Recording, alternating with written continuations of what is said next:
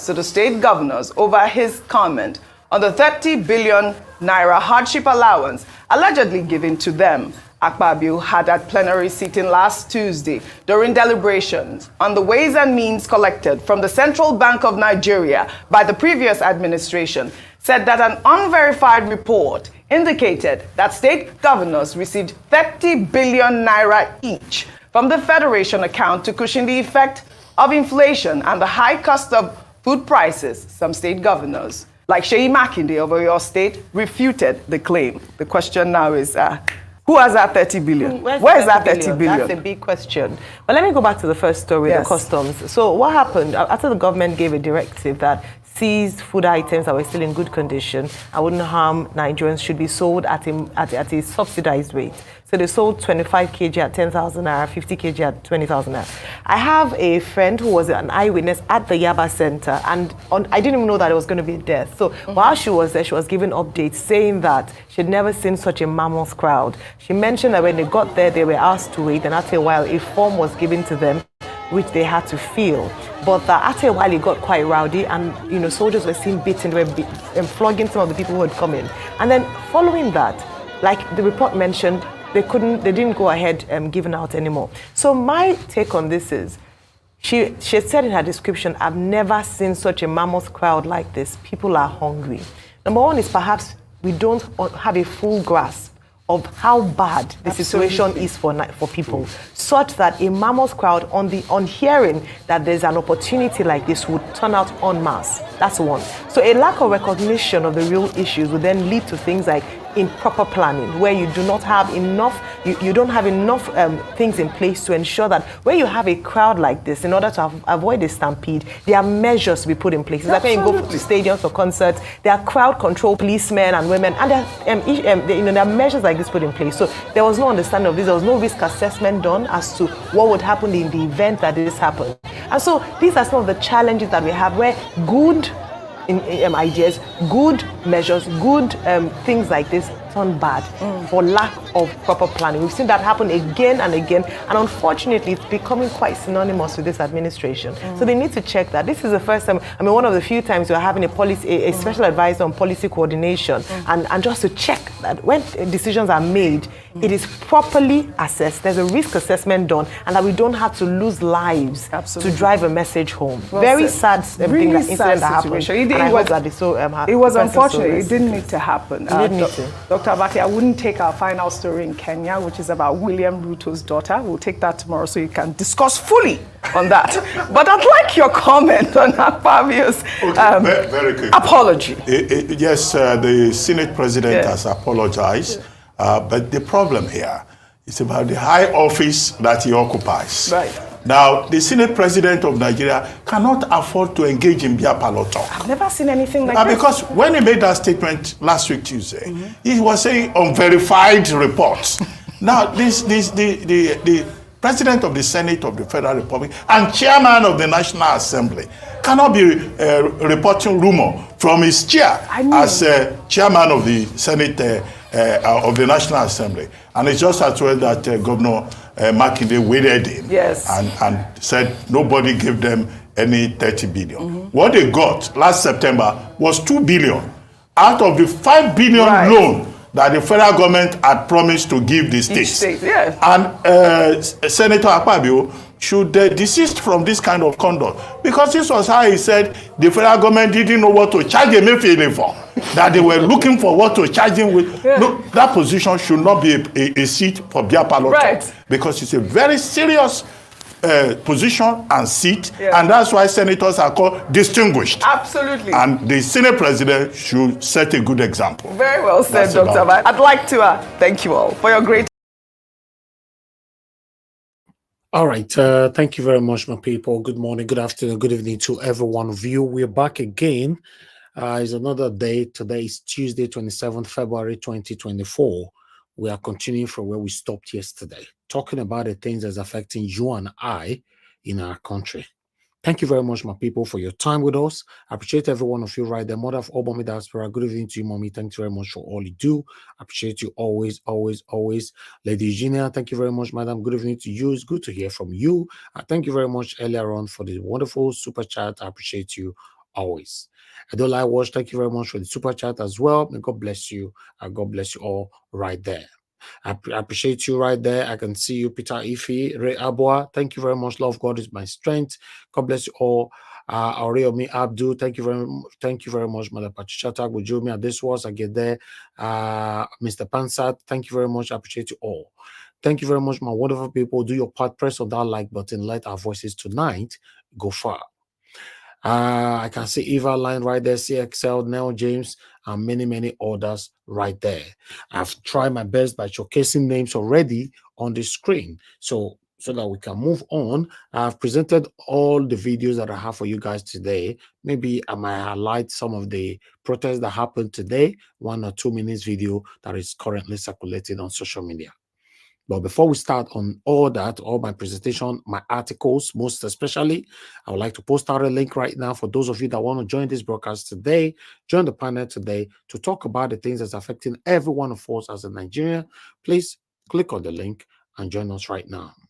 The link has been posted. I appreciate you all, my wonderful people. I would like to take it from here. Let me bring in more stuff to your screen.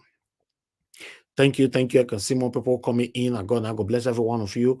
I would like to quickly concentrate right now on my presentation. Thank you. I can see a couple of you already on the backstage. Please bear with us. I'll come back to you guys shortly. But while we are waiting, I'd like us to quickly listen to this video here from Femi Falana, because he was part of the people that engaged the street today on the protests. Let's quickly listen to this, my people, then I'll come back to you guys again. Now God bless you, my people. First of all, I would like to congratulate the leadership and the entire members of the Nigerian Labour Congress for insisting on enforcing their rights to assemble peacefully and express themselves. What you have done today is a major victory in the annals of our history. The state, the Nigerian neo-colonial state, threatened that this protest will not take place today. The Attorney General of the Federation wrote to the police that what you are doing today will be contemptuous of court. We replied the government on behalf of the Nigerian Labour Congress. There is nothing contemptuous in enforcing your rights.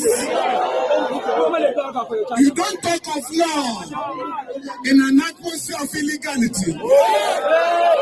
In this particular instance, you insisted on your rights. And that is why the Inspector General of Police, Mr. Ibeto, came out yesterday to say that not only would the police allow the protest, the police will protect the protesters. This is in line with Section 83, Subsection 4 of the Police Act, which is to the effect that if any group of Nigerians want to protest, the police must provide security. Great Nigerian people, just like we're preparing for this protest, yesterday, the federal government announced its intention to implement the Oronsaye report. Great Nigerian people, in case you are not aware of the implication of that report, it's a 12-year-old report. The government has decided to pick it up from the dustbin, which it was consigned to by the Jonathan and Buhari administration. What the government wants to do, great Nigerian people, in implementing that report, not less than 100,000 people will lose their jobs. We are therefore telling the government, we are saying to the government, if you want to reduce the cost of governance in Nigeria, it is not by implementing a Oronsaye report. Let me tell you, Oransanya did study 262 agencies of government. Today, Nigeria has 1,316 ministries and parastatals. So where are you going to start from? So Nigerian workers must insist. Hello, police.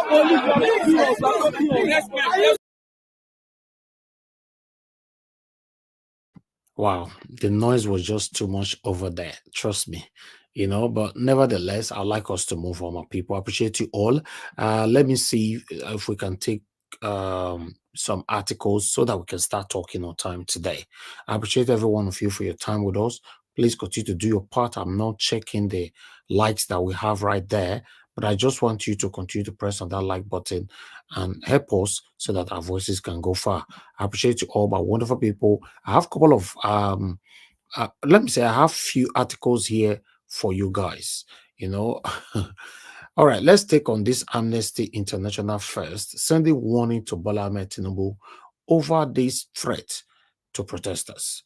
But I'd like us to quickly take care. I might not be able to take everything together, but I'm just going to take one or two paragraphs, or rather rely on the headlines.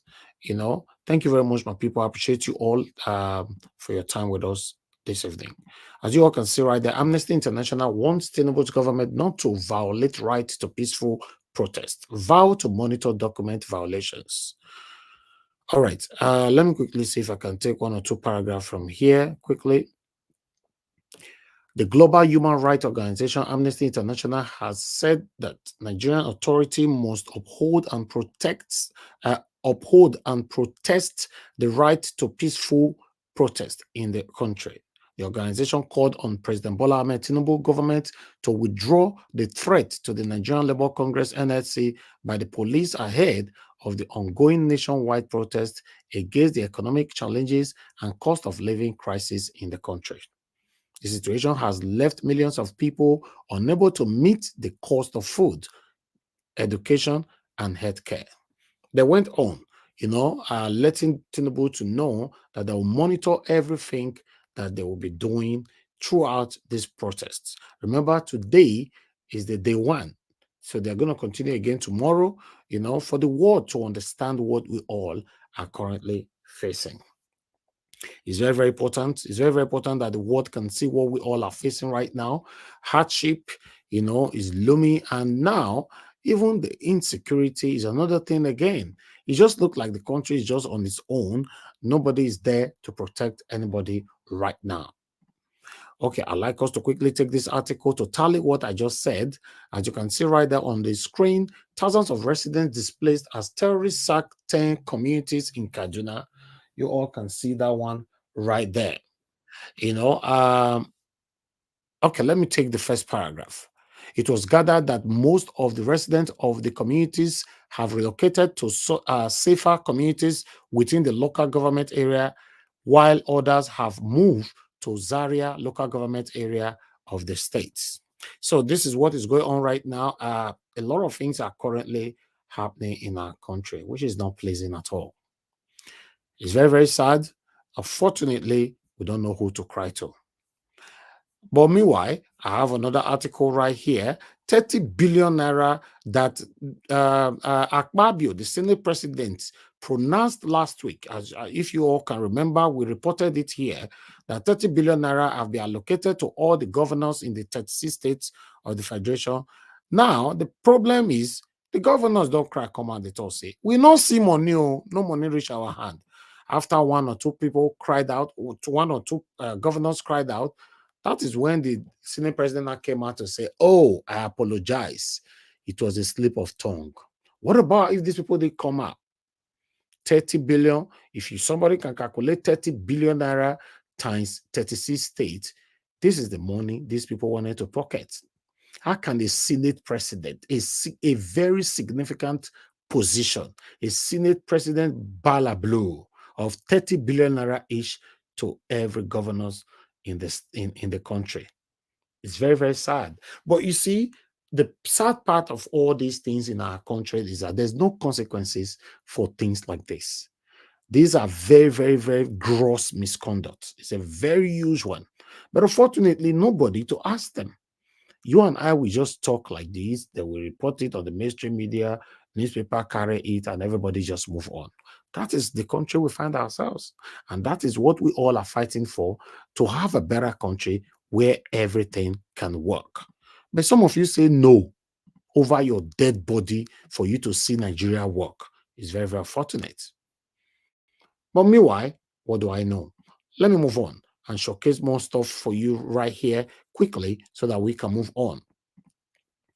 Remember yesterday we reported about Nnamdi Kanu. Yes, it's very unfortunate that this man is still right there. Yes, he's right there for a reason I don't know anymore. Because we are seeing, okay, I just projected the insecurity that is happening in different parts of Nigeria right a few seconds ago. But what is happening? These people, does it mean that they cannot arrest these people? Does it mean that the crime that Nnamdi Kanu have committed is worse than what these guys are currently doing right now in the country? Is a question. As you all can see right there on the screen, Nnamdi Kanu, now Nigeria's only political prisoner. Tinubu's government showing ethnic hatred against Igbo people. IPOB. I'd like to quickly take one or two paragraphs here, then we'll take it from here. The group asked, unquote, how can Nnamdi Kanu, who has been discharged and acquitted by the apex courts, be compelled to seek bail from a lower court? Why did the federal government refuse to obey the 13th October 2022 judgment of the Appeal Court of Nigeria? Question. What are they planning to achieve with the new request for bail at the lower court? Question again. The indigenous people of Biafra IPOB has called for an immediate end to the illegal court trial of its detained leader, Nnamdi Kanu. So I'm just going to leave that right there due to time. In case you want to read more, Sarah Reporter reported this. But meanwhile, I think I still have about 2 to go. I'd like to quickly bring this to your screen so that we all can move on. But the current situation have pushed most Nigerians to the street, while some are already lamenting. I'd like us to quickly listen to this particular lady here, sending direct message to Bola Ahmed Tinubu and Nigerians as a whole.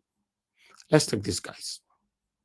When I was going to move for Nigeria, for the last match where I end, I've been working for this country. When I was to move for us, when I go to Tinubu, we don't want Tinubu again. We don't want them again. When Tinubu they go, we don't want Tinubu. It government don't favor us. He all that too difficult. It when they was. When I was going to move for Nigeria, how can they give us with our children? Price it don't cost. Fuel don't cost. Gas it don't cost. All of them don't cost. We don't want Tinubu again. He don't government. He was fast. He don't was. We don't want that. He don't that our head. Everybody on earth. He put us for air. We don't want Tinubu again.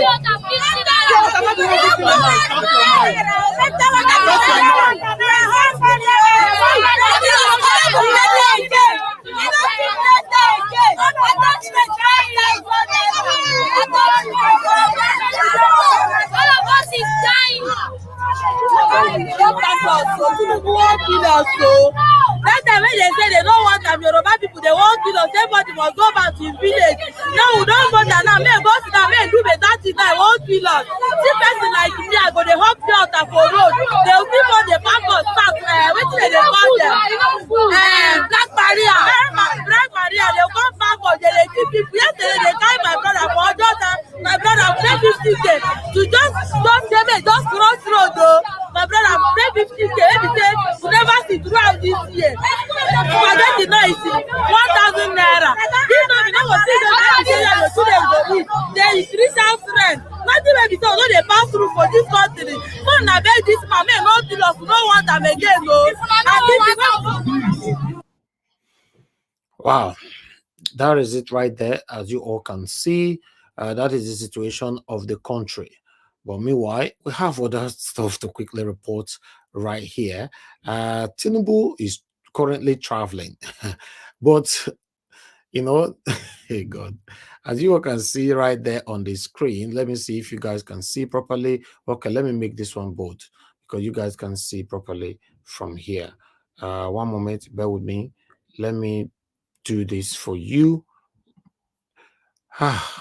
Nigeria's situation be as it gets, to be honest. It really, really be as it gets. But meanwhile, we'll continue to do our part. As you can see there, right there on the screen. Yes, COP lambast Tinubu for including 2 sons in Nigeria's delegation to Qatar, says President deceiving citizens about cutting down cost of governance. Yes, Nigerians don't cry, come and say, upon the situation that we all are facing right now, Tinubu don't include the own 2 sons, join body, that they go, all of them, they go Qatar together. But why? That is what Nigerians are asking.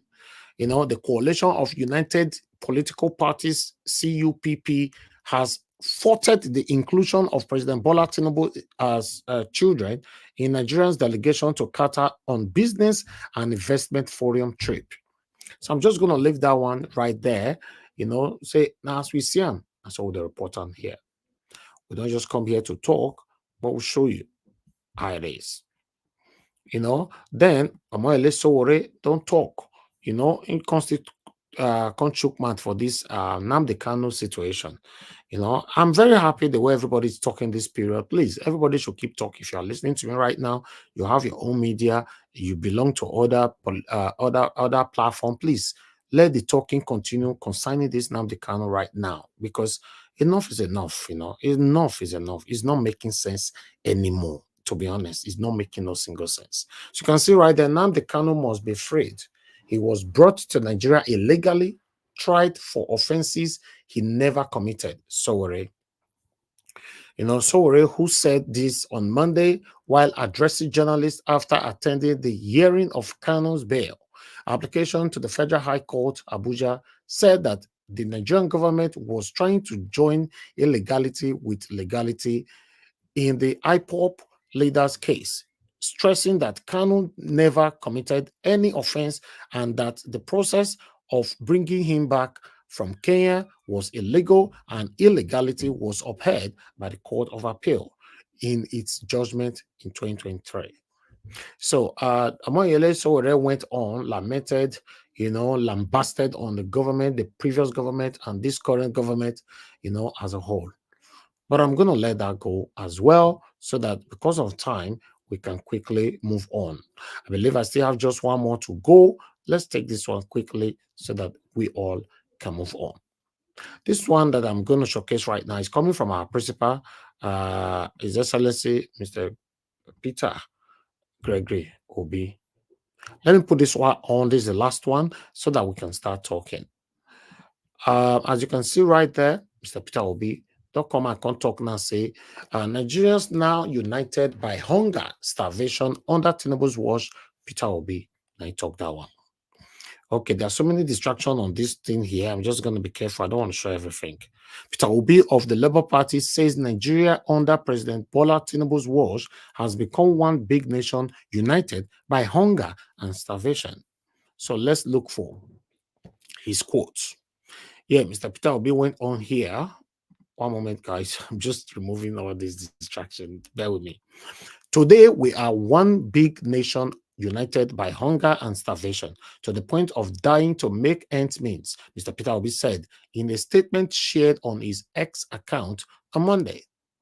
Berating the government for wasting resources on expensive renovations, Mr. Peter Obi urged Mr. Tinubu's government to lead the crusade against hunger by investing aggressively in our agricultural sector. Mr. Peter Obi went on, most distressing is that in all our adversity, our leaders have resorted to spending stupendous amount of resources on wasteful items like ordering expensive renovations of offices and residences that are already in a luxurious conditions. Then Mr. Peter Obi went on. We have seen our government spend more money on car parks for politicians than for the running of half of our teaching hospitals. In all this, there has been scanty attention to the living condition of the ordinary people they were elected to care for, Mr. Peter Obi said. Nigerians in Lagos protested rising food prices on Monday, calling on the government to ameliorate their suffering. Last week, Monday, residents of Ibadan, Oyo state capital, also protested, chanting Tinubu Ole. Similar protests had been heard in Osun, Niger, Kanu, Lagos, Mr. Tinubu's home states. Market surveys by People's Gazette in February showed that prices of most food items have increased by almost 100%, 100% since Mr. Tinubu assumed office last year. Though spiking prices of food predated by Mr. Tinubu's government, the sudden fuel subsidy removal and floated of the naira have seen petrol prices jump from 145 naira to 630 naira and above. Shooting price and all that. They went on, trying to remind the world what we all are currently facing under this satanic APC government. My people, I appreciate every one of you. May God bless you all. That is all I have for you guys today. But I'd like us to quickly see this one here. The suffering now is not even affecting the rich, affecting the poor, at the same time affecting the rich. Watch this. Fuel finish for Rolls Royce on the highway.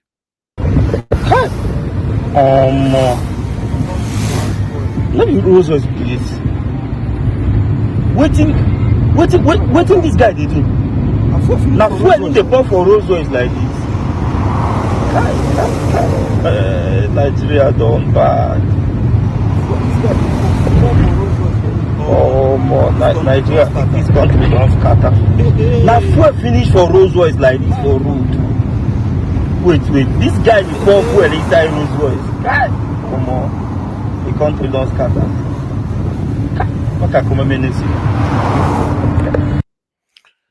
Yes, and so we see him, as we see him, we show you guys. But meanwhile, we have a man, a Nigerian man in America who cried out, saying that the life in America is depressing. I would like us to comment on that. But meanwhile, let's listen to this video quickly. There is no life in America. There is no life. We are not living here. We are just existing. How can a normal human being work from Monday to Monday just to pay bills? And some people even have like 2 to 3 jobs just to pay bills. We don't sleep here in America. We only nap. I can't remember the last time I slept 8 hours straight. No. 2 hours, 3 hours. At most 5 hours. There is no life here.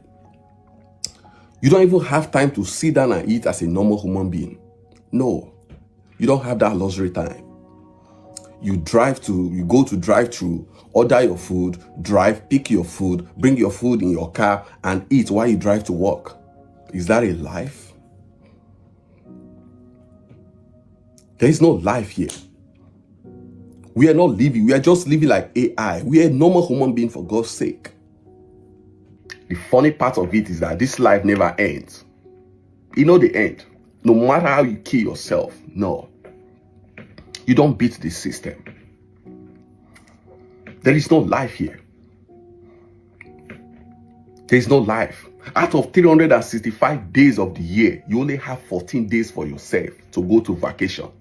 I know what some people do when they go vacation. They wear different clothes, go to different backgrounds, take pictures. And when they come back every week, they dish out these pictures. And you back home, you think, oh, this person is living. Look at where he's taking pictures. Look at him. But it's all fake life. Life in America is like occultic life. Nobody ever say it. It's like a secret court. You don't talk what you see. Baba, you don't come, you don't come. You know they talk. You don't explain it. You don't even tell people. You have to keep lying, living fake life. But within you, really and truly, you are not living. You are only existing. There is no life here. There is no life. The more money you make, the more problem that will come after that money. If you make $5,000 a month, your bill will rise to $6,500. The system is being structured in a way that you must be in debt. It's a normal thing. If you're debt free here in this America, the system will see you as if you are not responsible. That you are not even worthy to be trusted. You must owe in this country. You must owe. And that is how they get you. That is how they capture you. Because when you owe, you don't even go back home. A lot of people came here saying, let me just spend one year and that's it. Baba, if you don't come to this country, you don't go back. It's a trap. The system will definitely trap you. You don't go back. There is no life here. All right. I don't know how many of you that can remember that I mentioned similar thing just last night in my closure monologue. I mentioned it that a lot of us came to abroad planning to go back home in some certain time, but we could not go back anymore. And I was surprised to see this video today. I was like, wow. So I really want us to comment on this later on. Any of our panelists are going to come in, please join us to comment on this later on. I'm going to repost the link while I start picking calls right now. Good morning, good afternoon, good evening to every one of you right there. There's complaining in Nigeria. There's also complaining abroad. It's baffling. Let's take this. Let me take the first call. We have Madam Origin on the phone. Madam Origin, good evening to you, man. Thanks for joining us today. Please, I'd like you to talk to us. Another great day, another wonderful day. I greet all my people, Niger Watch family. I look forward to coming out here. It's like our lounge, it's our healing place, everything in one. Thank you, Mr. Niger Watch, for this candlelight. Thank you for everything you do. If we want to start, talking about what your platform means, I will spend all my whatever minutes you give to me. So excuse me. I greet Mama Diaspora. Thank you for giving us a son that I can't say because they'll think I'm exaggerating. He is worth more than all the presidents that have ever ruled Nigeria before now until we get a president. I rest it there. I don't care if you like jump to the lagoon for what I said. I mean every word of it. If they put in the work, put a heart to do good. That is even that one alone. Mr. Niger, what you put your heart to do good for your country. And that is counted for you for righteousness. Thank you for all you do. Thank you, man. Thank you, man. I'm going to say a word to that guy that said that America is listen. Oh, uncle, wait till hold you there. Go back to Nigeria now. Go and meet AKA Tinubu. Go and meet what is the other one? Rotimi Amechi. Let me tell you what Rotimi Amechi said. He said 9 to 5 job is labor. They hate labor. They hate working. Rotimi Amechi said, if you can just wake up in Nigeria and boom, voila, you're a millionaire, billionaire, and then that's join the political party, the gang of criminals. Working hard is good. America is good. They give you opportunity. If you want to buy a car, they give you opportunity. But if you're greedy, you'll be stuck here. Go within your limit. Cut your coat according to your dress. This country is giving so much. If your country, Nigeria, is giving that much, most of us won't be here. Excuse me. And I just rested. I don't even want to talk so much. Thank you, ma. So I want to use this opportunity to thank Shore, thank Sunday Boho, thank Maego, thank Mr. Dan Olasi. These are the 4 people that I research. I cannot come here and thank someone if they're not doing something. See all those camouflage, the one that talk from 2 sides of their mouth. These 4 people, I see genuineness in seeking for the release of Nnamdi Kanu. Nnamdi Kanu, whenever you come out to look out for these people, these are people you should start trusting for now until all the roads are clear. And also, I want to thank Mr. Falana. Thank you, sir. I don't give, once I call sir, that's the much I can give to anyone.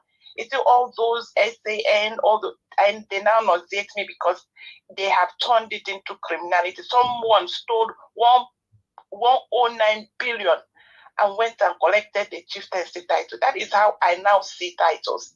Titles irritates me. All I can say is, sir, thank you. Thank you. So I go to it. You see, I have this for all the people that are causing us pain. I'm going to streamline what I'm going. My submission is for all Nigerians, but I'm going to streamline it to narrow it down to Nnamdi Kanu and the Igbos. I go back to my word. Ogbonyari homere ya akajaki yogu. Ogbonyari homere ya akajaki yogu. Ogbonyari homere ya akajaki yogu. 3 times. We have a group of criminals that have made it difficult for the people of Nigeria to breathe. And they do everything in their power. Go on, after 57 years, he confessed he started and supervised an unprovoked war that claimed 3 to 5 million lives. Igbos and Biafrans, because Biafrans are not only Igbos. He created artificial scarcity, blocking every means of food supply. People died from kwashiorkor. People died. The ones that didn't die through the bullet, they died through hunger. Okay. He came and gave solidarity. Sorry, sir, let me finish. Solidarity to Mr. Tinubu. The hunger we are suffering now is artificial. There is nothing like this hunger is artificial. So from Nnamdi Kanu to the whole Nigerian suffering, it is the same problem. So Nigerians, please wake up. The youth of Nigeria, wake up. Stop believing these people. They are lying. And they will not remove their hand on our neck if we don't do something. God bless you all. Thank you, Mr. Niger Watch. I like to be disciplined, so thank you. I can speak. Thank you. Thank you very much, man. Thank you. God bless you. Thank you. All right. Let me pick another call quickly. Mr. Ben, thanks for calling in. Good evening to you, my brother. Talk to us. Good afternoon, Hawaii. Good afternoon to every members on the panel, and good afternoon to Mommy Diaspora, wherever you are. God bless you. Before I go ahead, I want to sing this song. This is my Sunday song. Emi lo con, Baba we know well. It is shouting me lo con, hands they shake, legs they shake. Baba we know well. It is shouting me lo con. You guys told us on your mandate, on his mandate you shall stand. You never asked any questions. What mandates are we standing on? Everybody knows what Tinubu is all about. You know, nobody knows where Tinubu came from. He couldn't even defend his educational background, but this is the man that is leading a whole population of 200 million people. Tinubu has absolutely nothing to offer. Now, ask yourself this question. How did Tinubu win an election when he lost in his own state, Lagos State? How? Yeah, well, I mean, logically, think about it. How did that happen? He lost in Lagos State, a place where he has his own residence. What does that tell you? Isn't that to show you that people don't want this man, but somehow Heineck brought him in. And the people that don't want Nigeria to succeed wanted Tinubu to come in because they know they will always siphon the country's money, fortunes by electing someone like Tinubu. And that's what we are facing right now. I just pray that things change for Nigeria, because even if we are abroad in UK or in America, it's still going to affect you because you have people back home that are depending on you. If you're sending X amount of dollars, every week or every month, now you're sending more than you used to send, no matter how. You get what I'm saying? So that's what it is. And for that man that said America is, there's no life here in America. Now, I will tell you this. You see, a lot of Nigerians, or some Nigerians that come here, they don't live within their means. They want to live above their means. Like if you're earning, let's say $30 to $35 an hour, and you want to be living in a very big house, you want to be driving all these big cars, you want to be buying all this. America no go favor you because you live above your means. And I did a survey one time. I went to a company just to do a survey. On that shift, there were more Nigerians than any other African countries on that shift, working overtime. Nigerians they don't understand work and life balance. They want to work all the overtime, get all that money, and by doing so, it don't look as if they don't have a life. You get what I'm saying? So that's what that man is trying to say. If you're saying there's no life in America, that's a very big lie. You're not cutting your coat according to your clothes. That's a problem. All right, thank you very much, sir. Thank you, my brother. God bless you. Thank you. All right, Ogashimize, thanks for calling in, sir. You have 3 minutes. Talk to us. Good evening to you. You are not talking. Ogashimize, you are not talking. So sort out your network and call back. Thank you very much, sir, for calling in. Good evening to you, sir. Please talk to us. 3 minutes. Good evening, Mommy. God bless you. And God bless everybody in the panel. Mr. Tinubu, president of this country, I do not vote you. Nigerians are hungry. Nigerians are hungry every day by the day. The Nigerians are dying. Please resign. I am calling upon you. I'm begging you. Please resign. Now, okay, because the strong Ubangi de Allah. Now, okay, the Quran Allah Ubangi de Mukeya Anfani de Shimika Karanta. Dalla, please resign. I am begging you, please resign. I'm begging on behalf of Nigeria, resign. Don't kill Nigerians all. Resign and go back to your house, please resign. Before you resign, please go and arrest Muhammadu Buhari. I am from North. Go and arrest that man. We believe that man is credible. Believe me, we vote him. Last 5 years ago, he disappointed us. Go and arrest that man. That man is a evil. Go and arrest Buhari, arrest his family, arrest every of his church. I beg you, go and arrest them. Arrest all these ministers that work under him. Go and arrest all of them. They have cheated us. Buhari has packed money of Nigeria and keep away. Tinubu, before he resign, I beg you, go and arrest that Buhari. Arrest his family. Thank you, Mr. Nigeria Watch. Thank you, sir. God bless you. Thank you very much, sir. All right, Mr. Chimize, for the second time, good evening to you, sir. Please talk to us. You have 3 minutes. Good evening, everybody. Okay, go ahead, sir. I greet everyone. Yeah, I think I watched the video you put early morning today, the protesters. I think they need to be more serious. They need to be more serious. Like, if you know that you're hungry, I know you will laugh, but be more serious about this protest. Don't be, on the way of laughing and all, like playing. Gotta know that this is a real deal. That's something that we are waiting for. The thing just come out. So they need to be serious and start protesting very well. Then, and let me not tell you the crime Nnamdi Kanu committed. I will tell you right away. The crime Nnamdi committed is he was hitting the Fulanis, their plan, the hidden agenda they have. So what's his name? Is it Malami? He hit them so bad. Though Malami and the so-called Buhari, he hit them so bad. That's why, in fact, they don't want Nnamdi Kanu alive. They want to fight. They want to kill him first.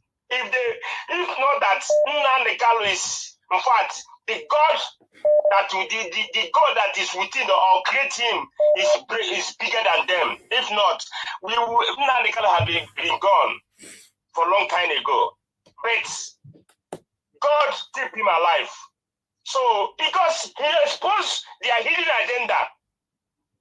Their hidden agenda they want to do in Nigeria. Nnamdi Kanu was exposing them, telling them every day on his media, on Radio Biafra. He was hitting them so bad. That's why they said they must get him at all costs.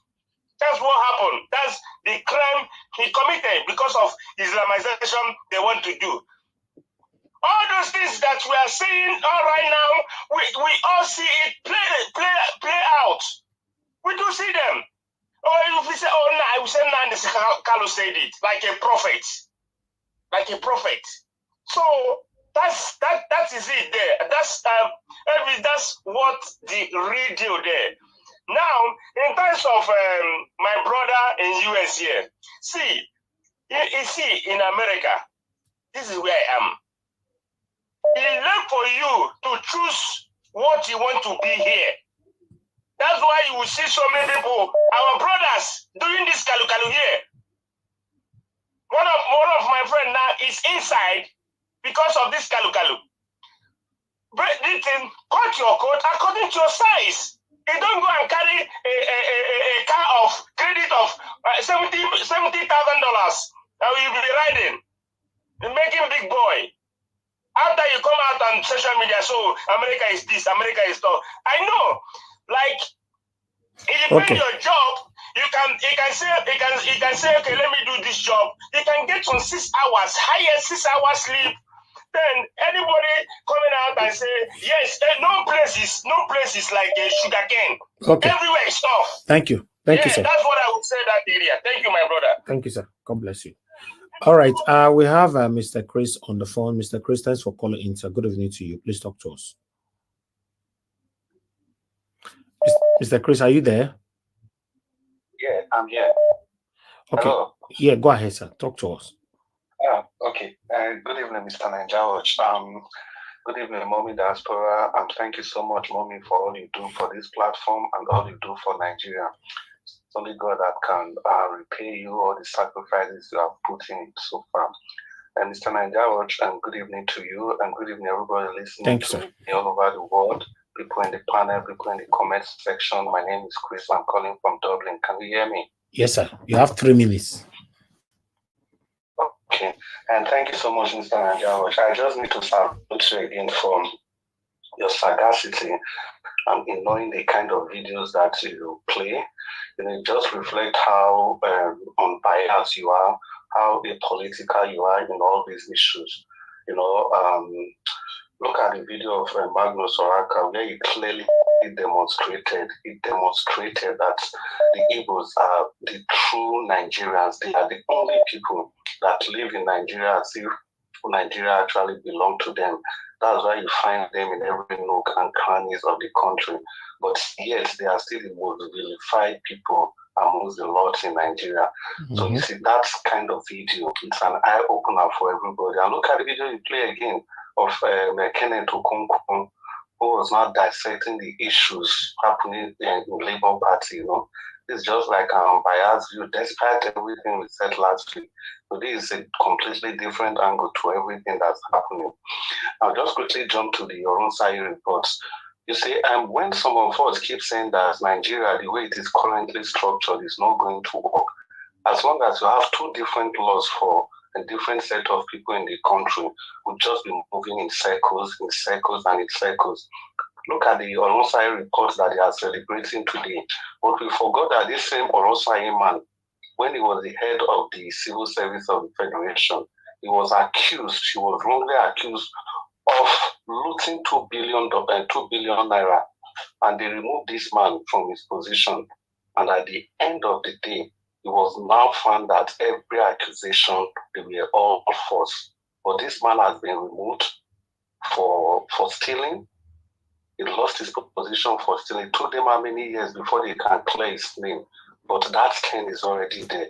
And that's exactly what they are doing. You see, because it was an opportunity for the Buhari and Tinubu-led APC to remove somebody that's not from their stock, and they replace the person with whoever they want to replace the person with. So these are the kind of inequality we talk about in this country. And that is why you have Nnamdi Kanu. What has he done? Like Nigeria was the question you asked yesterday. Even if he has done something, is he the person that has committed the worst crime in this country that is being held like that? What has he done? So as long as we don't want to give everybody free rights and opportunity in the country, we are just going to be moving in circles. Thank you very much. I'm sorry I've gone over my time. Thank you so much for the opportunity to contribute. God bless you, Mr. Chris. Thank you, sir.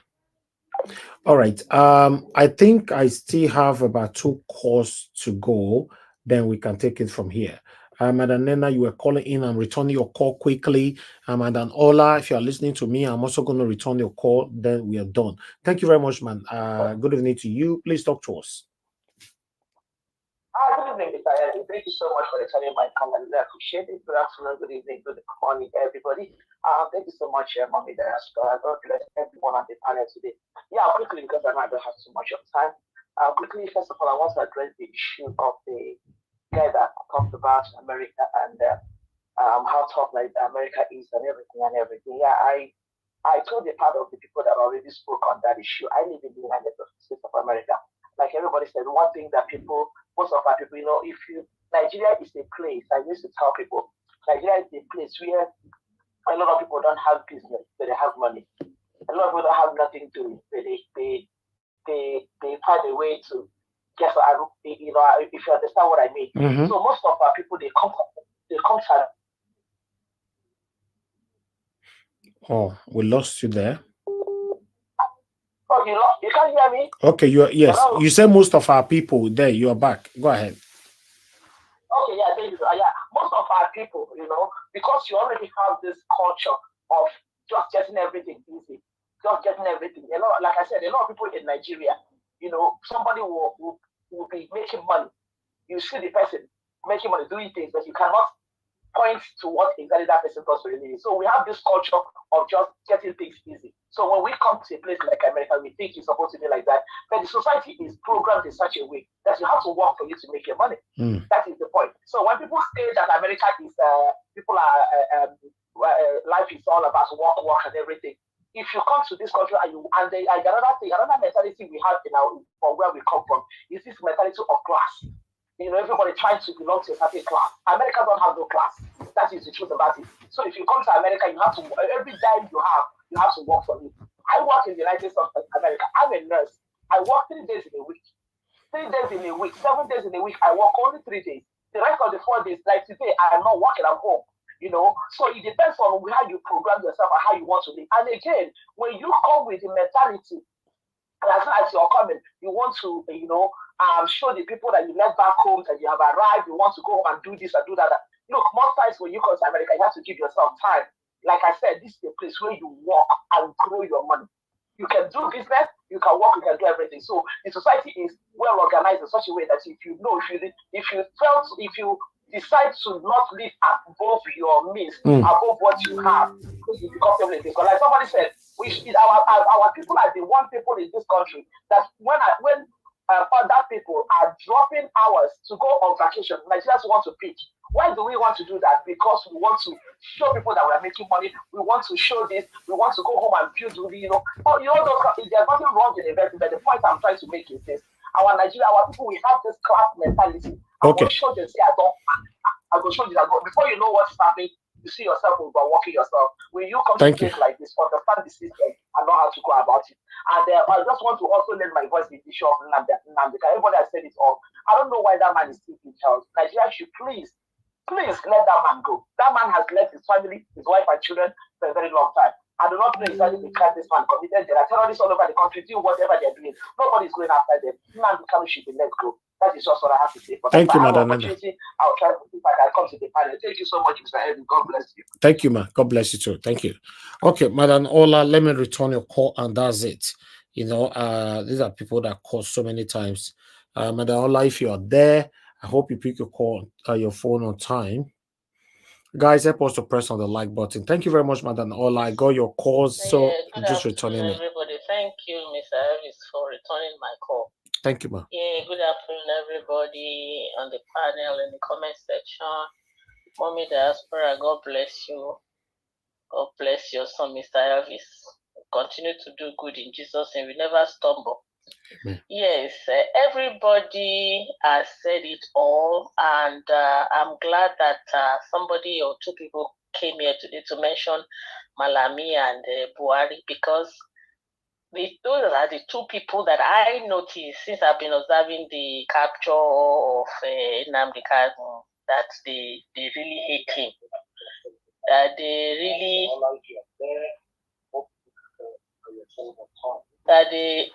really hate. Please, can you hear me? Something is playing on your background. Oh, sorry. It looks like I'm being delayed. Can you hear me? Yeah, we can hear you. You're not delayed. Oh, okay. Just I'm so sorry. turn your gadget Okay. off. I did. Okay, go Can ahead. you still hear the sound? Okay. So those two people are the two that I noticed that really hate Nnamdi Kanu, and I'm hoping and praying that Tinubu will not follow suit and keep on keeping him there. He needs to be released. Like I said yesterday, I see no reason why he's being granted his freedom. That's number one. And then yesterday, I wanted to say it to somebody mentioned it today and just took the words out of my mouth that we dare Tinubu to arrest Buhari, even if he has to make an agreement behind him to just say, let me just arrest you and get some money back, because this government, they are so insensitive that they don't really understand what's going on. I mean, the protesters should, I wish I was in Nigeria, the protesters should go ahead and add to their placard that they should cut the cost of governance, because that is the core of the matter. If they can do that, all this money that they are taking and using for different unnecessary stuff can really solve half of the problem of Nigeria. People are hungry. That's it. And then regarding the man in America, everybody has said it all. The one thing that I want to add is that when people move over from Nigeria, especially that I know of, they experience the culture shock that my sister just mentioned. So you now have to, wise up to adjust to the society, or you continue to have that culture shock, which is very, very devastating to some people, because we have been hired and programmed in Nigeria, get a $1 job and you are paid 100,000, and then you just want to make it big. And then this culture about showing off is, like everybody said, if you are here and you work very well, the system works, you get your salary on time and you cut your coat. Thank you very much, everybody. Thank you, ma. God bless you. Thank you, Madam Mola. Thank you. All right, callers, I'm done. I need to listen to my panelists right now. I appreciate every one of you right there. I've been calling on you guys to press on the like button. Let's monitor and see how many we have here, to see actually kept to it. Currently, we have over 672 watching us across Nigeria. We have about 570 there. We have only 213 likes. It's not good enough. Yeah, 200, because what is happening. If you are listening to me right now, press on that like button. What it means is that our voice can go far. That is why we are here. We are speaking so that our government can do the right thing. But if you are saying, or whatever you're talking about here is not being shared, that means it's already been truncated. So please press on that like button and let our voices go far. Currently, we have 217. It's still not good enough. I appreciate every one of you. God bless you all. The first person on the panel today is Madam Luke. Madam Luke, thank you very much for joining us once again today. Good evening to you, man. Please talk to us. 8 minutes. Hello, Mr. Niger Watch. How are you doing? I'm good, man. Thank you. Good. Hello, Mommy Diaspora, my co-commentators, my co-panelists, and viewers, callers, and the whole Niger Watch family at large. It's another wonderful day today, another day of hope. Even in hopelessness, we'll continue. And we have some very interesting submissions from Haruna Goro today.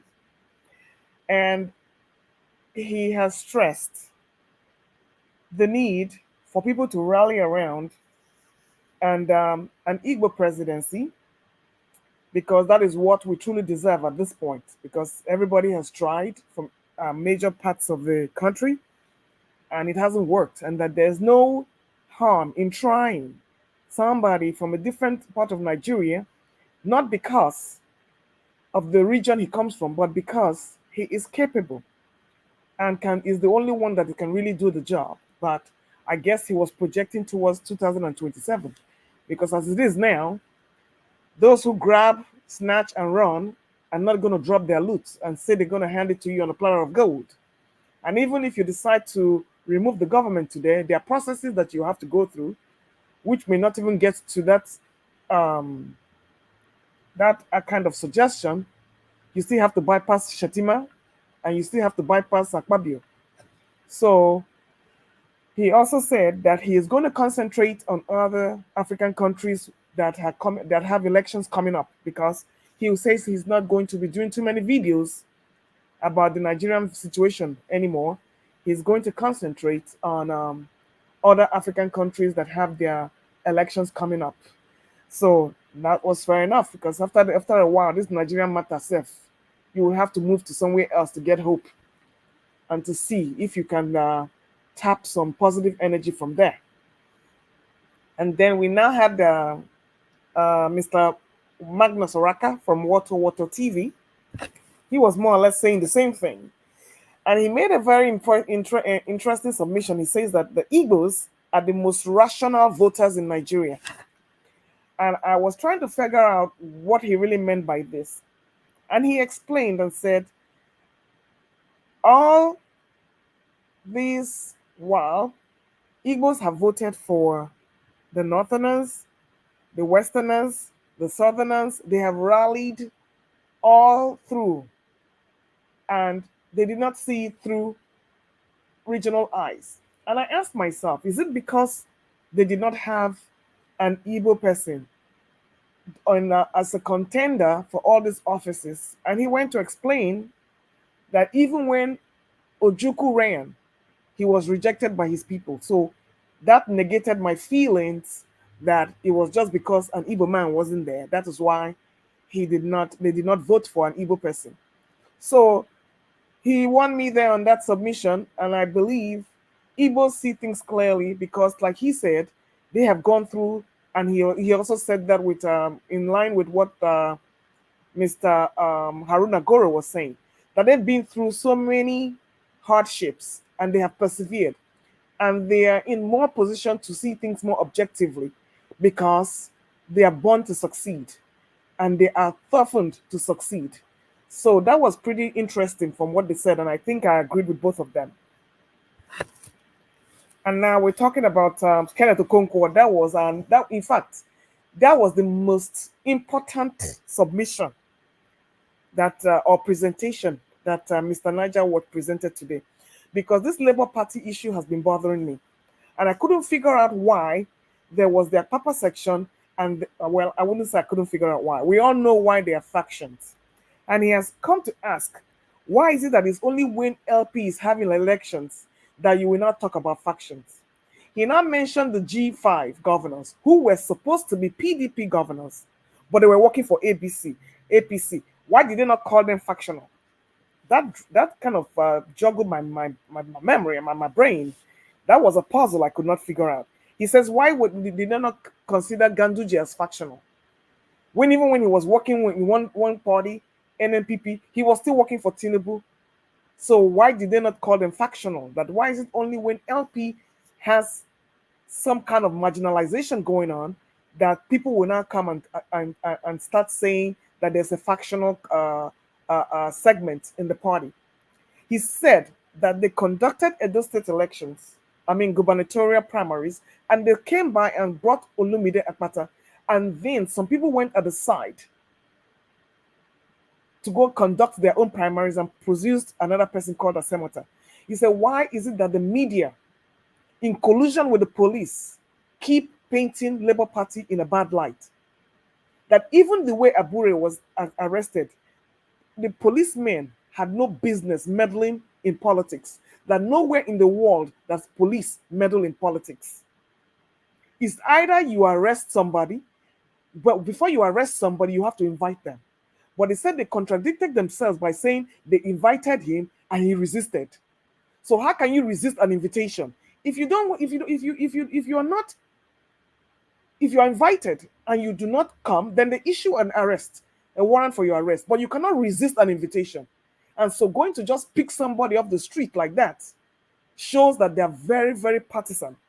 And they did it on the eve of the elections, meaning they were trying to scuttle and interfere with the elections of the gubernatorial primaries in the Labour Party. And he says, coming to the judgment, we have clearly a judgment of the appeal court in Benin that has reinstated Abure as the national chairman. Whatever the the Apapa and Rabambi are touting around is an interim judgment from the federal capital. And this is one thing I didn't understand. And that was only good for 7 days. And he says, why is it that 1 year later, they are still touting that retired, redundant verdict and causing trouble for the Labour Party? My question is that, how can Labour Party address this issue? Because it looks like, yes, they are being sponsored by the opposition or whoever is sponsoring them out of mischief. But what can Labour Party do to arrest this is still my question. And with all the things going on in Abure and everything, he actually says that why is it that Oluchi Madam Oluchi says she doesn't know her job and everybody was running circular around. So he really pointed a lot of things going on in Labour Party. But my final analysis that Labour Party still has to tidy up all those loose ends and shut Arabambi and Apapa up once and for all, either by court order or by whatever. Something has to be done so that they can focus on the internal mechanisms of the party, so it can be a stronger party for people to look up to as a hope for Nigeria. And then, having said that, we are not talking about Nnamdi Kanu and the Kanu vigilante things going on. I have to find out I've asked myself this question: why is it that the Northerners cannot protect themselves against the menace? But we all know why, because they are being sponsored by people in government to cause this unrest, either for land grabbing, ethnic cleansing, or resource control. So we all know that. So the poor Northerners are suffering, just like the poor Southerners are suffering, all in the hands of a selfish elite. So you see, everybody is facing this problem. And the sooner Nigeria rises to get rid of all these people, the better for the whole of the country at large. They clarified the 30 billion. Can you imagine the kind of Senate president you have? A stark illiterate and a common motopack tout who does not even know how to talk, who does not, and this is what Tinubu chose as a Senate president. Somebody who has a pending EFCC case that has gone under radar, all to be doing his bidding. This man talks carelessly, and I'm happy the governors came out and cried out. Not to say the governors are not stealing, they are still stealing. But I'm happy they came out. So we have to find out where those 30 billion went, maybe to other people's pockets. And now, Mr. What's his name? Kudos to Falana for joining the Labour Congress for the protest. And I hear Makinde also did the same thing in Oyo State. For whatever it's worth, I praise them for joining the people. And at least showing us that we still have some people on the common people's side. Amnesty International has already come out to tell Tinubu not to disturb the rights of the people to protest. So I'm happy that also came out too. As far as Tinubu going to Qatar, Tinubu is on a mission. He will do whatever he wants to do. He's not going for any economic summit. He's only continuing from where Buhari stopped. Junketeering, all the places that he can never go by himself. He will use the state resources, including, I don't even know how many sons he has. I don't know who is this Yinka. Well, I don't know how many children, how many sons and daughters. Somebody will just come up with Tinubu, he will just chuck their name in there and put them in the manifest.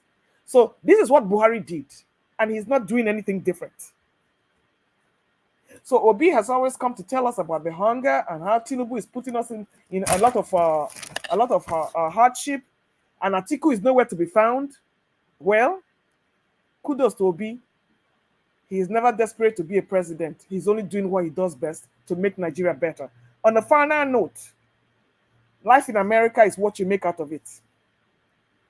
If you don't cut your coat according to your size, and like you said, don't get over your culture shock, and plan for your future, you will find a way to get depressed and sucked up in this system.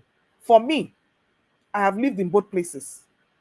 I could never have accomplished what I accomplished if I was still in Nigeria, especially as a female. So America still, with all the headaches, yes, I don't get enough sleep because of my work schedule. I work nights. I don't get enough sleep, and that is going to change very soon. Because after a while, you have to examine your mental health and see what works for you. Cut down your death and live according to your means.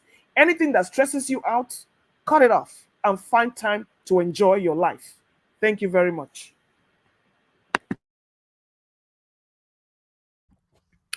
All right. Thank you very much, Madam Luke. To be honest, in fact, I'll leave my own comment on that that particular area on those people that live abroad. The guy that said that who don't have a life in America, I believe he was talking about every other other countries, in abroad.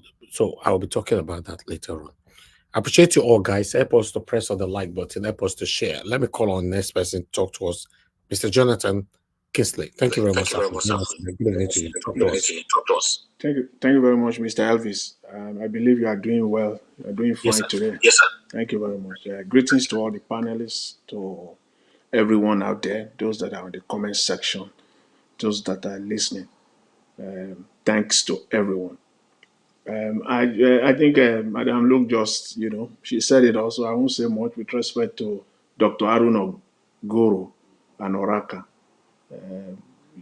With respect to Dr. Arun Ogoro, what I pick something from his submission there from that video, is that Nigeria is so corrupt that the country despises transparency. When a country is corrupt, corruption itself despises transparency.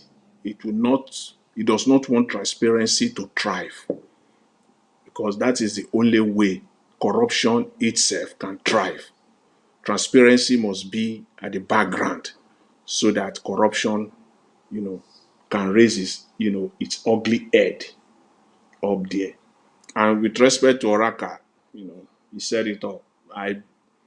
If you don't want to believe it, at least as they say, numbers don't lie. The statistics are there.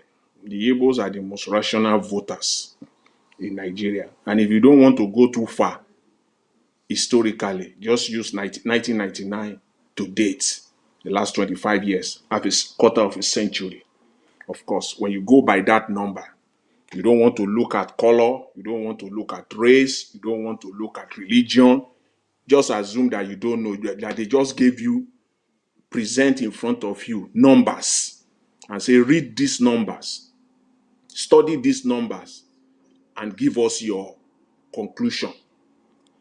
When you look at the numbers, you don't know, you are just looking at the numbers. You don't know whether this number represents Yoruba people, whether this one represents Igbo, whether this one represents Hausa. Just look at these numbers and tell us. Of course, you will know from that numbers that Igbo people are the most rational voters. They don't vote along ethnic, lines from 1999 to date. So I agree with that entirely. And with respect to Labour Party, I give kudos to Kenneth Okonkwo. Why? I thank him for today. Once again, because why? On this platform, most of the things he said, I supported it because I raised it on this platform, especially the last 1 or 2 weeks. One of the things I said was the fact that this issue of Abure and this lady coming out, for me, is a political hit job. And he used that word specifically. So it's a political hit job. And I said also that was last week, Tuesday, a week from today. And I said by Friday, Thursday, Friday, if Abure is not arraigned before a judge, these are all politics. It's all politically motivated. And today, there is nothing like that. So for me, I can conclude after 48, 72 hours that it was a political hit job. There is nothing there. Without, covering up for Abure, supporting Abure in any shape or form or manner. If Abure is found guilty, it should be, after investigation, thorough investigation, it should be prosecuted. To the full extent of the law. But with what is going on, we know that it's all just political game. It's all political game. That is clear for everyone to see. We know that. They've been doing it, and I think they will continue to do it. And the Nigerian media is giving them cover. is giving them cover. I'm sick and tired of the Nigerian media allowing themselves to be used by this corrupt criminal gang called government in Nigeria. Using their platform to perpetrate this political vendetta. Because again, it's all clear. It's people have said it, they've analyzed it, and without being repetitive. The media are supposed to do their own job of investigative journalism, not just to come out there.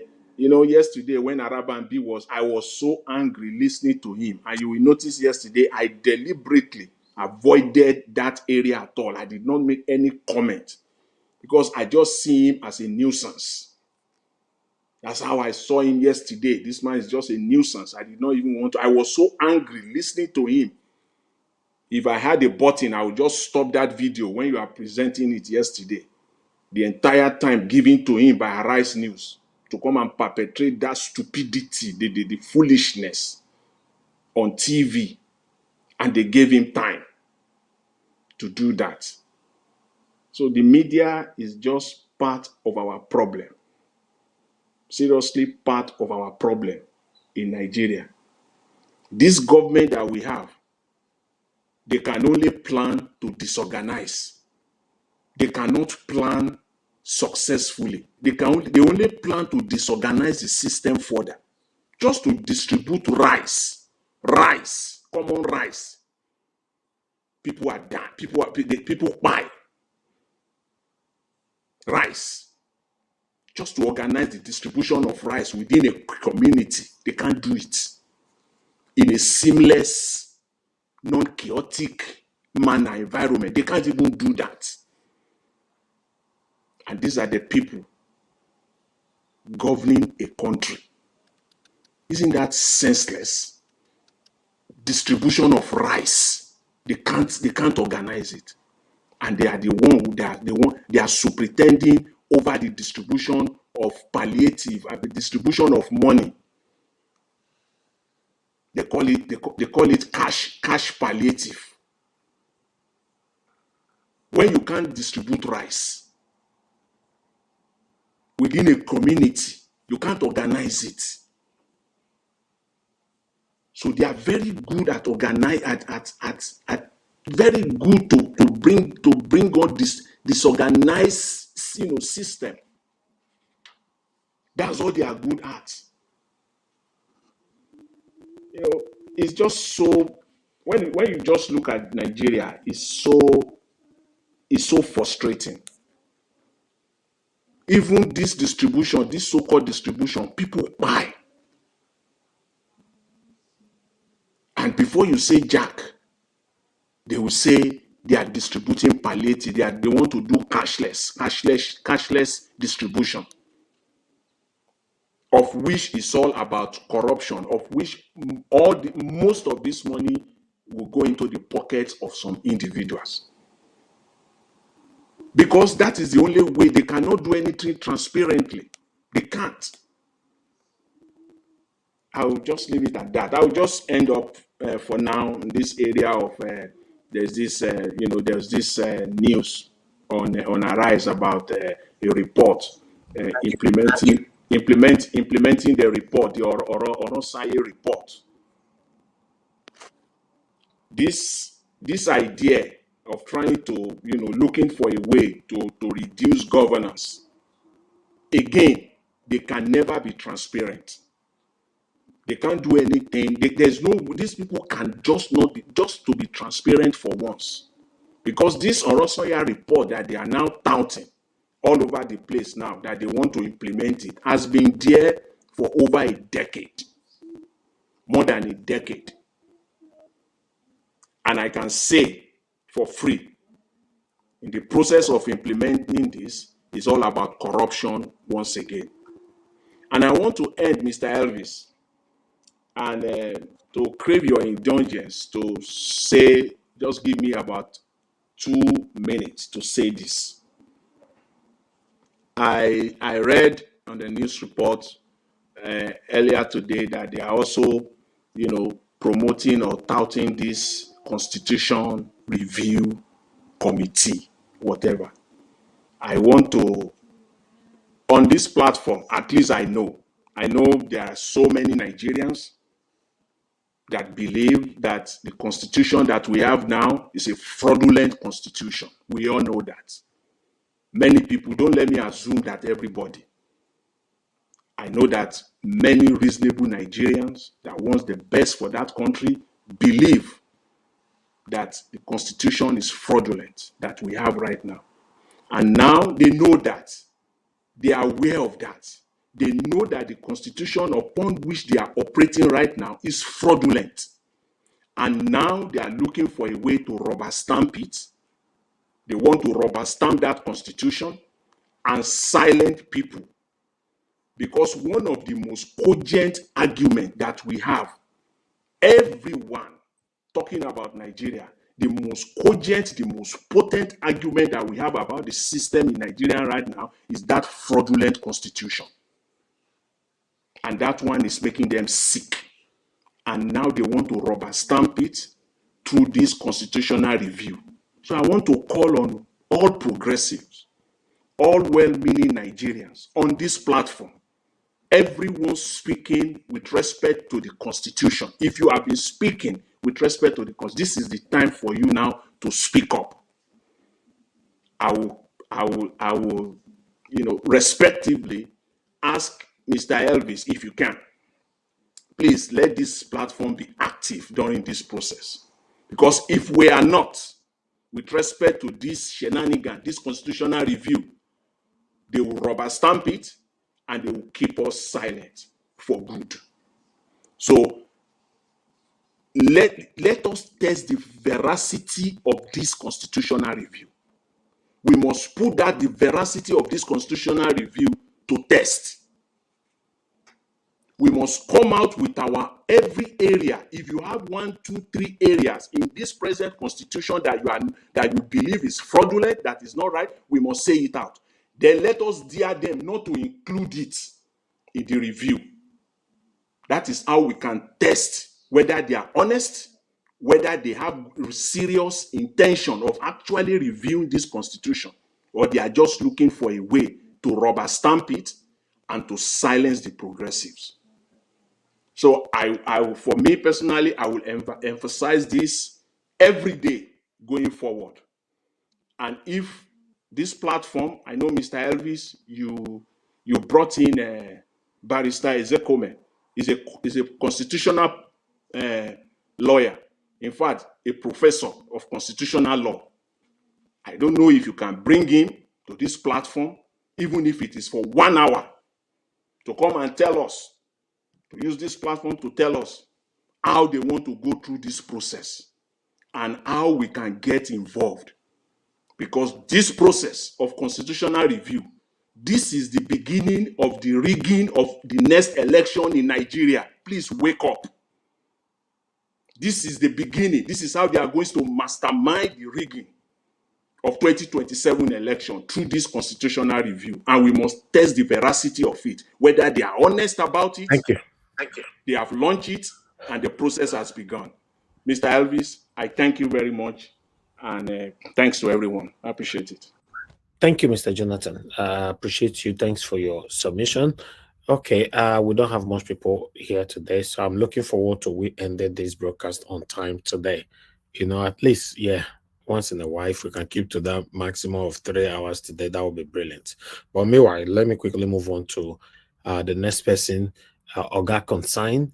Then after Oga Consign, I'll come to you, Oga CM.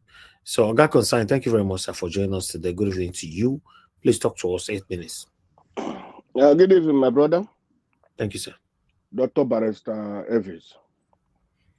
Good evening, the panelists, commentators, and everyone. Mama, diaspora, and the whole co-panelists. I want to thank everyone. May God bless all of you that always make it at a time to come and talk about Nigeria. In as much as we know that that place is a problem place. Yesterday, about this Labour Party issue, I've been following labor court procedures and all the rest, and I know that labor something. Those guys. That's what I said. It. Those guys are already.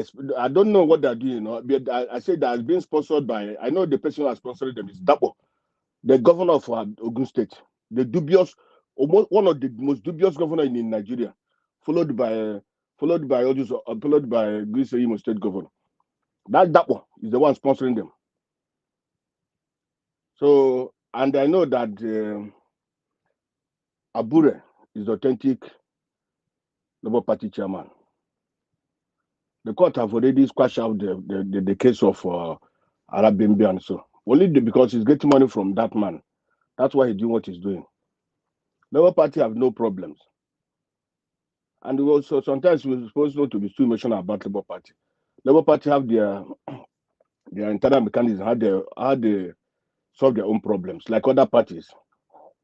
You see, and the way they insulted the chairman that time, what the chairman have done, this APC chairman have done worst. You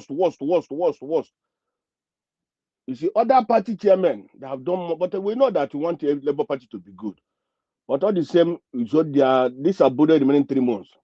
So we should be patient and even when I watched an interview of one former chairman of Labour Party before the one that died. The man said when he left, within a month, within I think 2 weeks, the money that was there, they have already transferred all the money in people's private budget before Abure came in. He said he left about 400 million, or I think so, yeah. He said before when he left, within 2-3 weeks, they have already the man that died, the former chairman, he already transferred all the money they have. So that's where. But I'd be happy if they can bring out that person that can audit the place so that everybody will know where he stands. And on the issue of from what is that man? I forget his name. That spoke about what I kind of understand from him. He said their people have been telling them, don't allow the Igbos to rule. Don't allow the Igbos, if they rule, they will not be getting oil again. You see, so that's why the people in Nigeria don't understand what they are doing. Mostly the Southerners, they don't understand what they're doing. They know these are Fulanis. They know it's not that they're afraid of Igbos, but they know that if an Igbo man goes there tomorrow, honestly, all those things they're getting, they will not get it anymore like before. They won't. Because God said, they are telling them every time, don't allow Igbo man to rule, don't allow Igbo man to rule. If he rules, with that oil we are getting, we cannot get it again. Because all of us, those that are intelligent in that country, those that have that wisdom, knows that if that oil is no more coming today, the Fulanis they will decide say they are going. They will not be part of Nigeria tomorrow if they are not getting that oil. That's what keeps them that country. Not because they love Nigeria, not because of loyalty, not because of love for Nigeria. They don't. They don't love Nigeria. Because of the oil wells they're having, because of, look at how they are developing, those that look at Katsina and all the rest, and take all the whole southern states. Which one is developed like that? But where is the oil coming from? From the south. The one they have, the gold and all the rest they have, they don't want the south even to touch it. It's only them that is eating that one. So when the Southerners are behaving the way they are behaving, honestly, it's very painful. You see? Very, very painful. As the way we are kicking ourselves. When this the other man that called on the phone, what he spoke about Nnamdi Kanu was the truth. Buhari and the Fulanis were not happy how Nnamdi Kanu was leaking their secrets about the Fulani agenda and all the rest. Because where Nnamdi Kanu was getting all those informations, nobody knows. So they were not comfortable with what Nnamdi Kanu was saying that time. That was why they went and arrested him. And for me, even if Tinubu or what, people may say I hate Tinubu or not. No, but not that. You see, Nnamdi Kanu, the people that still kept in there today is the Fulanis. I know that Tinubu is the president. Tinubu is running on this one of the Fulanis. But now maybe Nnamdi Kanu may get bail in the next listing because he may use this opportunity to release him, to ask the court to bail him. But what as long as I know, that Fulani, those Buhari and co, those is boys, they're the one keeping Nnamdi Kanu there. Tinubu just made that problem. In as much as that government of Tinubu was also for Buhari Tinubu was included in that government. You see? So our Satanás, when Nnamdi Kanu was arrested, they were all happy. Majority of the people were happy. Even I see Rise News that time, the only interview, hey, was against Nnamdi Kanu, They bring even one lawyer from Lagos State to come and talk about it.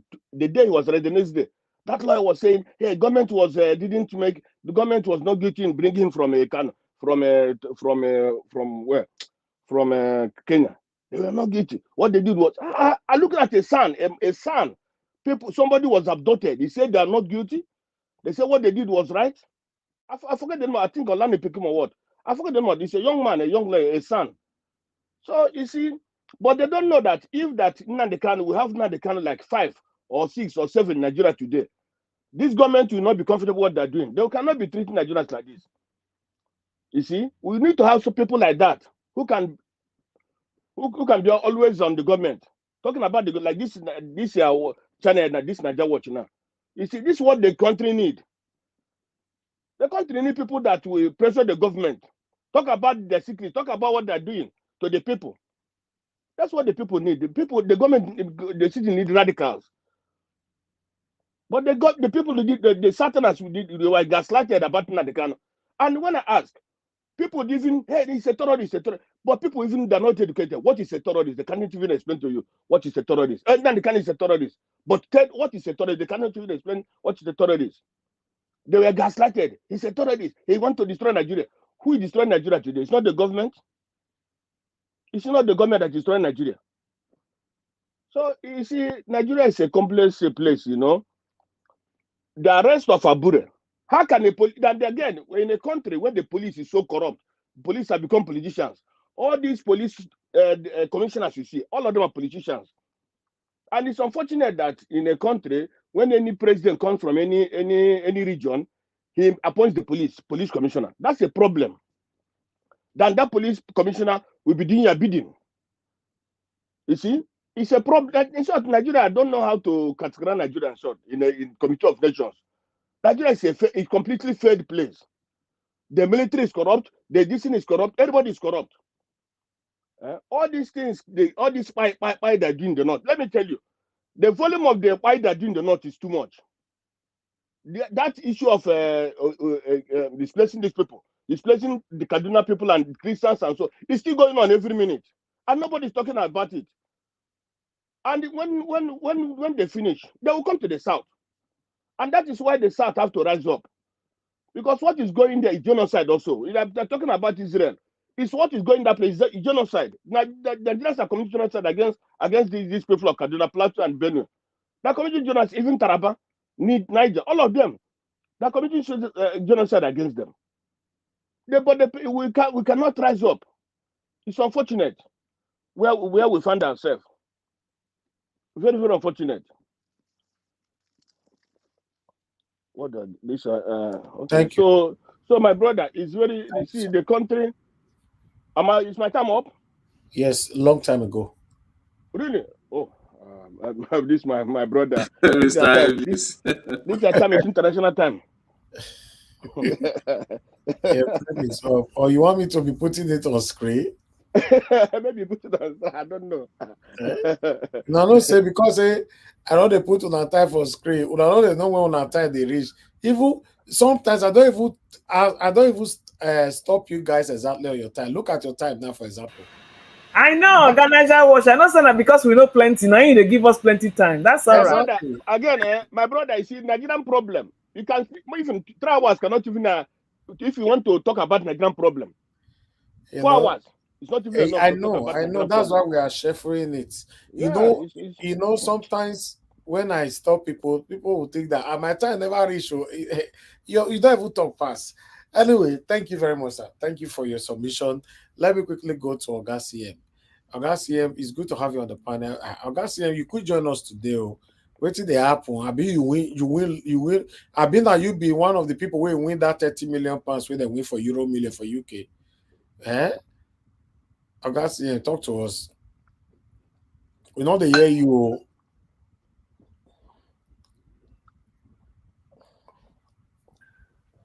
Yes. Good Okay, evening, we hear Niger you. Watch. Good evening, Thank you, Niger sir. Watch. Good evening to Good you. evening, everybody. I Please, said, I'll Abi, put. now you win that 30 million euro where they say somebody win last weekend. Now me they announce, so when I go there, they say na mistake, say na glitch. No, no, ha, the thing pain me. I go there, they say yes. They say they know say na the identity, everything na me, because I carry passport go. They say Eh, but na mistake, na the other person computer one bring, you don't know how it get glitch. So you sure say not be Tinubu or APC people na hearing am there. you know, say anything is possible as we the hammer than here now. So then go say, okay. All right, talk to us. Hey, my people. Anyway, the thing is, thank you very much. Those are, Madam Luke, Conscience, Kings, and Jonathan, and Madam Patricia. I greet everybody. Actually, I won't say much on Haruna. I won't say even anything on Haruna Goro's video clip because it's self-explanatory. Most of the things I've had it before, and we've all had it. So I thank him anyway for putting it the way it is. I'm so humbled by his submission, but I don't have to comment on it. Let it be. Let others do the comment, run the commentary. Then Magnus Araka is a friend. I know him. I've communicated with him once. What he said is also true. So I don't really need to add anything to that. Rather, let others dig into it and see what they can do. As for me, I have nothing to say. Then this Akpabio case, I will ask, because sometimes when we say so many things, it's like we are spoon feeding people. But this time, I don't want to spoon feed. I will just leave it like a question or let people think. If you want to get into a university in Nigeria, they say you go and buy JAM form. Then you sit for the exam. If you pass, you get admitted. In other words, if you didn't buy JAM form and you didn't sit for exam to write JAM, there's no way you're going to have a JAM result. The same time, you can't have a WAEC certificate if you did not register, which means you buy form showing you indicated interest, then you study hard and you sit for the exam. And then when the result comes out, if you pass, then you can say this is your certificate. Take it to Senate. If you want to be a senator today, you go and buy form from your party that will sponsor you under the party you are running. And then you campaign. Probably if you are screened, you are representing your party, you campaign. If the electorate of the senatorial district voters, if they elect you, you score the highest, everything, short INEC certify that you win, then you go.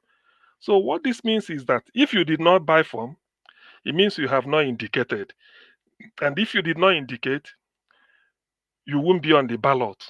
And if you are not on the ballot that day, there's no way you are going to be a senator, let alone Senate president. But Akpabio, not only he did not buy the form, which means he did not indicate interest. He doesn't want to go to the Senate. He did not campaign, which means because he didn't buy the form, his name was not on the ballot, meaning that he should not be a senator, let alone being the Senate president. But he ended up being the same thing. And this is Nigeria. Remember, it was here I said one day in the early days of this administration that when they said Ojus Okalo contested for Senate, want to be the Senate president, so that it will go to Southeast. When the election comes, they will tell you tripod. We got our independence on tripod. Eastern region, Western region, Northern region. Tripod. If you sit in tripod, you sit well. Now, the only two leg they run. That's why they wobble. Nigerian politicians are criminals. So Ojus Okalo was crying. He cried in the Senate. I told people, say, he's not crying because he didn't get it or because whatever.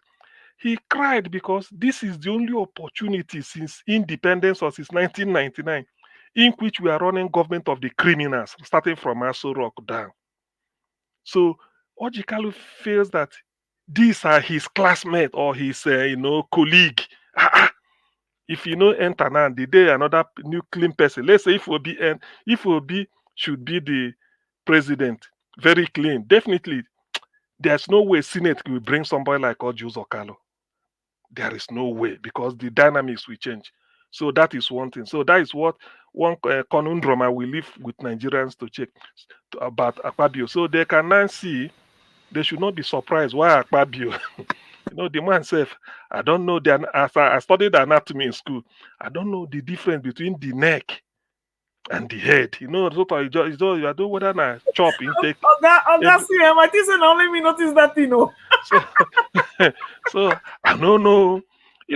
When you just stand, go know say next. Just like if you see I go die, the comedian. When he stand, you go see say na food. Oga CM na food.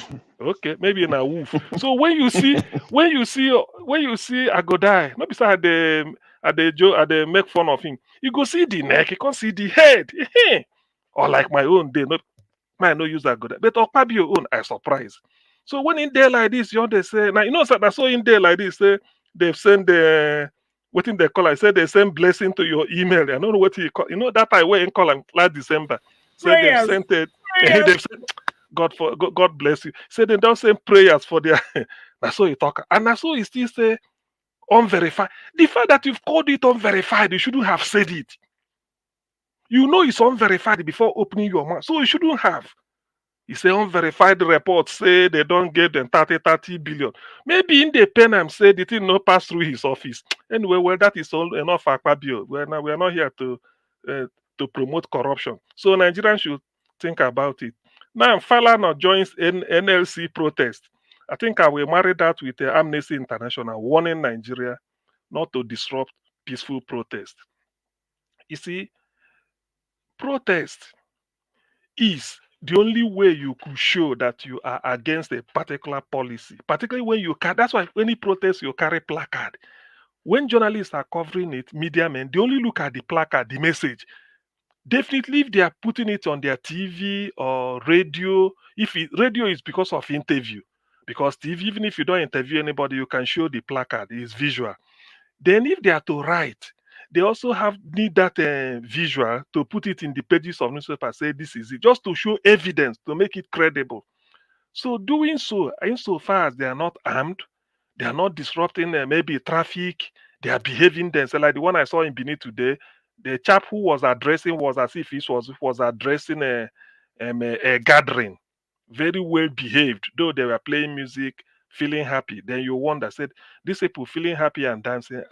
I thought they should have be this thing so that they save their energy because they don't have money to feed all these things. But be that as it may, it shows that they know. They're only asking for the real thing, just good representation, good governance, and the hunger, the best way it should be done. So if this are probably Amnesty International, they have their correspondence or anybody, somebody on ground who must have fed them with what I saw. That's why they have to come and warn Tinubu. They did not think that this is IPOB people they massacred. When Buhari was there, people were in a secondary school, first round secondary school. For those who will be doubting me, National High School, Aba, Imo State, the gate locked, everything, just Biafran flag and the praise and worship singing. They are not disturbing traffic, nothing. Nigerian army jumped over the fence and then cleared them. Shot most of them, died. Then those that escaped, they jumped over. It's in the archive. That is Nnamdi Kanu was still in London then broadcasting. So that when people are talking. Anyway, that is the issue. So let Tinubu learn a lesson that Amnesty International, they did it against the IPOB. People felt it's justified. Let them not try it now. Now they can be in a political prisoner. I think Sunday Igboho, if there's anybody they should listen to, I don't need to make the argument. Forget about those that will come here and reinterpret. Sunday Igboho said, I'm fighting for my Yoruba people, so that I will save them from Fulani headsmen or whatever incursion. Say I'm fighting for them, for their welfare. Nnamdi Kanu is fighting for the welfare of those he call his people. That's why he said Sunday Igboho is saying he should be released.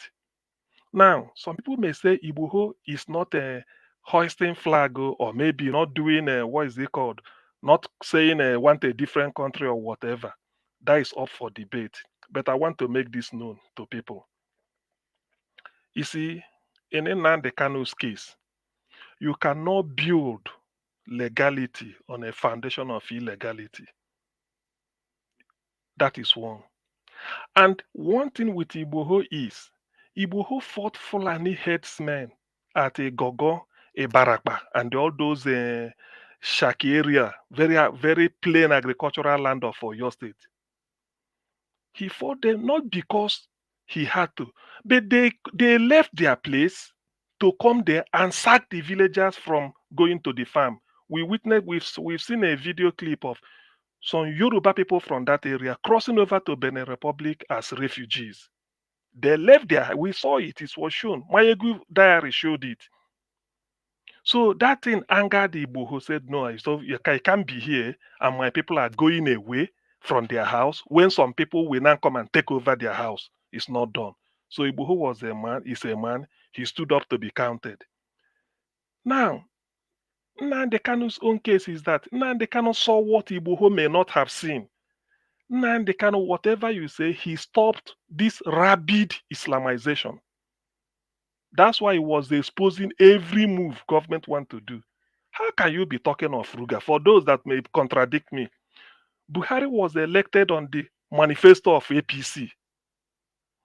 All of them, CPC, his party, ACN, led by Tinubu, PDP, Saraki faction, them, and all this Rotimi Amwechi, and the APOGA, APGA, with Rochas Okorocha, they all come together. They all came together to form APC. In their manifesto, they stated clearly, in fact, till today, I've not seen the better manifesto than that. They spelled every, including all this, restructuring, so many things that is what they want to use to blackmail Jonathan. Everything was spelled out. I remember Oshibajo going to Alaba International Market to talk to Igbo people because I have a relations there. Oshibajo tell them, he said, you people are important now. Look at how much is this? How much is this? It's not made in Nigeria. This is Panasonic, flat screen TV. You see how many thousand you are calling? Because you have to import it. What do you use? Dollar. He was talking to them. He said, when we get in, we make $1 to be $1 so that when you import it now, it will be less. Me too. If anybody want buy, when I go reduce that, he said, yes. The man said, the moment the dollar drops, we reduce because you see, that was Oshibajo going to the market. No wonder he specialized in doing trader money because he don't sabi where to market. This was how APC came to power. Now, you can never read the manifesto of APC. You hear Ruga, cattle route, cattle colony, no, or Mieti Yala. But the moment Buhari came, he abandoned he took the manifesto of APC, drop it where he left Jonathan's 2014 conference report, and start to implement Ruga. That was when Nnamdi Kanu tell people, say, look, this cattle colony, this, is now, he didn't mean it. All he's trying to do is to make sure that every area in Nigeria he plants his Fulani people. This was what made Buhari, November 2019, to go to Cairo and say every Fulani man in Africa is free to come and live in Nigeria. Whose land? If you are coming now, you can rent a house, well, or you buy land, but by force, people from Benue has to be sacked. So this is the issue. That's why Nnamdi Kanu, that is the reason. That is the animosity. It's not because Nnamdi Kanu wants good government for everybody. And to do it in a way it should be said referendum. It's not forcing anybody. Referendum.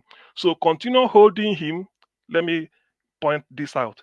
It can never stop Biafra agitation. Rather, people are now flocking to his patronage, so to speak. People are now reasoning, but why is he being held? Now that Igboho has lent his voice, people will now say, because some people may go to Igboho today or tomorrow or any day, say, Sunday, Igboho, are you saying? He said, yes, I said it. And this is the reason. Peradventure, by their mistake, Nnamdi Kanu is no more. Then, like he predicted, Biafra will now be closer. Why? Because so many people will tell you, Nnamdi Kanu, his principle, what he's fighting for, yes, his justice is fighting for one good life for everybody, but I don't like his method. Okay. Those that are standing on defense that said, I want his message is good, but his attitude of doing this, those people will now wake up and say, look, I will join fully. That's in 2 minutes.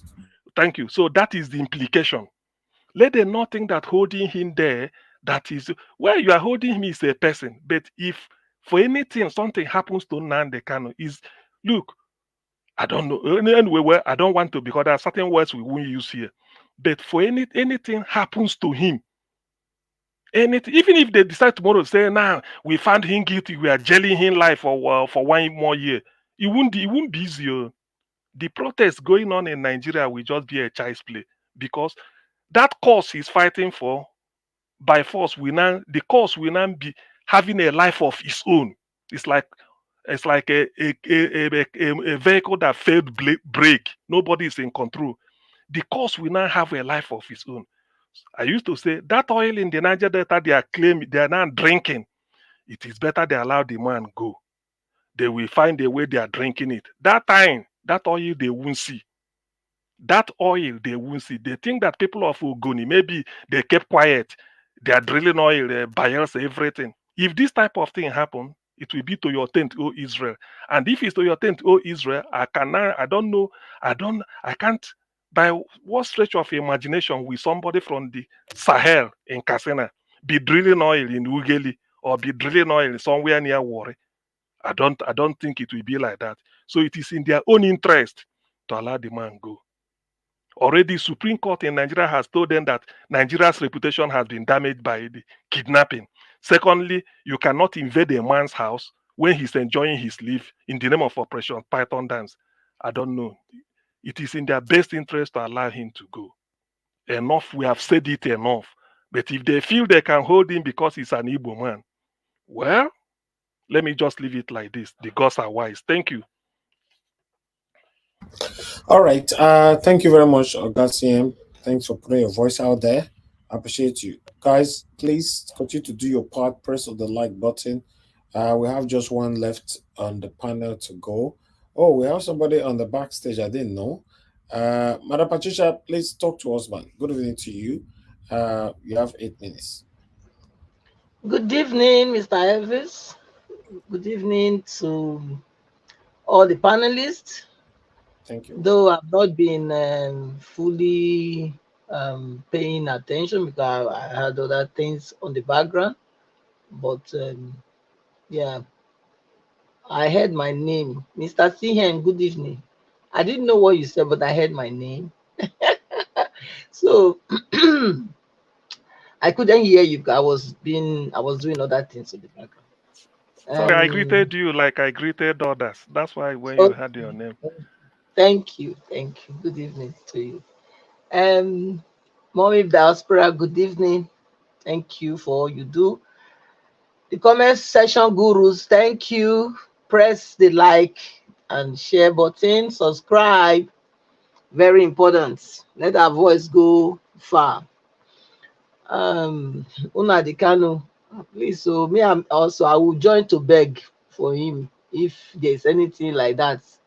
If begging will solve the issue, because I don't see any reason why we should be begging for them to release him. But since it has come to this point, I think I will also join to beg the federal government. Tinubu has the power to release him. He has the power to let Nnamdi Kanu go. They shouldn't let this man.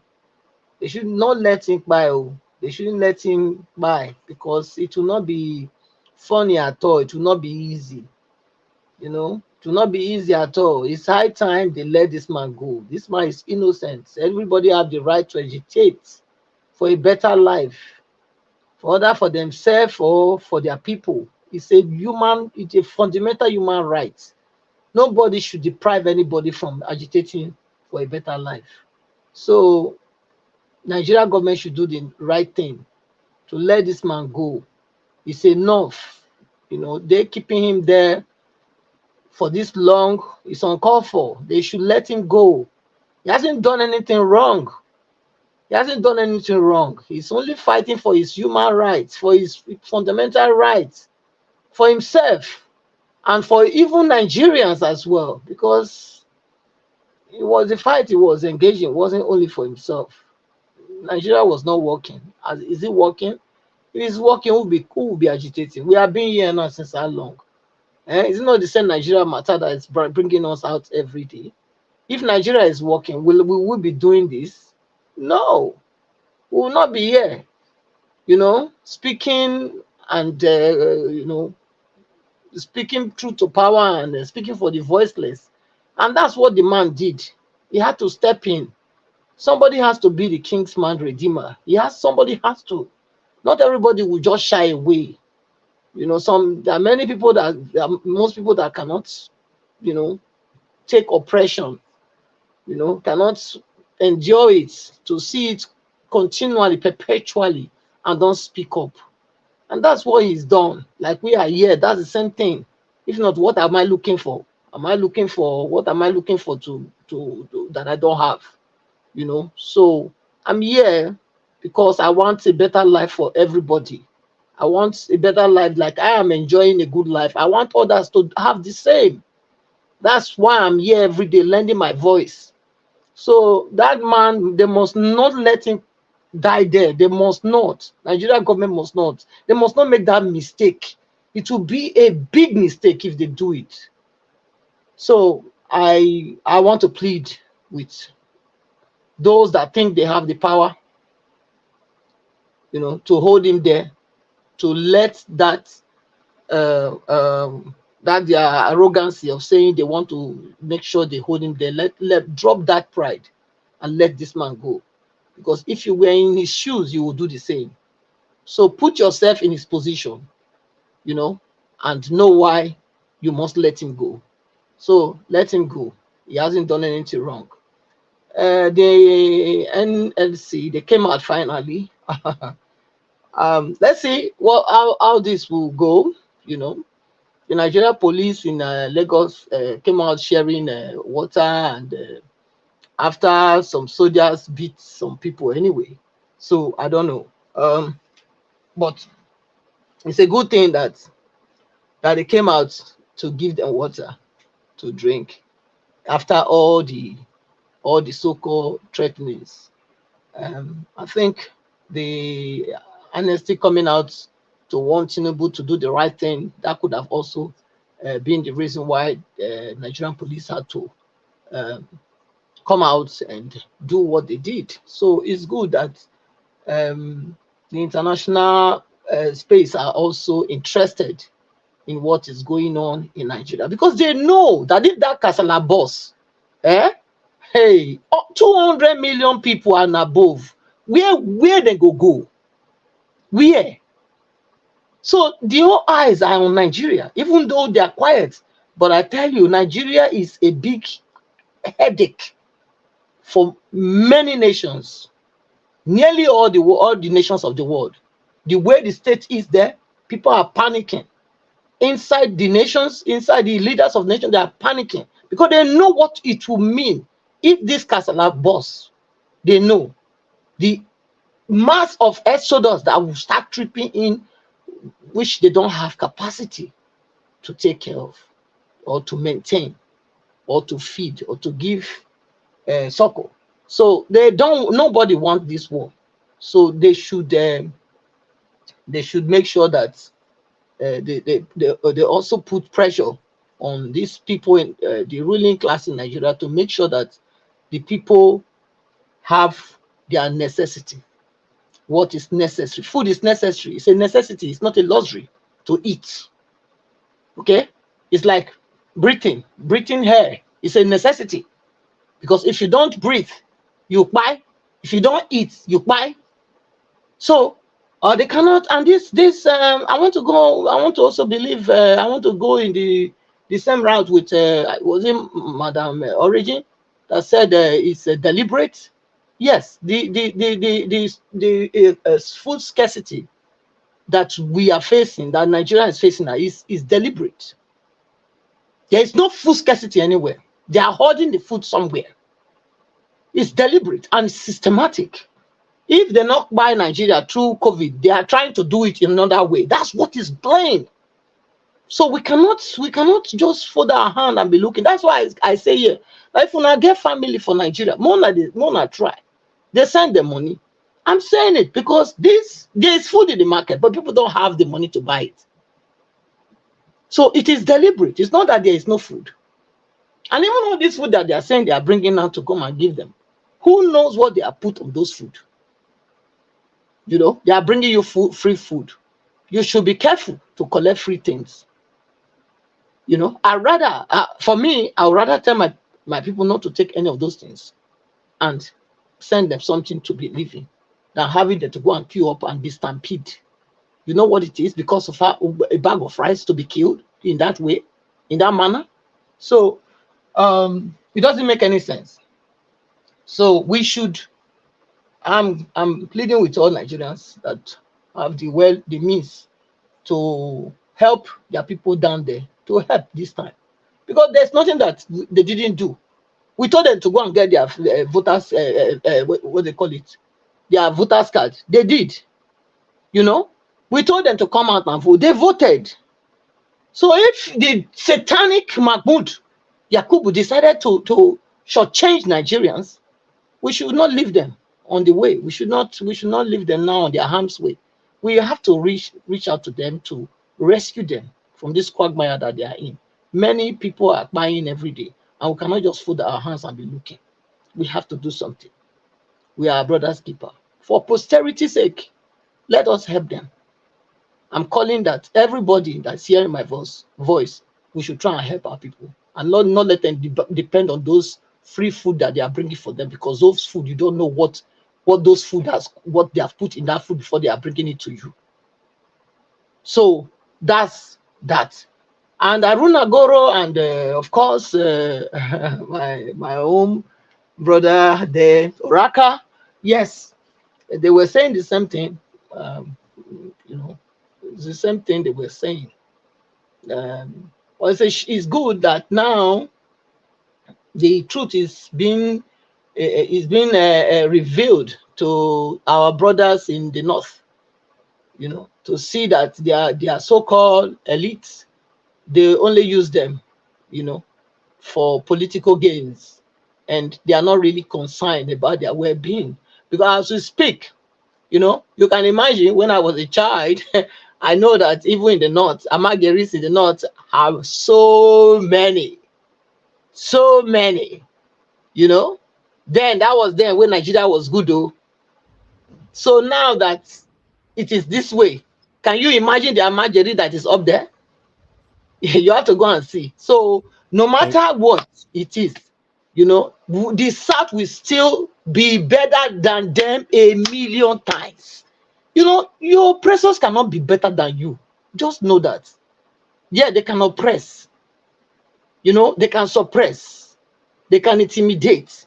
But the more you keep oppressing, intimidating, and suppressing, the more the South is waxing greater and greater by the day. Our children are not hungry. They are not the one carrying plate to beg. So I will call on the northern brothers to rise up against these people and say enough is enough. They must give the right person the chance to rule the nation and steer this ship into the right direction. Thank you, Mr. Elvis. Thank you very much, Mother Patricia. God bless you, ma. I appreciate you. All right, guys. Let's move on to the next. Mr. Elvis. Yes, sir. Please, can you give me just 10 seconds? I just want to say one or two Your 10 things. seconds already finished.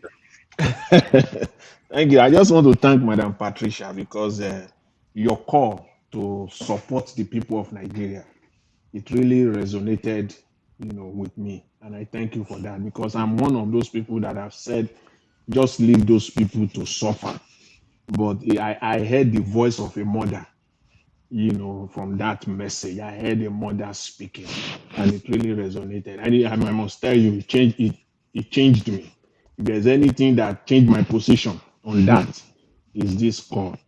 I thank you, and I thank all the ladies in the house. Thank you very much. Thank you, sir. Thank you. Let me take this call here before I come to the next person on the panel.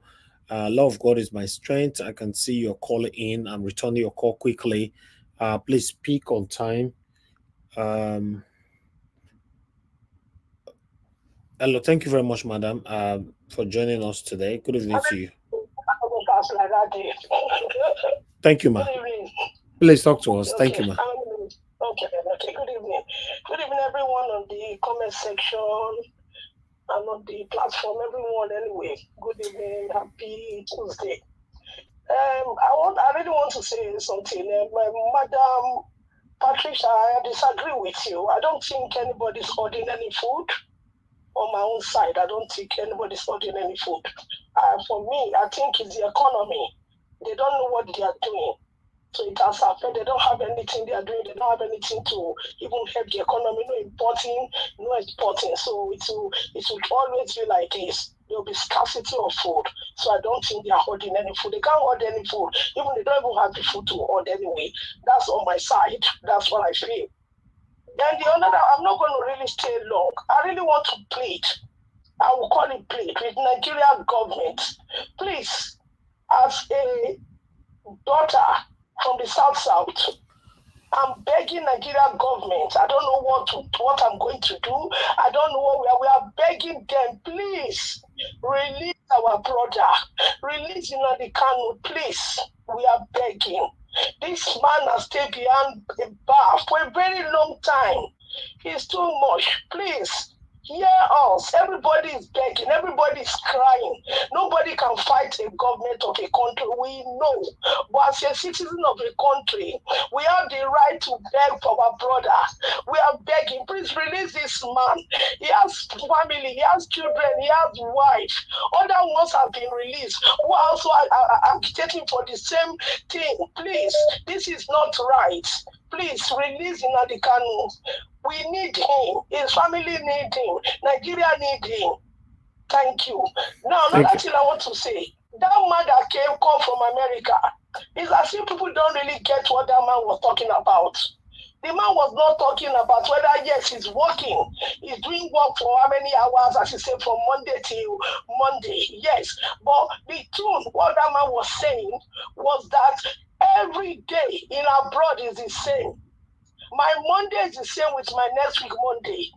My Tuesday is the same with my next week Tuesday. My Sunday is the same with my next week Sunday. There's no difference. Wake up and do, and run and come. That is what that man is saying. He's not talking about whether he's not cutting his coat according to his size. That was what he was not even complaining about money. He was complaining that he's tired. He's showing tiredness in his voice. He's showing that he's tired of being in America. He wants to go home. You can see it in his face. Yes, he's working, but there's tiredness there. There was nothing like he said that, because I can't cut my coat according to his size. No. In abroad, we don't have a life. We wake up, we go, we buy, we come in, we cook, we sleep, we wake up. It's tiring. But when you are in Nigeria, you will see people, you see family, you see where to go. That's what I just want to say. Thank you. Let us pray that our Nigeria will be better so that we can go home. Thank you. Thank you, ma. Thank you very much. God bless you. Thank you. All right, let me take another call. Mr. Innocent Okpara, thanks for calling in. Good evening to you, sir. Please talk to us. 3 minutes. Good evening, my friend. Good evening, all the panel and everybody there. Yes, I'm calling to agree with Madam Patricia. She made a good, very good point. All right. There was a time Nigeria was good. We are calling for better Nigeria. We should first of all call for good Nigeria. I remember when Nigeria was good. If Nigeria was good, like when there people can travel from, there used to be when there's night bus, people travel from Lagos to anywhere, they prefer to use a night bus. It wasn't that there was 24 hour of light or there was so much food, but because people can be free to move around at night, there's clubs, you can go to clubs. If Nigeria can return back to at least to that level, because the only issue now that is causing most of this problem is insecurity. I remember when Obi was campaigning, he took security as his prime first step. If this regime can face on security and clear that security area, I think people like us, people from here, will be traveling to Nigeria easily. The buses will be running night bus. Nobody travels, from in Nigeria after 6 p.m.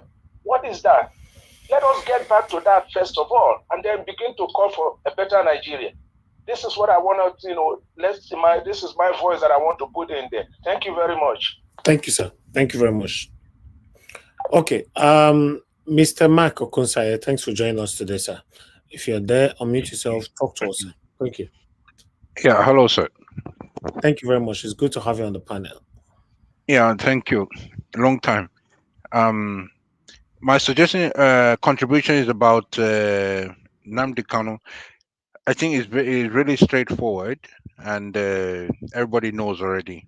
It's pretty much like the election that went on in February. I think it's a year now. Anybody that is a threat to, or it may not be a threat, because already Supreme Court, they have declared somebody innocent. I don't know the latest ruling that they wanted to overturn that and say, oh, no. He still has to go to court. Go to court and they discuss the case or blah, blah, blah. But for the last, I think he's been in prison now for 3 years. He was declared innocent by the Supreme Court and they were still holding him. Obviously, someone with sense will interpret it to get the true facts. It's a threat to the government and they think it's too powerful. Finish. It has to be very simple. That's the only reason that they keep somebody there, because I see a lot of people asking, oh, why is this still there? Why is this still there? It's very simple. Why is there? The only thing is that the powers that be, the government, it depends how you want to quantify them. If they're holding somebody, so what is the next step? What do you want to do to free somebody? It's like a political prisoner. Anyway, that's about Nnamdi. The other one about Abure, I missed a couple of days, I think, on this Niger war. So I didn't really follow the story. All I heard one day is that he's arrested, and then I heard some 10 billion or something, and he's still receiving the commission from people. So I just wanted to know for sure, like foundation, what is the conclusion, concrete conclusion? So Abure was guilty.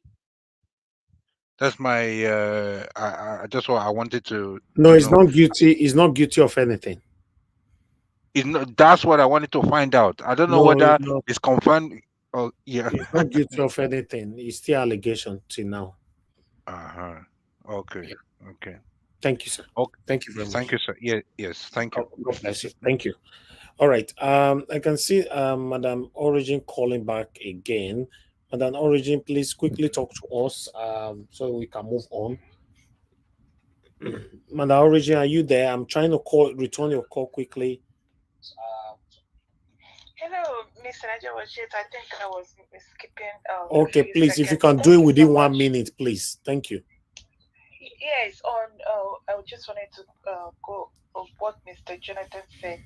It just dropped like a light bulb. That was very apt. This constitution they were going to amend.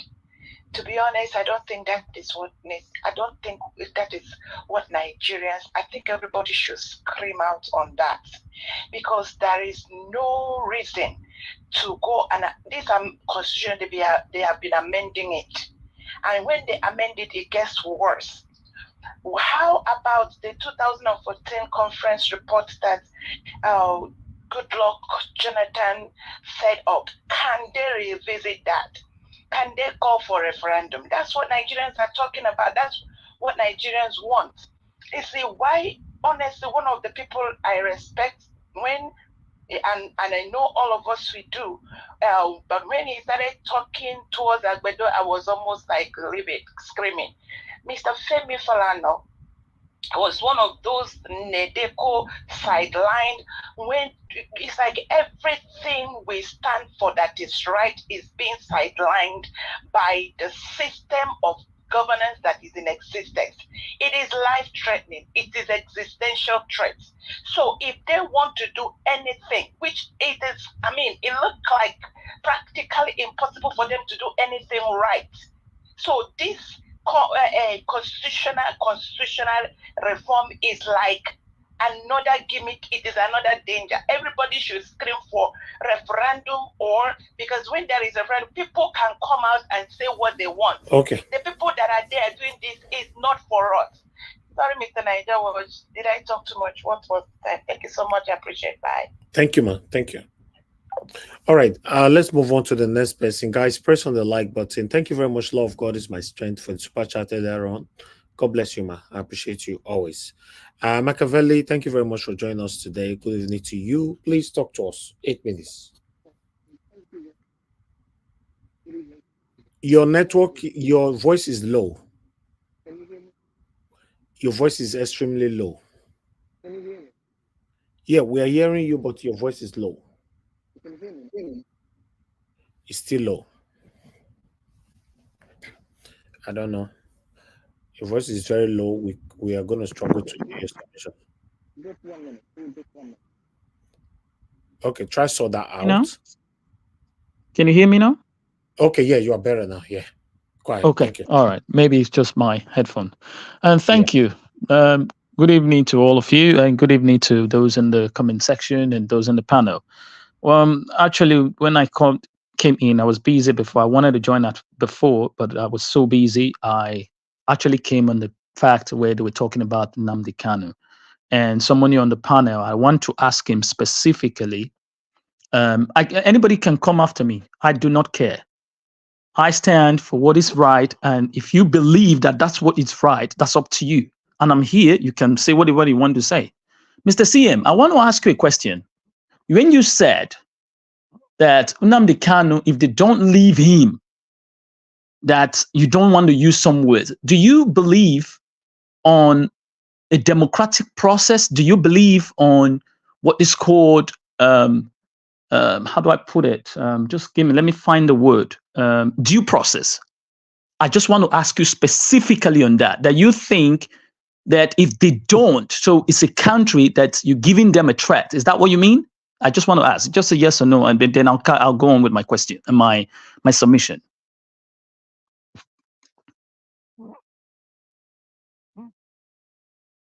I can hear you, sir. Mute. So what I said, well, I foresee a sense of foreboding because so many people are running out of patience. In other words, if it's weak, we say what you see, you take. Because one, rendition, extraordinary rendition, is an affront on international law, not extradition. Extradition means you apply to the Attorney General of the country where you find the person. I can't be extradited. You apply to the Attorney General or whoever is in the equivalent in UK. They will use their assistant to contact me and tell me.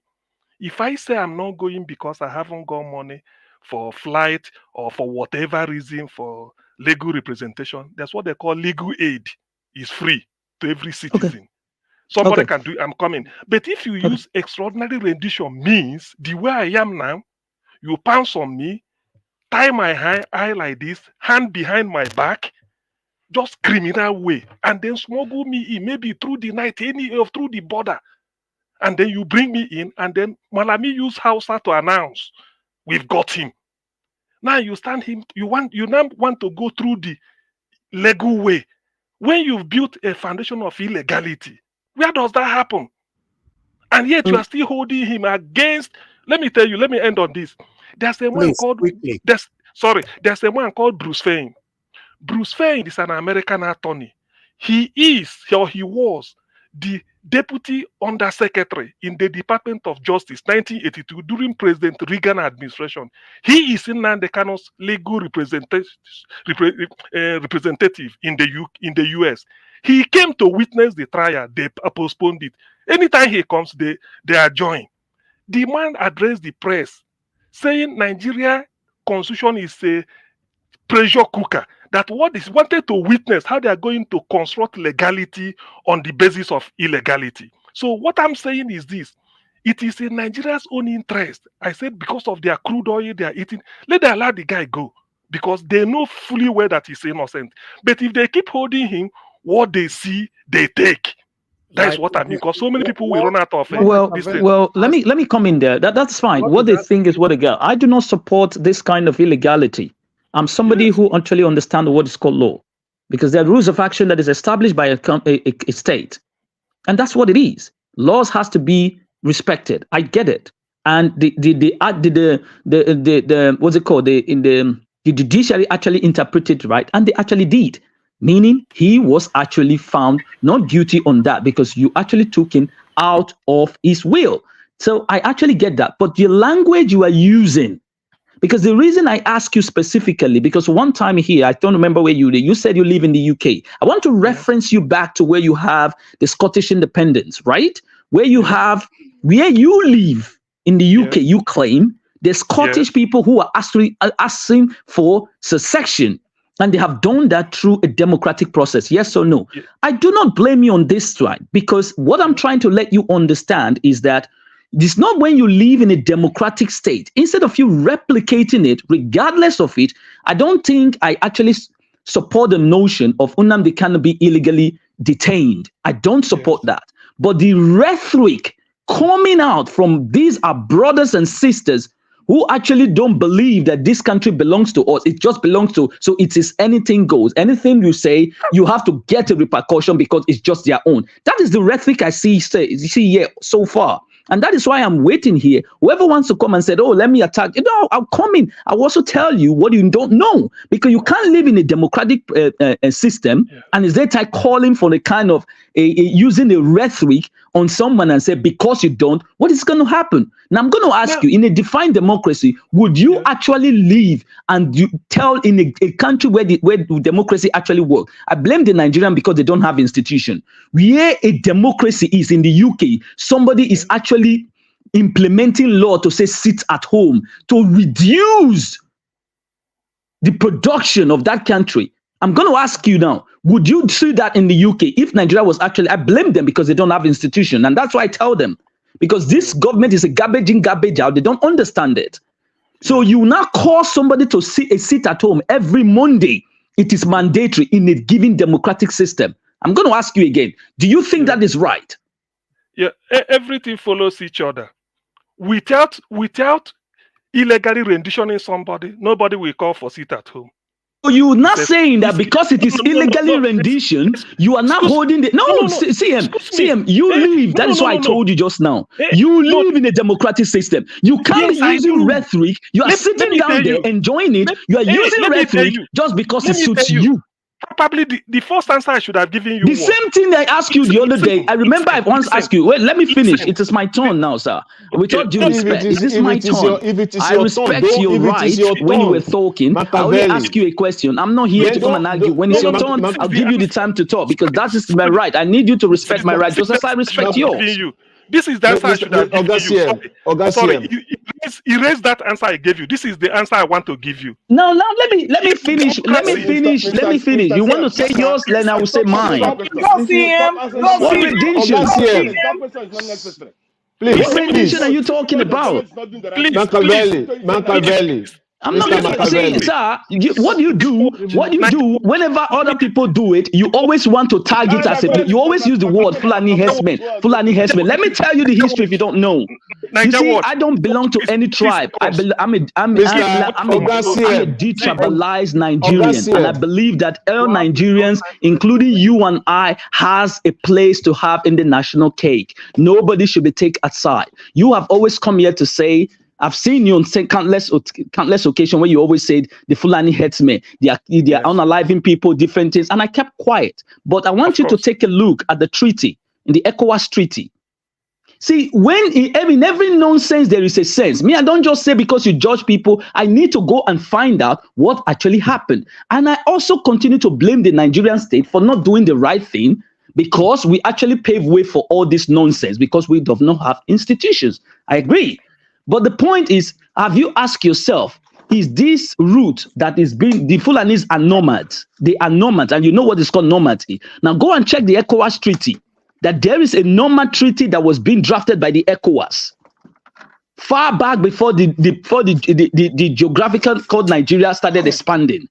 But today, that geographical thing has changed.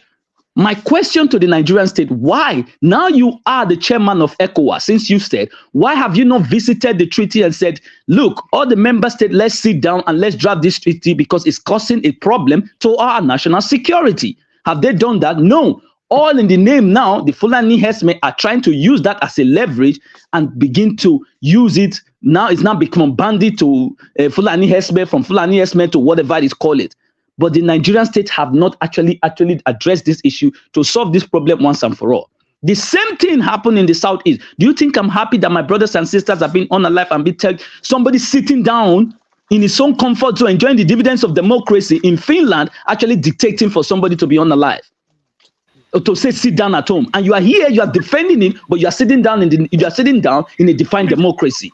That's a hypocritical thing. Mr. Machiavelli, please, I will respond. No, please.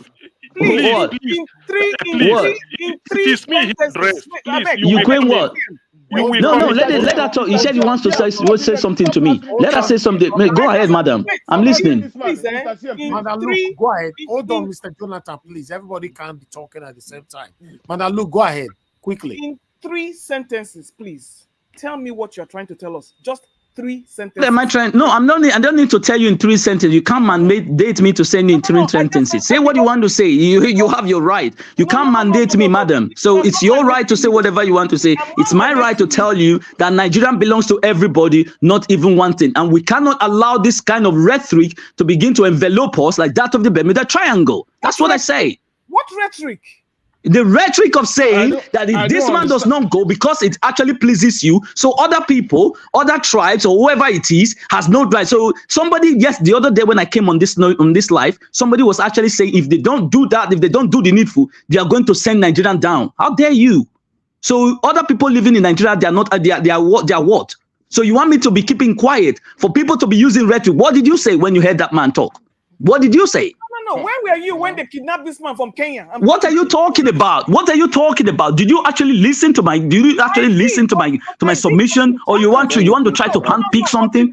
Man, I'm not interested in what all those hippie habba GB or what they call the statement. I'm not interested in that. I follow the law. If you want to go by the law, let's go by the law. Madam, look, please let me just give me. You jumped on CM and you just started calling Fulanis. I mean, you just took the whole thing out of tangent. He said you just took the one thing. Madam, listen, let me tell you. This is not the first. If this is the first day you're seeing me, that's up to you. It's your own. I've known CM here. I have known him for years. So you don't tell me what I know. Yeah, Machiavelli. Let me ask you. Let's please. If you want a civil discussion with decorum, don't ask Oga CM question. Go ahead with your submission, and then we will take care of that at the end of your submission because you are prolonging this conversation. Go ahead with your submission. How? Because how do you prolong this conversation? I just asked him a question. You ask him a question, but you are not allowing him to respond. Would you ask for that? It's a simple question. First of all, you listen to it before you start saying this. Listen to me. First of all, he has the right to answer. If you don't want to answer, that's up to him. Then go on with your submission. You are misrepresenting facts. What do you mean by normal? It is not you are the one missing. You are the one that is misrepresenting it. I have listened to everybody's submission here and heard what he was saying when he was saying he wouldn't even use the word. Use the word. You are living in a democratic state. You allowed a country to be burned down because it actually pleases you. Is that what you want to? Do you want me to come and tell you what will suit you? That is your own. Listen. When I said what. Please. Hold on. Let him round up. This is not you speak, I speak, you speak. That's not what we're doing here. You will have the time to respond. Machiavelli, please round up in 1 minute. Thank you. So in a nutshell, Nigerians belong to all Nigerians. If you want the country to work, the other day there was a sister that said certain tribes are not to participate in this protest because it actually doesn't rely. I quite understand because of what the whole thing is going, how the whole thing is going. But you cannot use your democratic right to actually subdue others just because it actually favors you. So in a nutshell, what I'm trying to say here, we have to speak what is called truth and actually let due process play. Do I support the rendition of how Nnamdi Kanu was actually captured? No. Do I support his rhetoric of how it was, the way he was actually projecting it? The answer is a total never. If you're going to look at it, You cannot, in the Nigerian setting today, you don't even have what is called secession. It's not even written in the constitution. So how do you do it? You need to go through what is called your representation in the House of Parliament. And you must get what is called a two-thirds majority. You all know these things. So why don't we use a democratic process other than using Nigerians or reduce Nigerians' fundamental rights just because you want to achieve one goal? Okay, thank you. This is my own. I'll drop it here. I'm here. Okay, thank you. I will try and be as clear. Thank you Please, very much. please, Niger Watch. I will try and be as clear as possible so that everybody will understand me. When I say there are certain words I wouldn't use. Where's all this noise coming from? Gas and consign, please stay mute. All these petty. Like Machiavelli observed, he said, "What word is it? Why not use it?" It's not that I can't use it. It's only out of respect and let me comply to the rule of this platform. Niger Watch made a rule for us. So when I come here, irrespective of what I think, there are some words I don't mention here. I'm free to mention it elsewhere, but he told us that is the law given to him by YouTube. Not because Niger Watch want to impose a certain law restriction on us. Niger Watch told us that that is the law YouTube handed down to him, and then he has to hand it down to whoever comes here.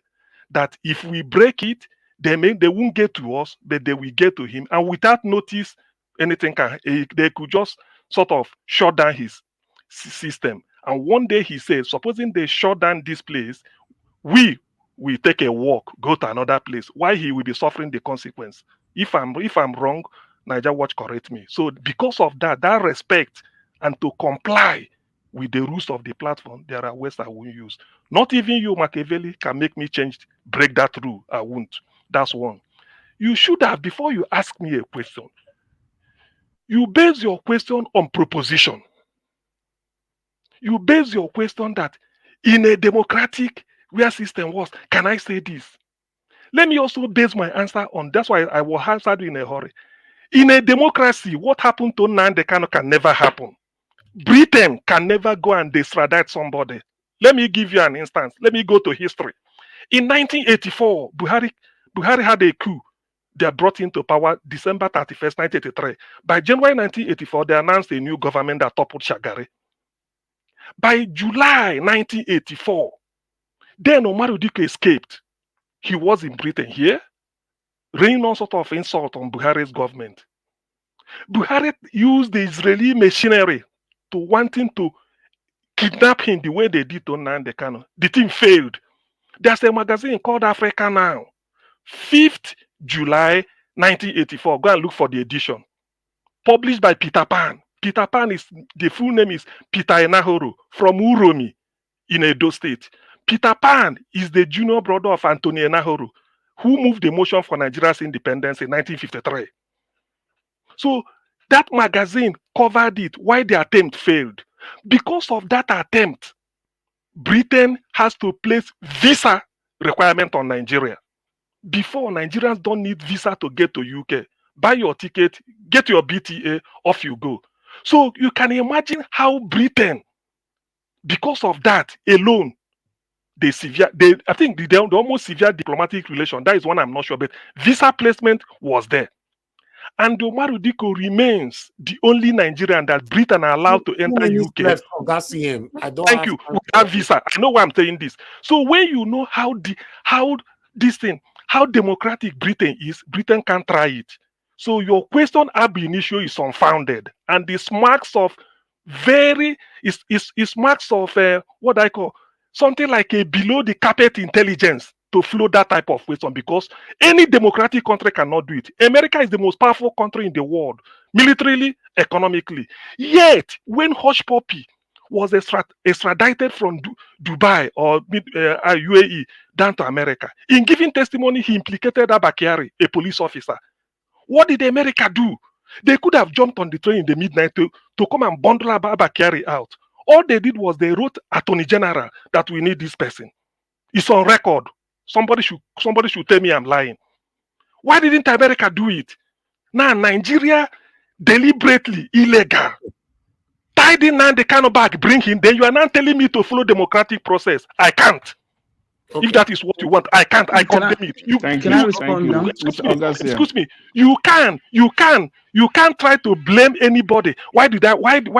What you should have done was telling people are saying Buhari or Nigerian government taking Nnamdi Kanu back to Kenya, apply for normal issue, then he will come in and then you start trial. That's how to do it. Okay. You cannot according to law Tennyson, just 30 seconds. According to law Tennyson, Law 101 in Nigeria, Law and Society, they will tell you the man's quotation. You cannot put something on nothing and expect it to stand. It must surely crash. That's why now the Kanu's case is crashing before their eyes. Thank you very much. So is there anybody backing that to say that is a fact? You think I don't understand it? You and I have debated. Listen, CM, you and I have debated this on this network, and I've always CM, you made your own summation to allow me to talk, to allow me to go forward. We debated. Never allowed this thing to happen in this own. If you want, this is the point. For me, I'm not afraid if you stop doing that. Well, I'll do it with you. But the point is that you respect my my right. I also respect yours. But the point is that me and you have debated it in here, and I know where you stand. I know you know where I stand. I do not comply to the Nigerian government because I believe that the system is a garbage in, garbage out, because they understand. Let me finish. But you cannot believe because the system is wrong, then you expect me, who want a system that is going to be good for all Nigerians, allow its democratic process of somebody staying somewhere. What do you think about that? Somebody staying in Finland agitating for Nigeria to go down. What do you say to that? I'm not saying you are. I'm asking you because you said democracy. If it's that's why I'm telling you. Do I support the rendition of Nnamdi Kanu? No, there has to be due process, and which I think it is right. But I'm saying now because the rhetoric. No, the thing is you don't get it. People come here to say if the Nigerians don't do this, it's going to go down. Have you ever said no? It doesn't work like that. Two wrongs cannot make. Have you ever defended that? Okay. Is that the first time? Is that the first time you are hearing that? Sir, how many times have that? I didn't pose the question to you. How many times this is a panel? This is a panel, Mr. Machiavelli. No, whether you like it or not, it doesn't matter. This is a panel. But the question so you cannot hold anybody. So that's this is a democratic. panel, and we have a moderator. So it doesn't matter. You had your time. You had your time. This is a panel. Okay, this is a panel. No, answer the question now. This is a panel. This is a panel. Listen, Machiavelli. When you build your argument on nothing, I have to. There's nothing built on argument or nothing. CM, I have known you here. CM, this is not today I know you. CM, this is not today I know you. I know you from every platform you go. I know you. I can hear you. Okay, I'm not to say maybe you person they talk here. So I understand what you're saying. I'm not a small boy. Don't think I'm a small boy. Don't rate me on that. So you have your own, and I'll have my. There are no two wrongs. You tell me to stop that. You ask. I've muted you, Augustine, please. I've muted both of you, please. We can't take let me take a call. Thank you, Mr. F.A., for calling in. Please talk to us. Go ahead. Thank you very much. You have 2 minutes quickly. Go ahead. Thank you, sir. Can you hear me? Can you hear me, sir? Yes, sir. Please go ahead. Thank you. Okay. Sir, I will first and foremost, my brother, I will thank you. Because you know why I want to thank you? Because the way you say they tolerate people, since I was born, I know you both people. Well, I've been in this country for past 17 years now. Now let them get your way of life. Because this, I don't want to attack anybody. I've been in this platform, this Nigerian one for long. I know people who don't subscribe because of me. The way you take call this evening, don't be so. You know, be your call the attack one person. Everyone don't be confusion now. Things like that. Your network is failing. It's on and off. My network.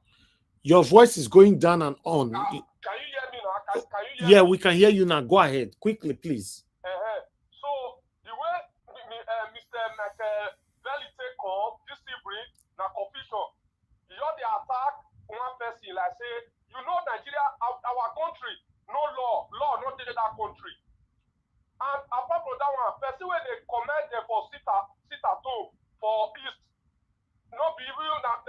because of Nnamdi Kanu when they arrest. So if you dey vex, talk say you dey vex. No your come because your mood, your the way you dey talk this thing is like you know I pick on this platform today. I need to tell you, people are watching. We made it for my parlor here. So I talk to you so. All right. So you know be on the attack person. You understand? Thank you. So, Thank you. And I will thank you, Nigerian watch, you dey try. And I bet you'll see they do this simply sometimes because you get those people tell for your platform for here. One person on your pick up. And this man birthday come now, see your mood, they quarrel. Okay. More we talk something. Thank you very much. Thank you. All right. Let me quickly take another call here. Mr. Shimizi, thank you very much for calling in. You only have 1 minute, sir. Just go straight to the point. 1 minute. Yeah, I don't want to sleep here. I'll see. This guy that's speaking now is one of these gullible Nigeria.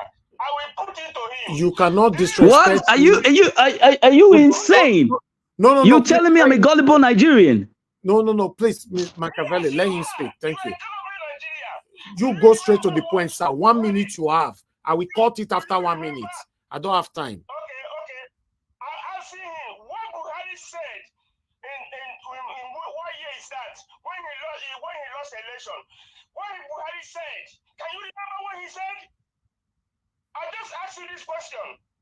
Just put it in your head and check what Buhari said. Okay. Last 7 years, I put it to you, Mr. Man. Okay. Since you cannot tell us what Buhari said, me, I don't know what Buhari said. So I will say it, Mr. Elvis. Nigerian. Mr. Elvis, I will say what Buhari said. Buhari said, Mr. Elvis, Buhari said, let's say it loud and clear. Buhari said that the blood of people will flow on the street of Nigeria if he does not win the election, if the election does not go his own way. That was what Buhari said. Okay. That's one. Two, Mr. Elvis, please give me 1 minute, just 1 minute, because one thing I did. You can't have that 1 minute. Okay. Everybody should wait, please. Okay, all right. Mr. Tony Africa, go ahead, talk to us, and good evening to you. Quickly. Good evening, sir. Thank you very much for picking my call at a later hour. So please, sir, Machiavelli, Nigeria has no government, no law, no system, no nothing. It's free for all. You can see how people are suffering. If you actually have a government, you make I use our language. You will not there for Europe again. The code don't begin to destroy us now. Me myself will not there yet. We will not shout. They see the current situation.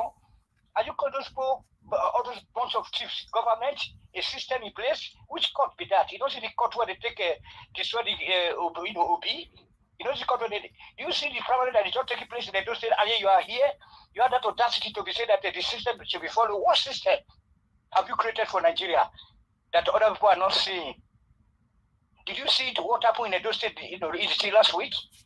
Does that show you that there's something system in place that you're coming here to be blowing grammar? You are talking like say that as a British man. What system do you have? The system that you have that right now people are dying of hunger and we are not even allowed to even bring anything back home for the people. They just stop everything. 30 seconds to go. 30 seconds. Sorry, sir. Germany is the number one, car manufacturer in the whole world. They see import cars from China because they want people to have alternatives, options. So Nnamdi Kanu is a prophet. All what he talked about actually came to happen. He told you guys that they are coming to visit you. Can you even go to Benin City right now? Can you go travel from Benin to Eho?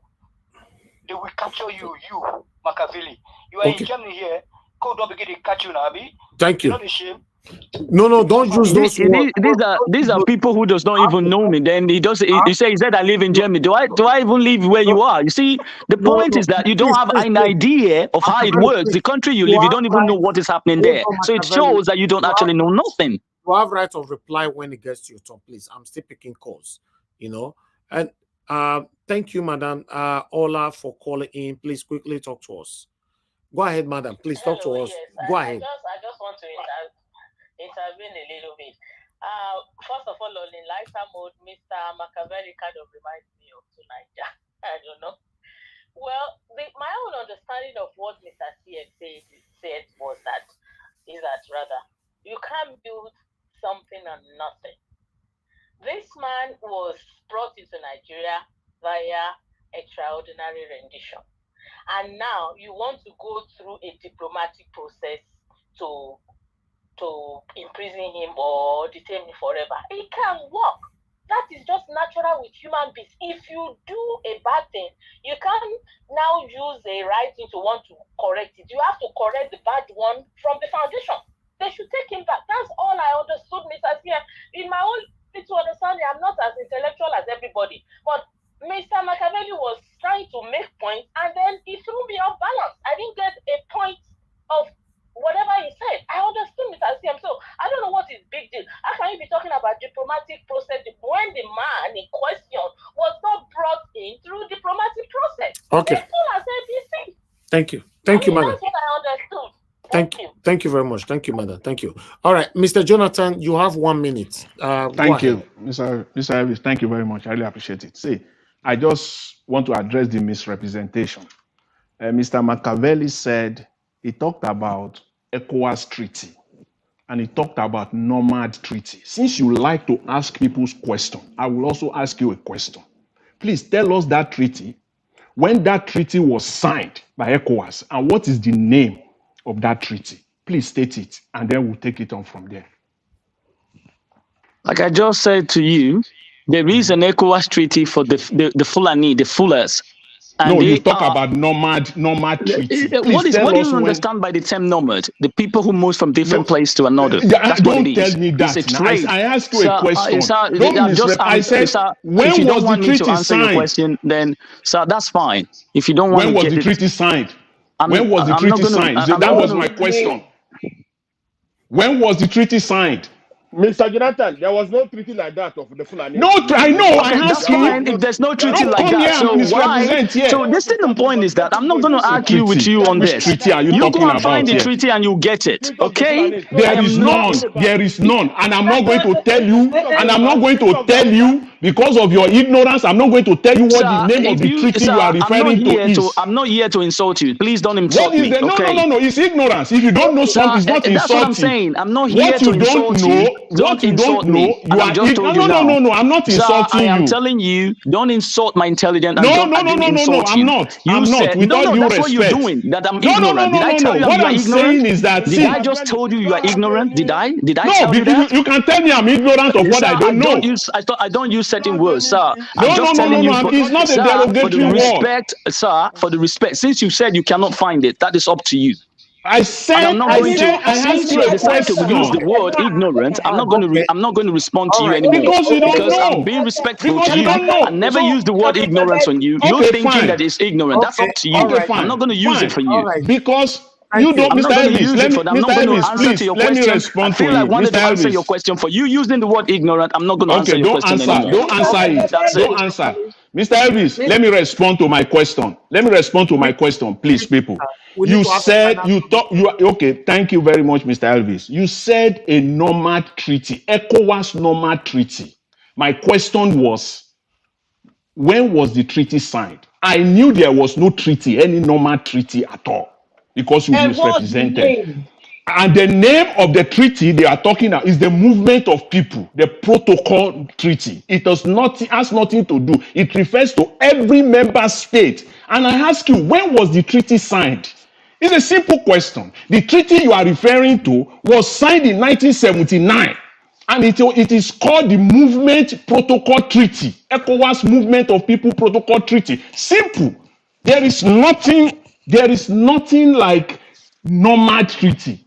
Nomad is the movement. There is nothing like that. What we are talking is the free movement of people. The same thing you have in Europe, in EU, European Union, where people move from one.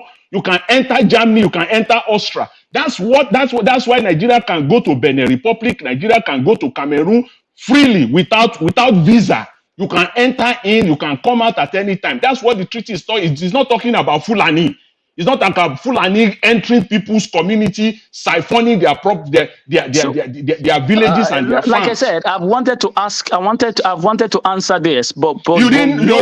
I don't using need the your word response ignorance, anymore. I am not going to I answer don't need you. your response Now anymore you because you actually didn't understand know. that there was a treaty. Now I am not going to answer you anymore. Because you That's didn't know. because I don't you need have it just used the again. word ignorant, and I'm not going to do that with you. This man That's what I is said so to you. mischievous. You didn't That's know. fine. You can call You it. didn't know. You can call You it are anything you want to misrepresenting. call it. See, for But you can me, call it anything you want you to call it. But cannot I'm not going to stand. answer You you. I'm cannot not going to stand answer where you I on that. am. You cannot I'm not stand going to where I answer. am. If you want to debate civil, then you learn how to start You using the don't. word. Yeah, Then you have to respect no. other people. I You never can. You use don't. anything insultive to you. I never Ignorant is insulted not you. insultive, You can Mr. continue Man. as whatever you like. I am not somebody like Ignorant that. is not All right. insultive.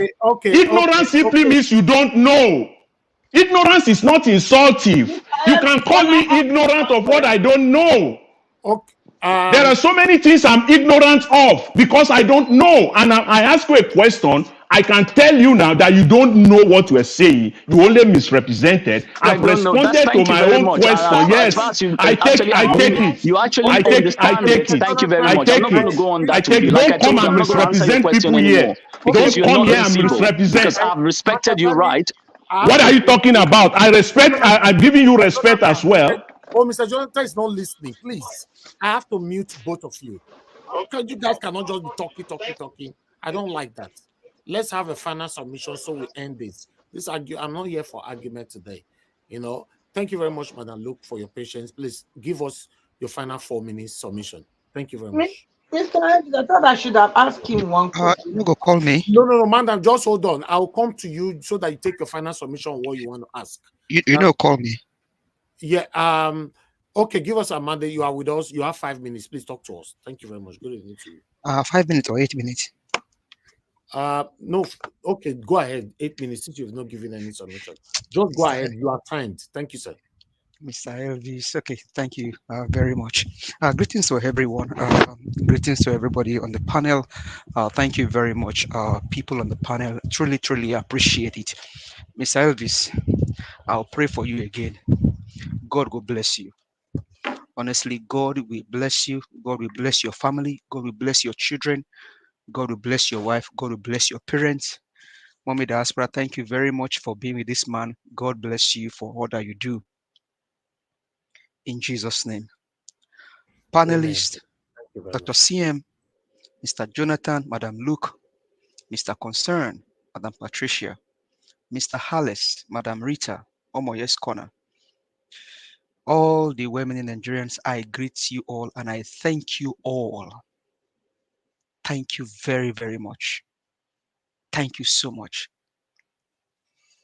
Madam Irene Finest, Peggy Modi, Abu Eze, all the commenters, thank you very much. See, some in Yoruba land, they say, I want me kawe won ka ogbon ori mo. I will not say it in English so that I don't disrespect the panel, the platform, or disrespect anybody. But Mr. Jonathan, you understand what I'm saying? Elomi kawe ṣùgbọ́n wọn ka ogbon ori mo. Tán bá gbọ́, kán gbọ́. It is very, very simple. And Mr. Tony, me and you may not agree on so many things, but you call in tonight and you say something that I align with. And the panel, they've said it. See, you cannot castigate Nnamdi Kanu or castigate Dr. CM. You can never do that. You can never do that on this platform. You can never. It will not fly. And I mean, our panelists have been able to throw it to us. It's just a simple question. You don't corner mad, you don't bring normality into movement of people from one place to another. No. Nnamdi Kanu, I asked a pertinent question yesterday. How was Nnamdi Kanu arrested? What passport was he holding when he was arrested? Mr. Jonathan gave an highlight of that. Mr. Concern said something about it. In a sane society, in a sane country, would that even happen in UK? That I'm a US citizen, I hold a US passport, and UK government will form an alliance with another country to render me to a country the way they did to Nnamdi Kanu? The answer will be no. Is Nigeria a lawful state as we see it right now? The last time I checked, the person in power desecrate everything possible. Does he have to be from Abuja? And we are here talking about the, hey, you cannot beat a child and tell him not to cry, sir. You can never do that. Dr. CM he has the right to say whatever he say about the Igbo people. Now tell us, say Igbo, they don't know how to do politics. And Oraka, anywhere you go, God bless you. You remind me of so many things today. Abiola time, the Igbos aligned with Yorubas, voted Abiola overwhelmingly. Obasanjo, the same thing. Yaradua, the same thing. Even this Buhari, the same thing. Igbo person come out now. He told us, I'm not for Igbos. I'm for Nigeria. All of a sudden now, they should not vote an Igbo man because the Igbo man or Igbo people didn't support you when your own person came out. What evil? Nnamdi Kanu was unlawfully. Sunday Igboho has been released. What did Sunday Igboho do that Nnamdi Kanu did not do that makes Sunday Igboho to be released and then Nnamdi Kanu remain in prison? If somebody can explain that to me. It is not the big grammar that we speak. It is intelligence that we apply to situation. Nigeria is a lawless state as it sits right now. It's a lawless country as it sits right now. Is it the judiciary desecrated? Whoever is calling for peaceful separation of the country, they deserve it. They deserve it. Because the evil that we see playing in the country today should not even happen in the first place. Is it about Edo? Is it about the general election? And we will speak big. Our big grammar cannot convince them, cannot confuse Nigeria or convince them. We know. Please, let's stop peddling this nonsense that we peddle around and bringing things that are not even, that doesn't even align. For me, Nnamdi Kanu deserves to be free and be paid by the Nigerian government. Whatever amount he level on them, they should pay it because they desecrate his human rights. And anybody can call out Nigerian government for anything because the Nigerian government does not obey his own rule. We have a Supreme Court. We have a rule of law just on paper. Do they follow it to the letter? No. Abure's case. And I thank you, Mr. Elvis, for playing that Okonkwo's video. I saw it yesterday. I said so many things that we have said here on this platform. It's like Okonkwo, he just iterates them. We said here, Abure, before they arrested Abure, somebody has talked about the wife of the president. They left that one. Abure is what is their matter. Abure is their problem. The country is going down. Abure is their problem. Injustice everywhere, wickedness everywhere, evil men in power. Mr. Elvis, I don't go stop to repair for you. As much as I live and I have my time, I will always come here to join this platform because you stand for the truth. And the panelists, Dr. CM, God will bless you. Mr. Jonathan, I go better for you. Madam Luke, God bless you. Mr. Ife, thank you very much, everybody. Mama Diaspora, I love you. God bless you for all that you do for Mr. Elvis. Madam Irene Finest, God bless you. People, I yield the mic. Thank you so much, Mr. Elvis. I yield the floor. Thank you. Thank you. Give us a mandate for coming in. God bless you. I appreciate you. I'll have something to say, but at the end of the day, when I'm giving my final submission. But meanwhile, let's move on to the final submission right now. Madam Luke, thank you very much for your patience. Please, you have 4 minutes on your final submission. Go ahead, man. Talk to us. Okay, Madam Luke, you're not available. I'm moving on to the next person. Oga Consign, please give us a final submission, 4 minutes, sir. Oga Consign, you are not available as well. I'm moving on to the, if you are not available, you might likely not get your 4 minutes back. Okay, let me move on to Madam Patricia, please, your final submission, 4 minutes. Thank you. Hello? I'm here. I'm here. But I'm calling people already now. I know. I took permission. I said I was going to do school run. I was going to come back. I just got home. Thank you. Okay. Go ahead, Madam Luke. So 4 minutes. where were we? Thank you. Now, wow. Well, it is good that sometimes we have this kind of discussions because we now know where our problems are coming from. I don't know where the submissions for the last 15 minutes have come from, and I don't understand it. And I'm trying to understand it. And I am happy I have able historians and well-learned Nigerians to put forth the facts so that way we are not miseducated by misconceptions and misinterpretations. I don't want to say untruths. I just want to call them misconceptions and misinterpretations. So, I don't know how people, there should be a law on this forum and rules that should guide this forum. We have presented topics for the day. And we flow for the conversation to flow. And for us to have order, we have to abide by such things. So that way we can keep on course to making Nigeria a better place. One thing I've seen here, you cannot carry grudges from other platforms and bring here to trash out. You cannot just single one person out because of what you have harbored in your mind and just come and throw the whole conversation out of whack.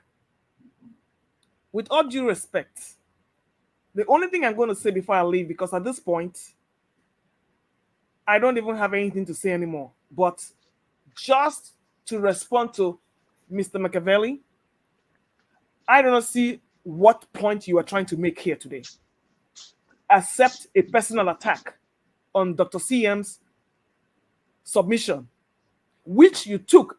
It looks like it was a Fulanese you heard.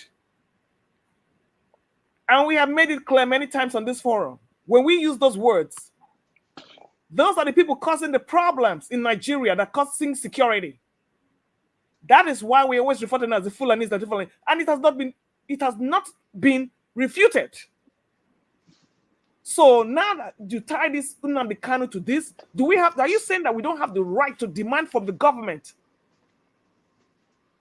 when they violate the rights of one of our citizens, and it is public that this man is being held in there unjustly?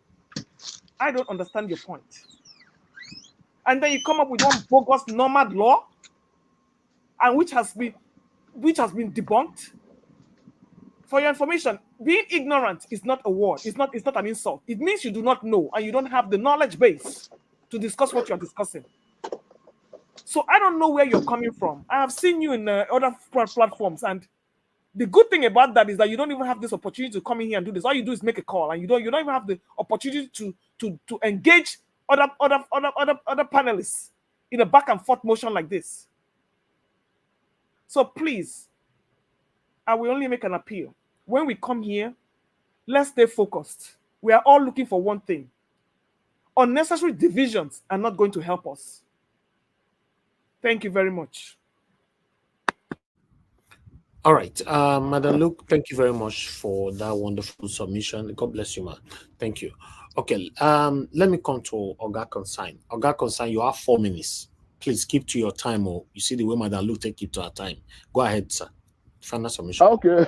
You know what I found out from this is that in Nigeria, there are people that they believe that have the monopoly of doing whatever they want, saying whatever they want. That's all. Because what Buhari said before the election, he said if he didn't win, everywhere will be blood everywhere. That's what Buhari said. But nobody, the East, the South, South didn't vote against that. They left him. This man the other day, this cleric or what, clearance, I don't know. He said that what we said about Tinubu's wife. But still, there's peace. But because CM did not even say any bad thing. Now that man just came in. and trying to tell us that even in the ECOWAS listen, that the Fulani is supposed to be going everywhere and destroying people's things. That's what it meant. So you see, the country, when people are talking about going and so on, or let's balkanize the country, it looks like some people don't want the country to be. But the problem is that one people believe that they own Nigeria. Before any government comes into Nigeria, they will sanction that government. If not, that government cannot be. Without them, there cannot be any government. Without them, there cannot be any president. Without them, there cannot be nothing. Nothing. And you ask how many people are these people? How many are there? What do they bring to Nigeria? Virtually nothing. Nothing they bring. In the South today, have the most educated people. The whole South. Industrial people, the South. The resources from the South. You see? Let me, oh my God. You see, so when you look at Nigeria, look at the way it considers, look at the way these people are handling the country, you will not like to be with them. The whole Nigeria today, you see, people come here sometimes make distractions. When you want to talk about, when you talk, I say, Fulanis are going about people, they will tell you, oh, what of IPOB? But IPOB itself, okay, let's say IPOB is buying the people in the East, but not in the South, not in the Southwest, not in the North, but everywhere today. Even if you call North, it's Fulani. You call South, it's Fulani buying them. You call the South, it's Fulani buying them. Everywhere. What you call about it? Somebody will just throw in that as if other regions, Yoruba have OPC. Yoruba have OPC. The South have the Niger Avengers also. But whenever you call for it, they will call IPO. So sometimes I don't know. Igbo man it become a problem in Nigeria. That's why Igbo man say, leave us to go so that we to avoid that problem. Since we're the problem of Nigeria, leave us to go. No, everybody wants to be in that country. But you see, this kind of injury, this kind of useless words is a problem. It's now, today, whatever I want to say now, all the submission want to do now, we cannot give again because of this man. So all the same, and I was telling CM, don't answer that man. Because when people ask me, even when I go to what Dr. Demi show, that is what they call 2 Niger or 10 Niger. When he asked me some questions, I used to tell my friends, go to stupid go with your question. I don't answer it. I don't want to answer the question. People, they know what they're doing. Those paid agents, don't know what they're doing. Understand? Whenever they come, they bring distraction. Now, all these days, people are talking about how to Nnamdi Kanu to be released. But you think that man who came to say that in 9 is happy? He's not happy. Many of them are not happy. But if you ask them, what did this man do? They cannot even say. The other day, I asked, what they call it, what did Nnamdi Kanu do? He even don't know what Nnamdi Kanu do, but he wanted Nnamdi Kanu to be in jail. Nnamdi Kanu want to destroy Nigeria. He himself loves Nigeria. Now, Nigeria is in desire. Let Nigeria come back to Nigeria and help Nigeria. He cannot come back to Nigeria and help Nigeria. So it's a problem. Yeah. Thank you, my brother. I don't want to talk more. I'm tired. Nigeria is a problem. Thank you. You God are not bless tired. you. God bless you. My brother. You finish your minutes, or guy. No, what I mean by I'm tired is because of this kind of issues. And people cannot be talking about these issues. Oh, look, okay, right. Please let me make a comment on this guy in America, please. Please. I'm in America. I have time to talk to you. This is daytime. I have time to talk to you people. Me, I work from morning to the night to any time because I have my business. Okay. I don't want. I can. Let me tell you. I can finish working. I can finish my business now. I can go and make another work, but I don't want to do it. I'm satisfied with what I have. Okay, with what I'm doing. What I'm doing, my brother. If I tell you the projects I'm doing and the one that I've done within 2 years, you cannot believe it. So people suffer themselves. People, you buy different useless cars, expensive cars. You go to club every minute. America, somebody in America is supposed to be happy more than somebody 1 million times more than somebody in Nigeria. It's only the way you put your mouth. That's how you're going to sleep on it. Thank you. Okay. Thank you. Thank you very much. Thank you. Please mute yourself. Yeah. Mute yourself. All this spoon pot and pineapple with the ear for sound is distracting us all the time. Thank you. All right. Let me move on now to Madam Patricia. Madam Patricia, are you still with us? Oh, I think Madam Patricia's gone. Yeah. She's not here anymore. Okay, that's fine. Okay, let me quickly move on to the next person, which is the next person here now should be Machiavelli. Machiavelli, please give us your final submission, 4 minutes. Oh, thank you. When people make assumptions, I just laugh.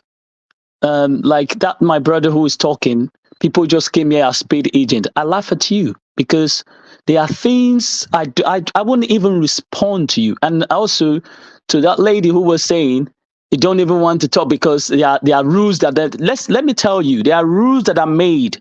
You have to understand what is called foundation. You just came yesterday and I just look. You're telling me that I don't even know what I'm saying, that I'm just new to you, I'm a paid agent. I just laugh at you. But the idea that it favors you because of this, that Nigeria, my country, should go on the flame. I don't support the idea of the Nigerian government. I don't support the Higi Haga, but I support what is called equality before the law. What is good for the goats is good for the ganders, okay? So if you think you are there, you want to tag me and somebody who is a paid agent, you are just wasting your time. Because people who knows me, I don't give a damn or that.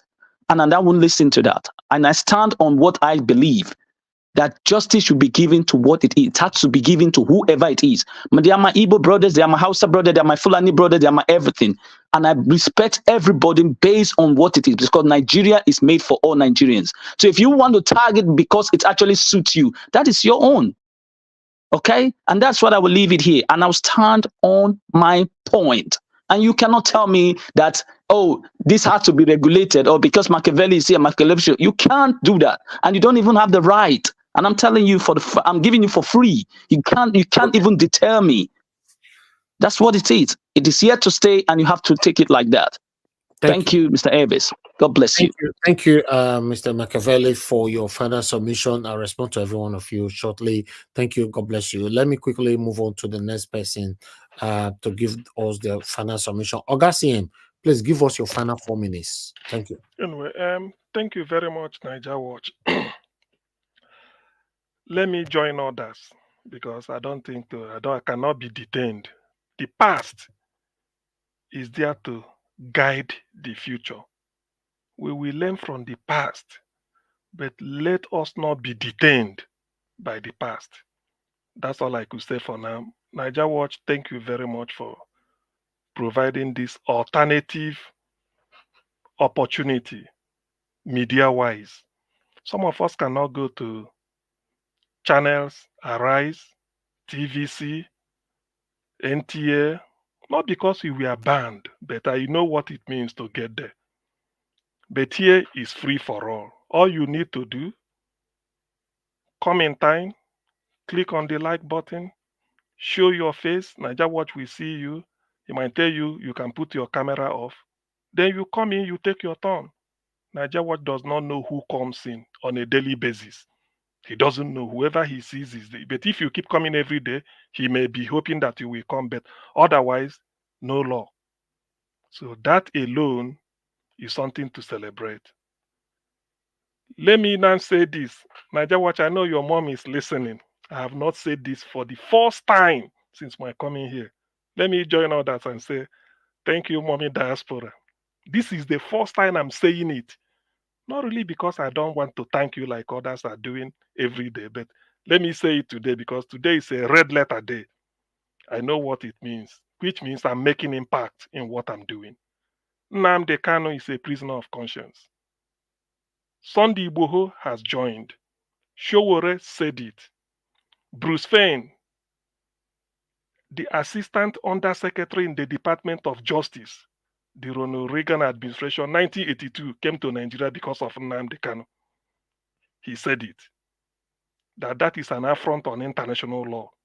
But when somebody will just pop up from nowhere and come here and trying to tell me, instead of starting from 1-0 to count 1, 2, 3, that we should build legality on a bogus foundation of illegality, I say no to that.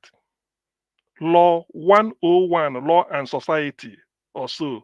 Probably I may have, but Law and Society, Nnamdi Azikiwe University, Faculty of Law. That's what they will teach you. Face here, that without law, the society is a jungle. That's why America, Barack Obama said this, and I will continue to remember him. He said, the strength of America does not lie in the might of our armed forces, our defense capabilities, and all the rest, but on the power of American ideas. And what is that idea? Their democracy.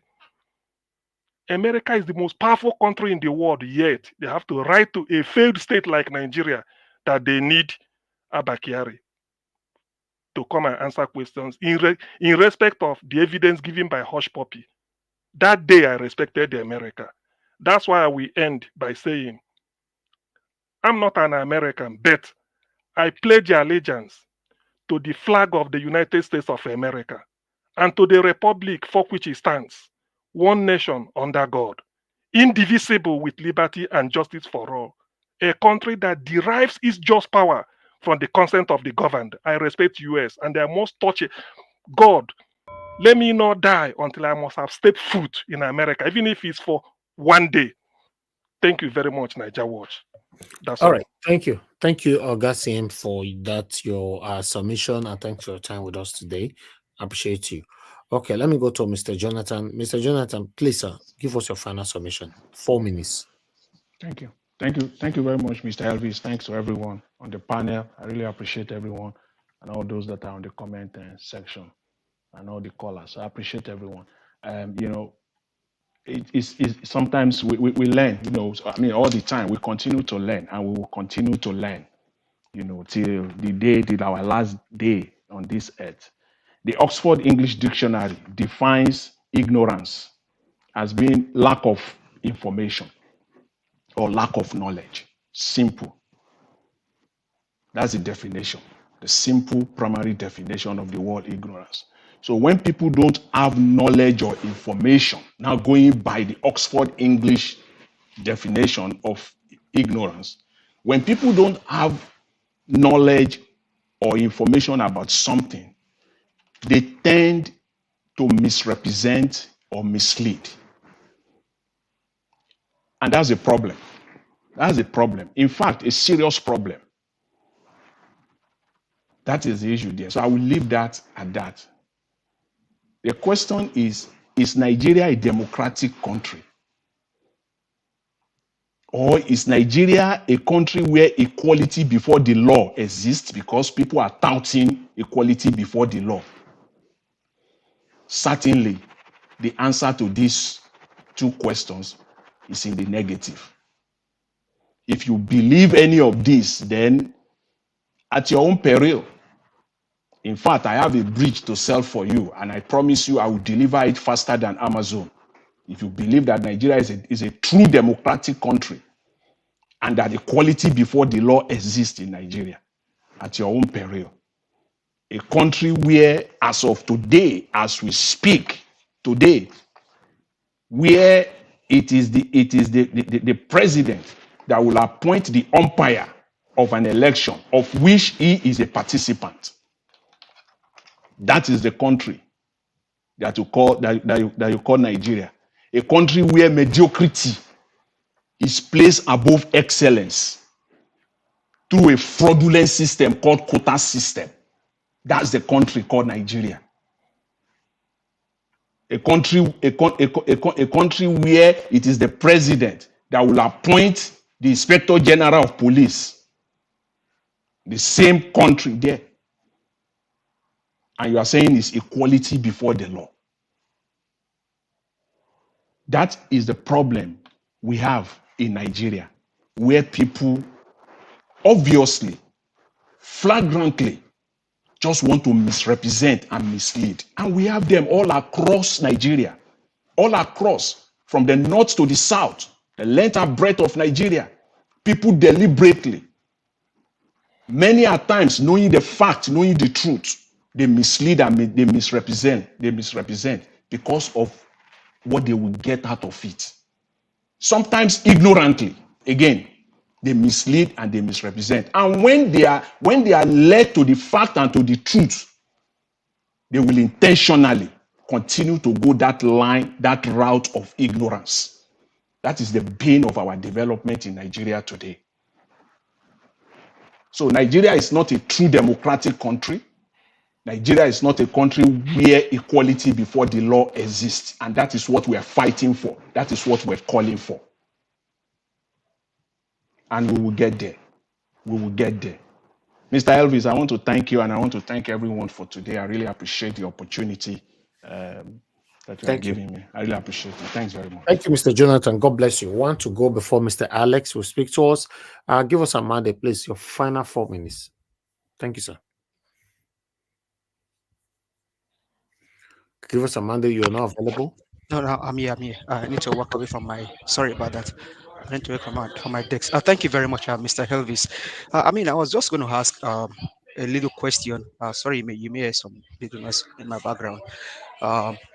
One question to Mr. Machiavelli, but I don't know if we still have that time. But there's no time for question now. Just yeah, give your submission, please. So, but somebody put something on the comment section, and it's so interesting to see such comments that I think that in a country where you don't have rule of law, you don't have good governance, you don't have the people that should stand for the right of their own people in power, and you want people to now believe in equity and justice and rule of law. I think, to me, what is being done here today and yesterday is like you're gaslighting Nigerians. Because last time I checked, I don't know if you guys saw that video today. People wore white. Where are they protesting? Somewhere called Ojuelegba in Lagos State, Nigeria, where I was born. Why are they protesting? Hunger. Hunger. I don't know when it will get to that level where the UK citizens will now go on the street and start protesting because they don't have food to eat in UK. I don't even know when the Ghanaians will now eat on the street of Ghana because they don't have food to eat in Ghana. I don't know when it will get to the point where even South Africans will now eat on South Africa on the street because they don't have food to eat. But today in Nigeria, people are on the street because they don't have food to eat. Food. Is that too much for the government to take care of his own people? The government to provide for the ordinary water. Mr. Elvis, your submission yesterday closing was a pain in the conscience of these people. You pin their conscience. Hopefully they can pay attention to it. Nigerians now have to go and buy, they have to spend money to buy bottled water. 7,500 naira now for just 12 pieces of bottled water. The government cannot provide such amenity for his own people. And we're talking about rule of law. Where your people cannot be respected, their fundamental human rights is not respected. You are only playing if you say you have a government in that country. Nigerians don't deserve this from the hands of these evil people in power. Nnamdi Kanu did not do anything to this government. It is sheer wickedness against humanity. And if we must call it what it is today, everybody have the right to call out these governments, both the past one and the present one, because they are on the same platform. Should they be listening tonight? Releasing Nnamdi Kanu and free Nigerians from hunger because we stole their mandates. Thank you very much again, Mr. Elvis. God will bless you. God will keep your family. Mommy Diaspora, God bless you and your family. God, thank you very much. I can't thank you enough, but God bless you in Jesus' name. Thank you very much, sir. Amen. God bless you, my brother. Give us a mandate. God bless you all. Okay, the last person on the panel just coming in, Mr. Alex. Thank you very much for joining us. I would like you to talk to us. You have 8 minutes. I greet everybody on the platform. Mr. Najawash, thank you. And the Najawash backroom staff or technical crew, I salute you for the good work you're doing. My dear fellow panelists, I've been listening, and I'm very grateful for the opportunity to share the podium with you guys again. And I want you to know that we are on this platform to learn from each other in spite of the ideological divide or ideological dichotomy. And for me, just let me pick it up from this, closure. We don't have a country. We must be honest to ourselves. We must be honest to ourselves. There's something we are also forgetting. In 1967, there was a bloody war in this country. More than 3 million lives were lost on both sides. Up till now, there is no memorial service for those people. There is no memorial service for these people. There is no, in America, in England, where we claim to imitate or study or where we want to give as example, they have memorial service for victims of everything, whether on the losing side or the winning side, whether it's a protest or for against the government. So long that people died every year, there is something.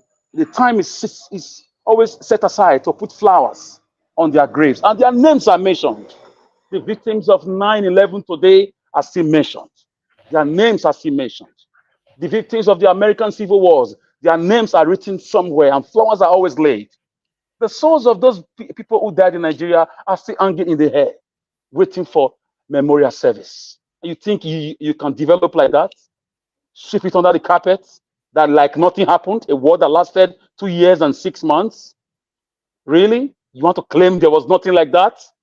Aburi conference didn't happen? Really?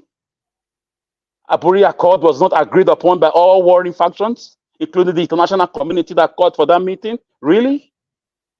Obasanjo, even if he was a total stark illiterate in 1977, he didn't know nothing. He was a mechanic in the military. The Queen of England, having breakfast when Obasanjo took over power, said a mechanic has become Nigerian president. BBC carried it. BBC with a glass of tea on her hand. I have that newspaper. I can bring it. BBC carried it. That a mechanic. So illiteracy played a big role with the military boys. Murtala Mohammed, Buhari himself, name them. Babangida, name them. They come out with all sorts of degrees that they cannot display it in their leadership skills. Saudi Arabia does not have democracy. Libya did not have a democracy under Gaddafi. Qatar do not have democracy. But their countries, we all run there. We all want to go there. They hosted the World Cup in Qatar. They were building disposable stadium. Our people are working there. So this, display of supporting Nigerian government or Nigerian's wicked system, probably because we have people in government. We all have people in government. We all have people in fact, my friend is in House of Rep right now, representing Oredo. He was my schoolmate in BIU, 202, 203 sets. But we don't talk because of ideological divide. He's angry. He has been angry. My younger brother is serving under Obasanjo's government. We don't talk too much. We just started talking recently. It doesn't stop us being blood relatives, but there is time for everything. God forbid if he has a problem, I will show up. Of course, he's my brother. But when it comes to government, we don't talk at all. He knows. So for me, we don't have a system. We don't have a system. We don't have a government. A young girl was killed, broad daylight, Deborah, in Sokoto, under the same APC in Buhari's government. Nothing has been done up till now. The killers are still working scot-free. What was her offense? In a country we claim to be democracy, that she tweeted that God brought her to school, not Islam. That's all she said. Her life was sniffed out of her. Broad daylight. It was all over the world. Italian news media carried it. Portuguese carried it. Spanish carried it. Greeks carried it. Americans carried it. It was all over the world in a democracy. Till now, no justice. Abuja Kaduna railway line was kidnapped in a country that had commander-in-chief of armed forces, 960 passengers. Nigerians were begging for their lives. A young lady was killed immediately. She tweeted on Instagram that she has been shot. A medical student scheduled to leave the country the next Tuesday. I still have that, facts. The APC government kept quiet about it. Citizens were bailing themselves from kidnappers. Close to Abuja, it was called Abuja Kaduna Railway Line. Close to the federal seat. You have animals in government. Animals. Baboons. These are animals. Animalistic display. No government on earth. Patriotic, nationalistic government We watch one strand of air fall from a citizen unjustly without investigating it. That is animals eating animals. We were in this country. Shehu Gomi was advocating for herdsmen, killers. 3 million guns were released in the streets under Buhari. Amnesty International said 1,000,001 souls were lost under Buhari's government. 400 in the first tenor, the other tenor almost 800 and something. And we say we have a system.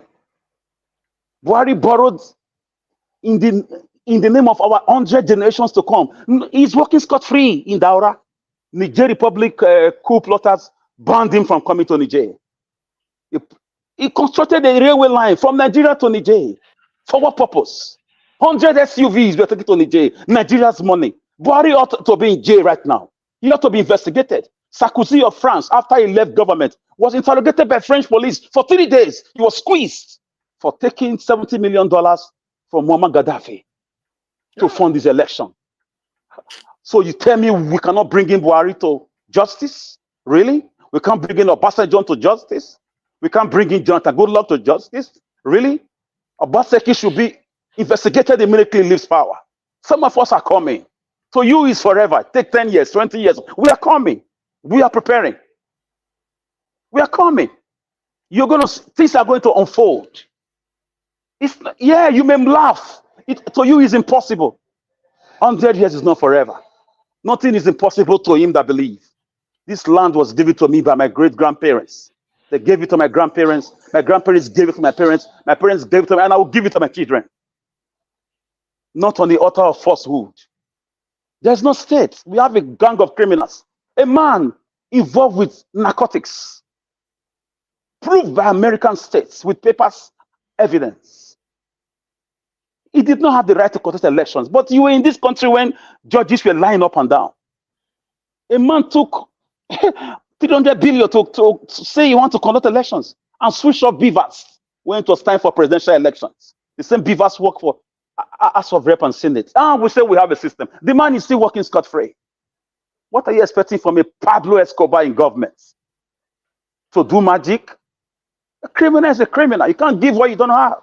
You can't sow yam and expect to reap beans. So there's no country. Awolowo said it when BBC asked him in the 1950s. What is Nigeria to you, sir? He answered, Nigeria is not a country. It's not a nation state. He said it's a mere geographical expression. There's no country until we tell ourselves the truth.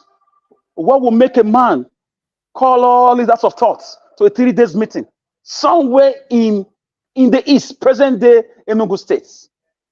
All leaders who were interested, they were there. Our Lord was there. Soyinka was there as a young boy. And they divided the country because they saw that nothing was working. Nothing was working. So the country is not working. It's selective justice. DSS only go after the enemies of those in power. That's all.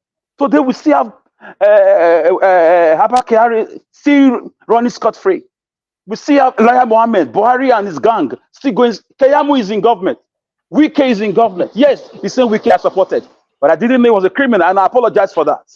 So for me, I just feel we should be honest with our submissions, even if we have political affiliations. And as usual, this is my humble logomaki, and my logomaki I live here with that logo apacha. Thank you, gentlemen and lady. There's a lady here.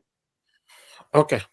Thank you, Mr. Alex. Thanks for coming in. I appreciate you. Augustine, I have to mute you because thank you very much, everybody. I appreciate you all for your time with us today.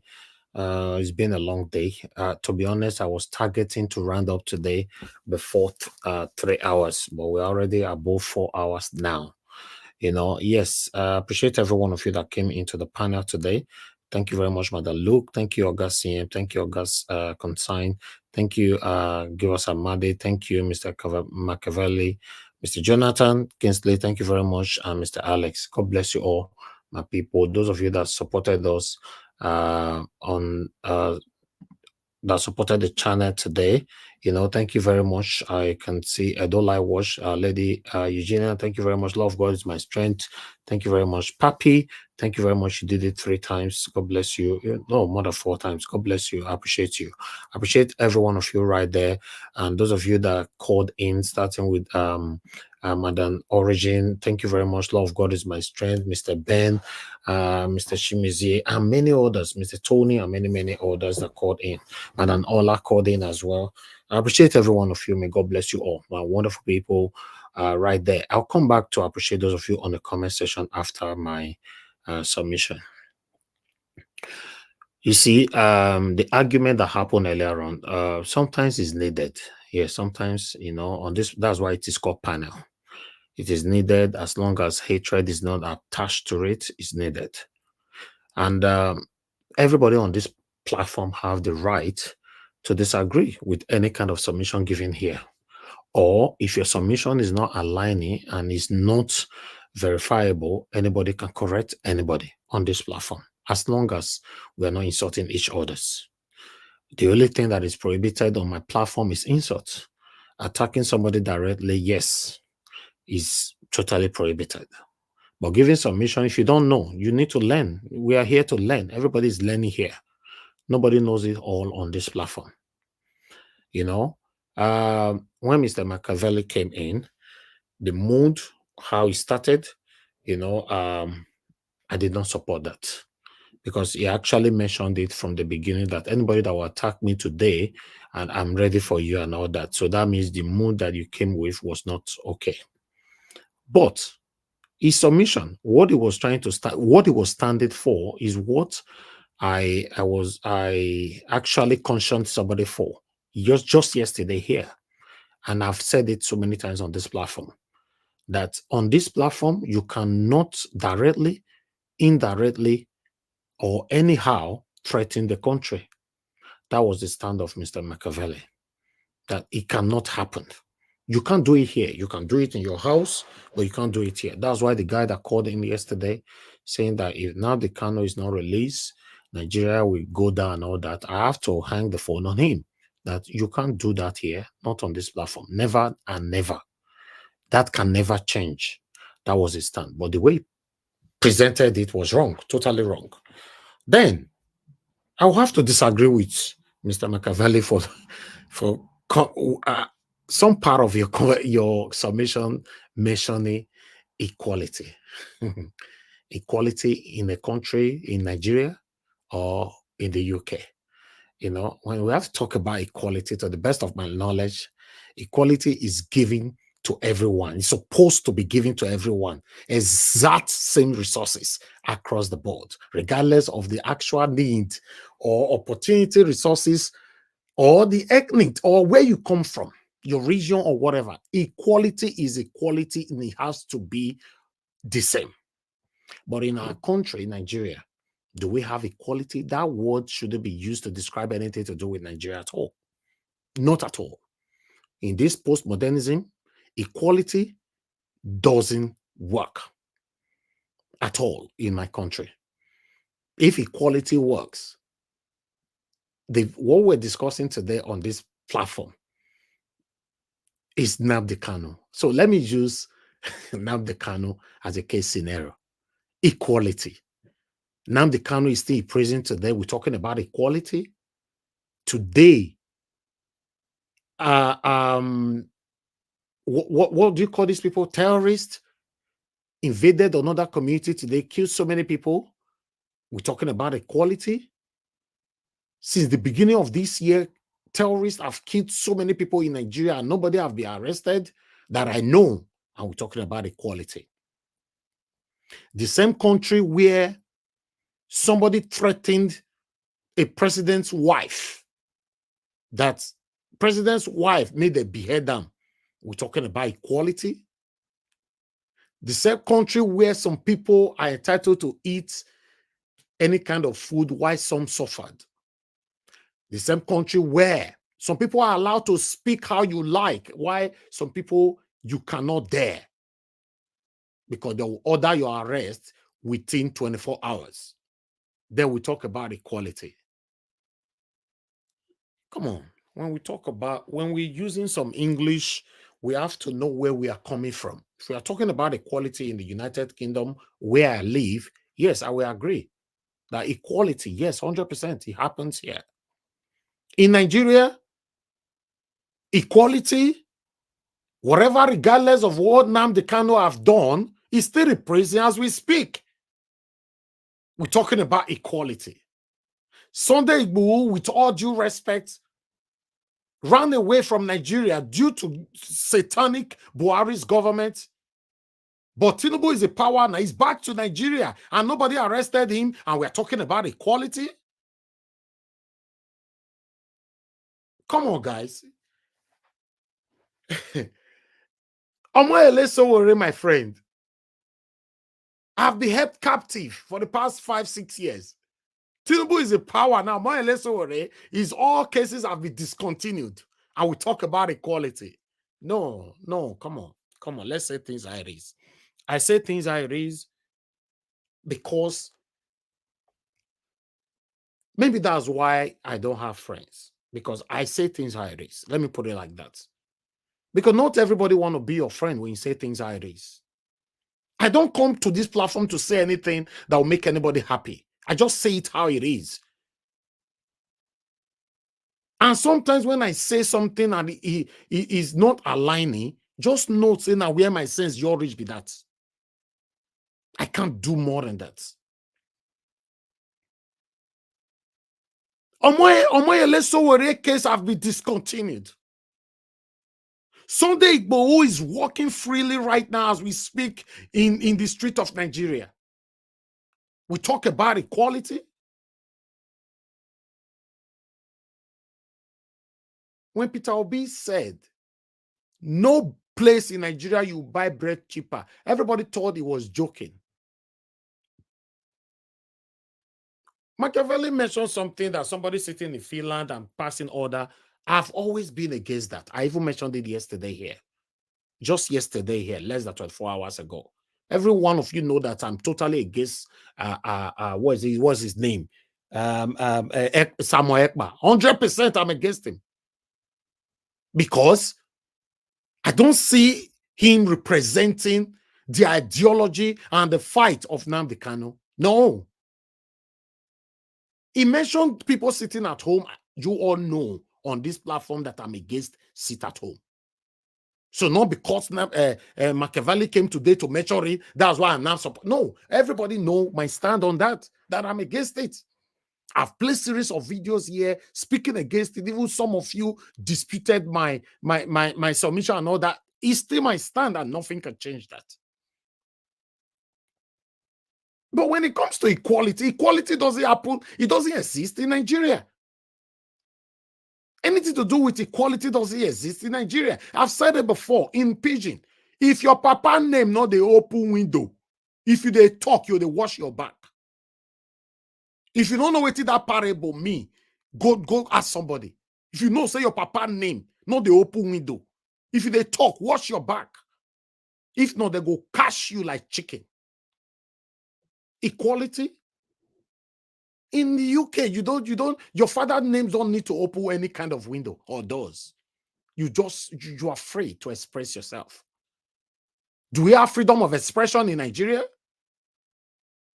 No, we don't. So when it comes to equality, it doesn't exist in Nigeria. All we see in Nigeria is biasness, practices of nepotism, favoritism, practices of satanism. These are all we see in Nigeria. There's no equality in Nigeria. So please, when we are passing message on this platform, let's pass it so that other people can learn. As you yourself that is passing the same message, you are learning. We all are learning here. Nobody's superior on this platform.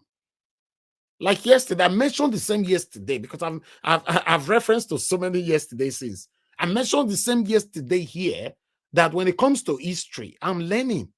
Many of you can remember just yesterday here. So should I not come to this platform because I own the platform and I say, oh, I know the all? Who dash me that one now? We all are learning here. So when we want to speak English, We use those kind of, we need to know the kind of English we will use for use in the UK, America, or in Nigeria. When it gets to Nigeria, you have to gallop it, my brothers and sisters. You have to, because there are a lot of things that doesn't work in Nigeria. Do you know how many people that is in prison today where they never even start to talk about their case at all as we speak?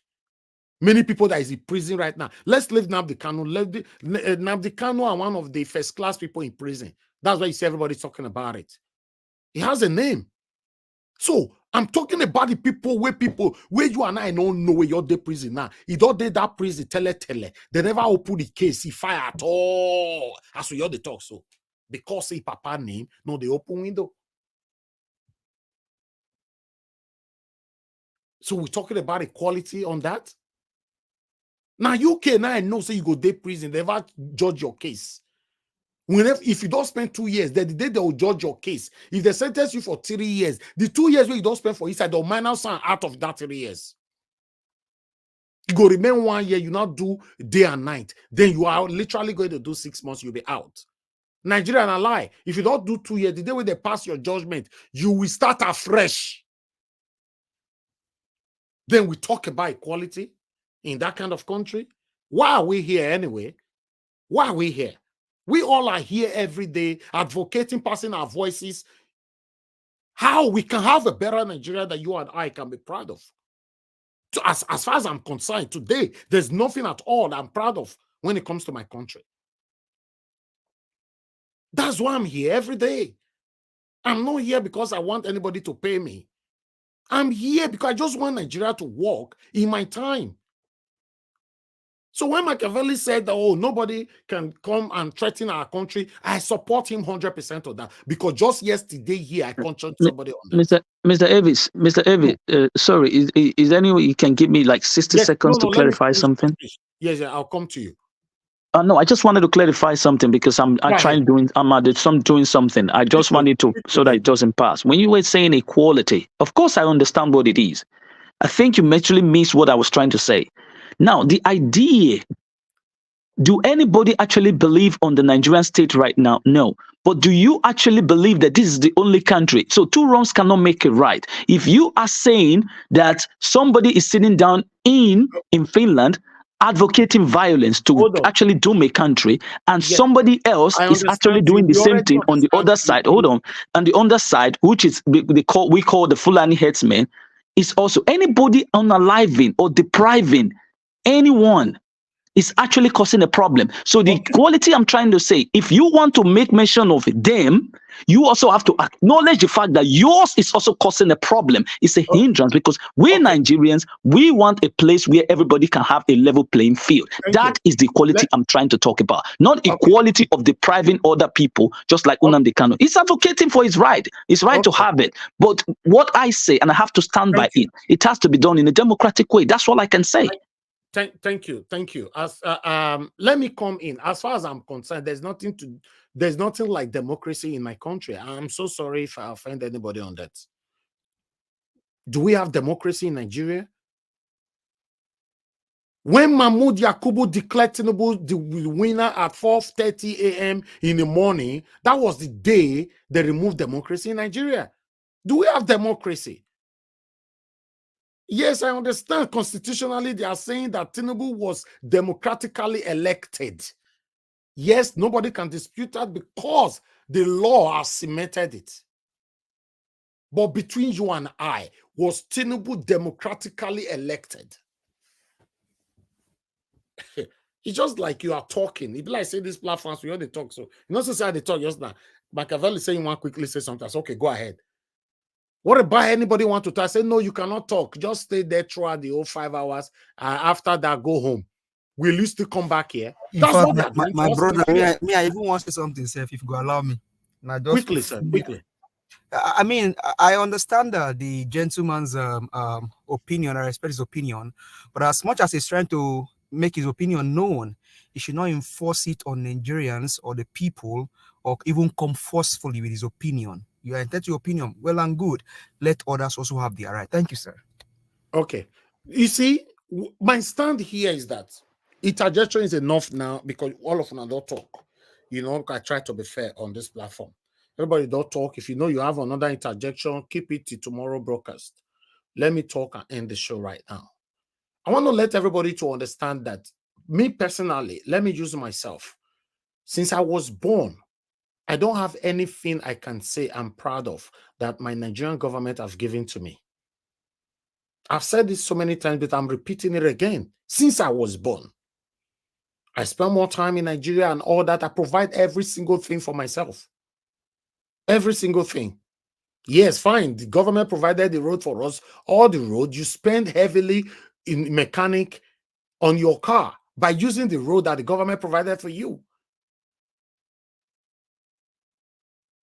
That is it. So, listen, guys. The only way we all can have a better Nigeria, we must be truthful to ourselves. You know, I've mentioned it on this platform so many times. When it favors you, you say everything is good. The day will not favor you, now you they cry, come out. You see all those people that were crying in those states. No, they ring the election. Ah, Bola Ahmed Tinubu, come and help us. Come and do this. You are the best. You are be that. Many of them are satanic. Because when Mahmoud Yakubu declared Bola Ahmed Tinubu as the president of the Federal Republic of Nigeria, or that he won the election, these same people that is crying now say they not let them win governorship election for those states, they not come out. They were happy. Some of them were happy. Yes. So when it favors you, you pretend say you not consign me. That is why you see I always put this on the screen, which I would like to read again. A man could become the next victim of the evil he celebrates today. Don't defend evil because it favors you now. It could work against you the next minute. You see all those people from APC that came out there crying, no, Bola Ahmed Tinubu is the man, he's a this, he be that. Now, wait till you celebrate when they declare Bola Ahmed Tinubu as the president of the Federal Republic of Nigeria. It happened to you that you can't cry. And you celebrate just a few months ago on the same thing. The only way we can have a better Nigeria, we all must be truthful to ourselves. I'm not in support of Samuel Ekpa, but I'm 100% in support of Nnamdi Kanu. He's fighting for his people. The same thing. Is it not the same thing Sunday Igboho was doing? Tell me what's different from what Sunday Igboho was doing for his people and Nnamdi Kanu was doing for his own people. Why is every other person freed? Everybody walking freely on the street. Nnamdi Kanu is rotting away in jail. This is wrong. Listen, in case you guys are not getting this, if maybe they allow Peter Obi to rule as the president, right? And by now, Nnamdi Kanu, Peter Obi don't release him. And Sunday Igboho is still in jail. I will say the same thing here. In fact, I go even echo and more. I'm a very straightforward person. No? Me and you go play today, tomorrow we'll go quarrel because of my submission. Next tomorrow we'll constantly become friends because that is me. I'm not going to say anything for 1 or 2 persons to go home and be happy. Then I'll be deceiving myself. No. This is wrong. Let him go. Just let him go. And for you guys, as always saying, because I understand, Mr. CM, I have to mention your name on this. Because even when you responded to Machiavelli, you mentioned it again. I wanted to say something at that time. All of you were talking at the same time. You said, if they don't release Nnamdi Kanu, whatever they get, they take it. That's a threat. You can't use that. You are above that. Me, I have so much respect for you, and you know that. You are above that. I don't even want, because I believe the people that normally say those words are, I'm sorry, with all due respect, whenever they call in, I see them like Tao Tagberus, not people like you. I learn a lot from you. No, because obviously you know that there's nothing that anybody can give or take or see and take by when it comes to government. Who is that person that whatever you see, you take? Nothing. As Samuel Ekpa do reach, now your people in the key, which I'm against. How many times, if you people want to be truthful, how many times I don't tell Samuel Ekpa say, if you are not coward, go and fight Tinubu in Aso Rock, you kill your own people, or you punish your own people. So if anybody come today say Nigeria will go down, you will surprise say that Nigeria when you say may go down now, it go start for Southeast again. So for me, I understand everybody entitled to their opinion, but there's kind of opinionism that cannot be practiced on this platform. The word of Nigeria will go down is totally prohibited on this platform. The word say whatever Nigeria see, maybe they will take is a threat, and I'm totally against it as well. Everybody want Nnamdi Kanu to be out, although we still know there's still some satanic set of people behind this whole thing, to be honest. But let's continue to speak. At the beginning of this broadcast today, if you now remember, when I know say I like referencing a lot, if you now remember what I talk, I say, please guys, let everybody be talking on this Nnamdi Kanu. Even though you have a platform, please use your platform to talk. Use your platform. If you now remember, that's what I said. It doesn't have to be my platform. Because the more people talk, the more we will get results. And I also mentioned yesterday, if you guys still remember, that I strongly have this belief that Tinubu will soon release Nnamdi Kanu. I talked on yesterday broadcast. Everything why they talk is fact. Go and play yesterday broadcast. 26, because we have date in all our broadcasts. 26 February. Today's 27. I said I strongly believe Tinubu will soon release Nnamdi Kanu. And it's getting close. It's really close. Really, really close. For me, I don't believe Nnamdi Kanu will still be there for the next 1 month. Tinubu will release Nnamdi Kanu. If it was Buhari, now I'll say, Buhari not even want to hear anything concerning Nnamdi Kanu. He's not interested. Nobody even open page go Nnamdi Kanu at all. He's not interested. But I strongly believe that Tinubu will let him go pretty soon. Come on, guys. We can't continue to fight ourselves. We can agree, disagree with each other on this platform, but one thing is sure. We shouldn't attack each other. And we shouldn't carry ourselves in mind. I don't know how to put that on. Like hatred. I accommodate hatred for one another. You go to bed with this same hatred. There's no need for that. For me, I don't have any reason for that. Anybody can counter you here. Anybody can come here and say, oh, guys, here now because of you are your country today. That's fine. As long as hatred is not part of it. For me, I want to hear that kind of. In fact, sometimes, don't you know that this kind of submission is good? Now, see when me and pass out for years, sometimes big basbos. But you still my elderly brother. Yes, I must always know that.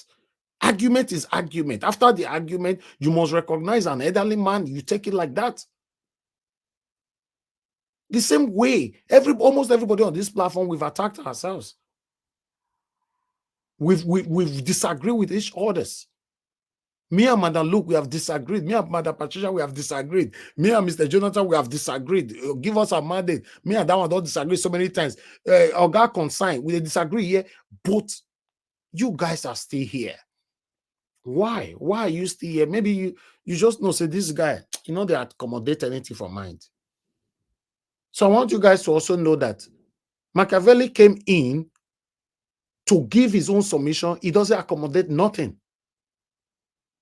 Yes, he might not put it how you want it to put it on, but that's his opinion. The area where you needed to correct him, many of you have corrected him. And the same way, you have the same right to correct anybody on this platform. So let everybody have that open arms where we all can be corrected. It's very, very important. Because this satanic, I don't like calling them just politicians without not adding satanic to it. These satanic politicians, where they derive their pleasure is when you and I are fighting ourselves. Yes, they are very, very happy. They are very, very happy when we are arguing like this. They'll be drinking their red wine. You see all those kind of red wine that they buy for 5 million naira. They'll do their living room, they press remote, they wash you and I. Somebody mentioned today, I don't know, somebody called in today saying that the protest that we live streamed today in Benin, that the way people were dancing and all that, he was not happy about it because they need to show some seriousness. I agree with that person 100%. We are protesting for hunger. We are dancing shaky bum bum. We are twerking. Eh? When is Nigeria? I don't understand. When we go this serious for this country? If Tinubu they look that one, go put him 2 pick for month and take the lookers. So these guys are not serious. And I mentioned this a couple of days ago as well here. That when we are serious, make Tinubu, make it tie that rope where we make our leg come off for ground. Because we are still not yet serious. We are not serious. People are suffering right now. So the only way you can express your plight, you must be dancing. I don't get it. Just be like say somebody want to ask you money and say, Mr. Jonathan, I beg, how you doing? I beg, borrow me. I hungry. Why you finish me? I beg, you just dash me. I don't know. Someone say just the person they dance me dash and like 10,000 naira. They you're looking like person we're not serious. Someone cannot they beat you. It's just like some people responded to people on Instagram. Say I need money to feed my child. People normally respond to them that the money we take buy data will take come online. Why you not use and feed your child? You see money to buy data. Come beg money for social media. Come on, guys. Please. You know, on this platform, nobody is perfect. We all are learning. And in terms of the argument, for those of you that doesn't like it, because some of you normally write to me privately again, oh, Naija Wash, the broadcast yesterday was good until the argument, Mr. Pansat argument, you and Mr. Pansat argument, CM and to Naija or whatever, blah, blah, blah, was very wrong. Don't allow this to happen on your platform. I'm sorry. All those kind of advice or sending me those things is inconsequential. I don't like it. You know why? That is what it's called panel. I don't have power to control things like that. It will certainly happen. It will certainly happen. As long as nobody is insulting each other, let us yell. Let's shout and yell and go home. Tomorrow we'll come back, we continue from where we stop. It's a normal thing. That makes you human. And every person here they pretend it's Agbada. You know, let it open. Pour it out. The situation of Nigeria alone is not enough. You know how many headache person they carry for here they go house. Sometimes I hear the hot. You say, God, which guy will be this? You know, please come on. You know, I appreciate every one of you. I like the way we hang on this. You know, in case you guys don't know, CM and Machiavelli, they have always been like this anyway. Mr. Davis, thank you. I just want to say two words. I really had to go now. Okay. Mr. CM, I know you quite well. Some people who doesn't know me or doesn't know you here, they might think I'm fighting you. I never fight you. I'm my brother, and you remain my brother. As far as you're Nigerian, you remain. Whether you're from the east, south, north, or I don't care. As far as you're born in the territory of Nigeria, you're there. This is an argumentative. And anyone coming to say you are a payday, then you are wasting your time.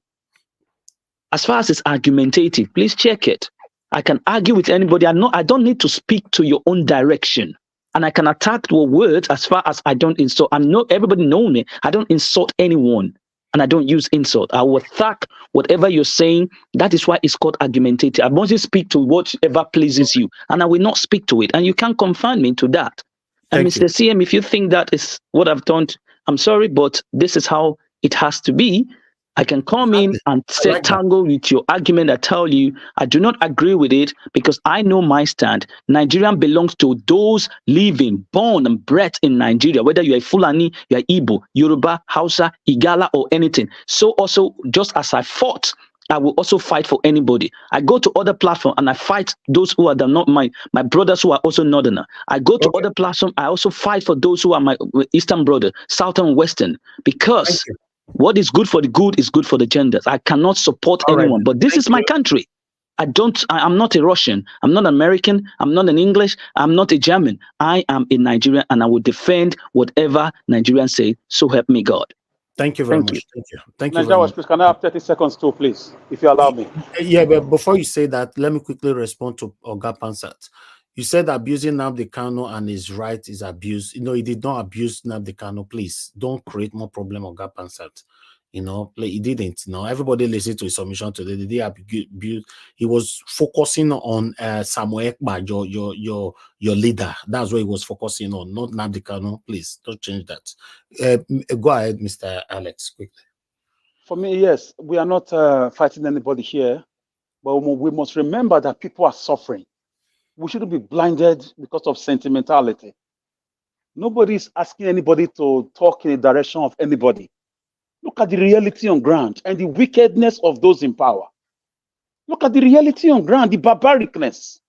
We were, on this planet where they were buying one SUV for 160 million. Look at your currency. I pledge to support Nigeria. May God help me. So help me God. That is, for me, is gibberish. It's a fraud. Our PVC has become a scam. Is it not a lie? Did it count in the last election? Do we really have a country? These are arguments that we are supposed to be educating people, teaching them the right things, not blinded argument. For me, Nigerians have been kidnapped. They are being raped. No justice. No one single arrest. Monies have been borrowed, been stolen. Look at the minister now just sold 485 million. The matter is still pending. Tinubu is busy looting Nigeria dry. So there's no country. Thank you. Submission. That submission is too long. Thank you. Jesus is my father. You said Nnamdi Kanu and Samuel Ekpa are one. That is your opinion, which I can't take away from you. But I have lots of my wonderful Igbo people here that have disputed that with so much reason that they are not one at all. You shouldn't even mention Samuel Ekpa close to Nnamdi Kanu. So, you know, you're not from those states. So for I don't think you know much about this thing. Please be just anyway, is your opinion. You can't say that. How can you say it's disrespectful to Nnamdi Kanu for you to say Samuel Ekpa and Nnamdi Kanu are one? Can you imagine? Please don't say that. If you know you are Biafran, that's fine. I don't have any problem with that. But you can't say Nnamdi Kanu and Samuel Ekpa are one. How? Who knows Samuel Ekpa? Where he come from? I don't know him. I know you know him. I don't want to know him. Now Nnamdi Kanu, everybody grow up to know. I don't know Samuel Ekpa and I cannot know him. I don't want to know him because everything to do with his name is violence. I don't want to know him. You know, thank you very much. And nobody can convince me on that, unfortunately. You know, thank you very much, everybody. Anybody want to quickly say something because I'm rounding up. Go ahead, Mr. CM, quickly. 30 seconds as well. Unmute yourself. You don't unmute yourself. Okay. Thank you very much, Niger Watch. I mean, let me start by saying I do not want to break the rule of the platform or seem to have broken it. So whatever it is, I said that is I mean, sort of could be misconstrued as being a break. So I take it back with all honesty and I'm gladly take it back because there's no need breaking a rule.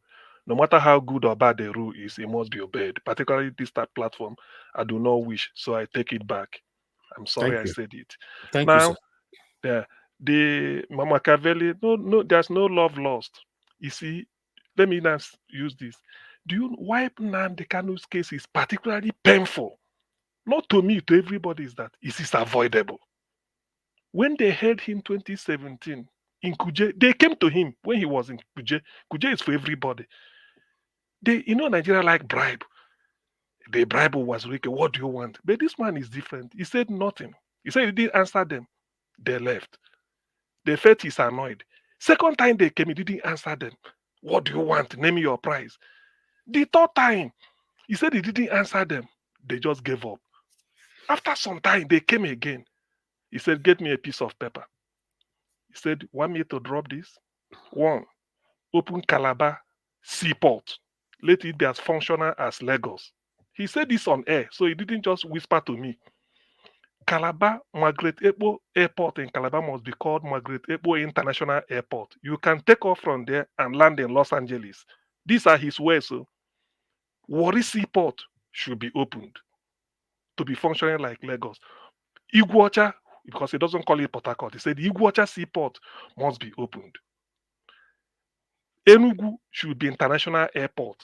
Then dredge the river Niger up to Lokoja so that ship Small ship can be going there. Remove all these police checkpoints you see in the southeast that is not everywhere.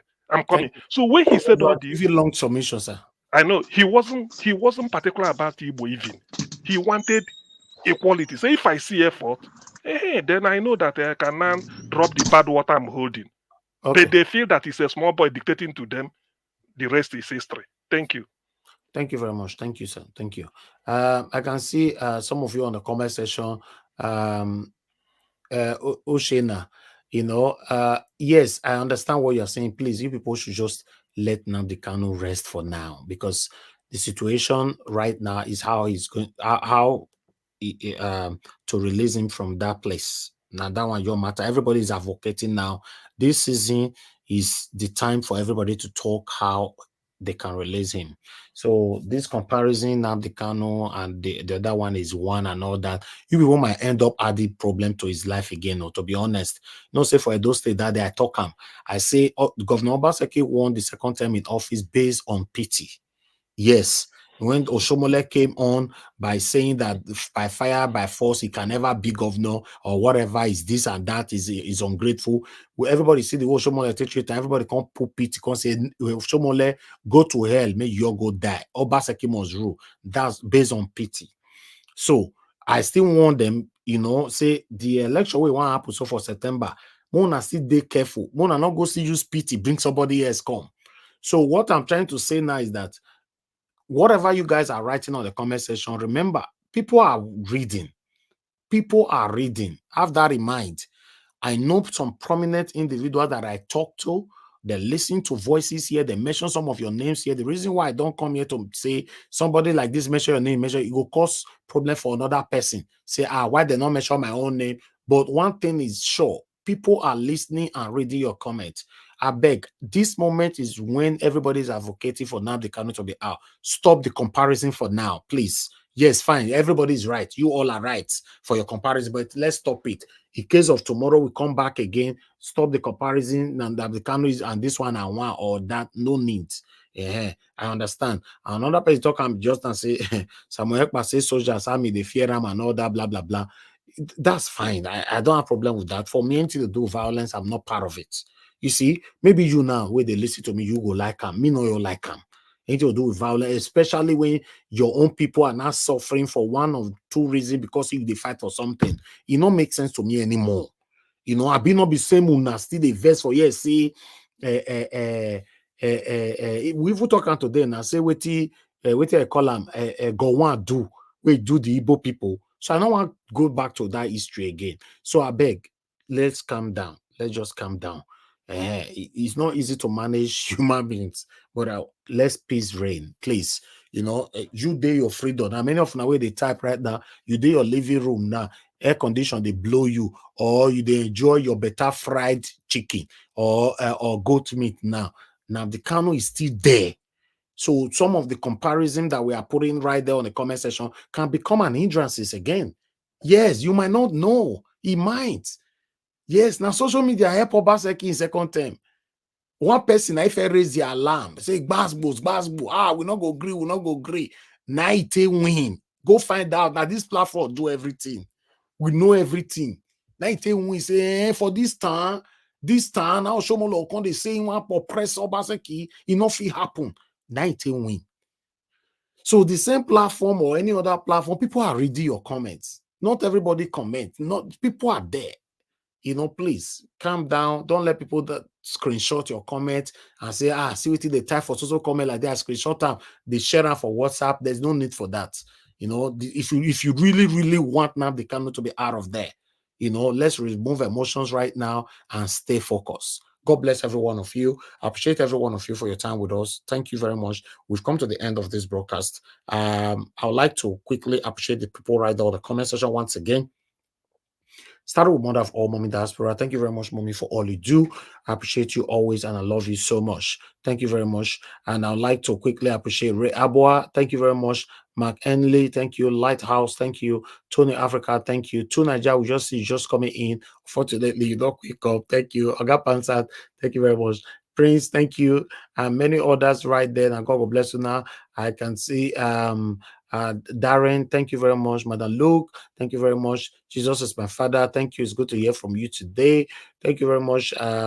Ushena, thank you very much. Anthony Ola, thank you very much. I appreciate you, Peggy Modi, and many others right there. And God bless every one of you. Let's continue to stand for what is right. Let's continue to do what is right. Nobody is perfect. Don't get my word twisted. Side they talk about do what is right makes me to be perfect. I'm not a perfect person, but yes, if you know what is right, just do it. Sometimes it's hurtful, but stand by it.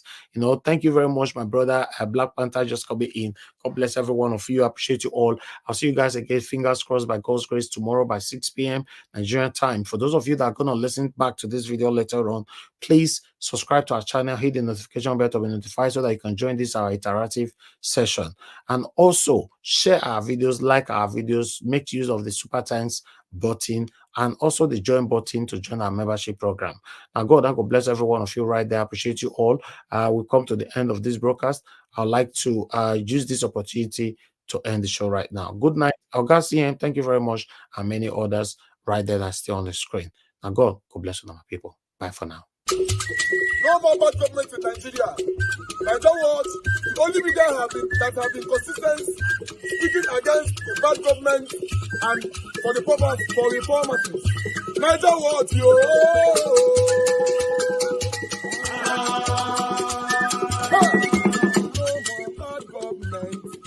No more bad government. Nigeria what? No more bad government. Nigeria what? No more bad government. The only media that have been speaking. No more bad government. The voice of the voiceless. No more bad government.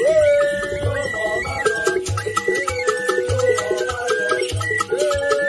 more bad government.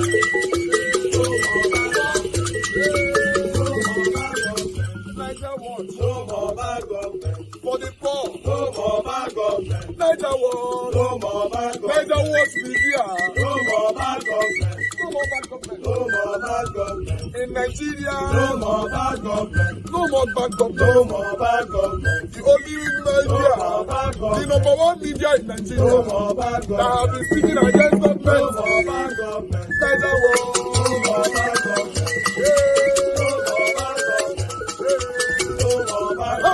Nigeria what you? The voice of the voiceless. The voice of the voiceless.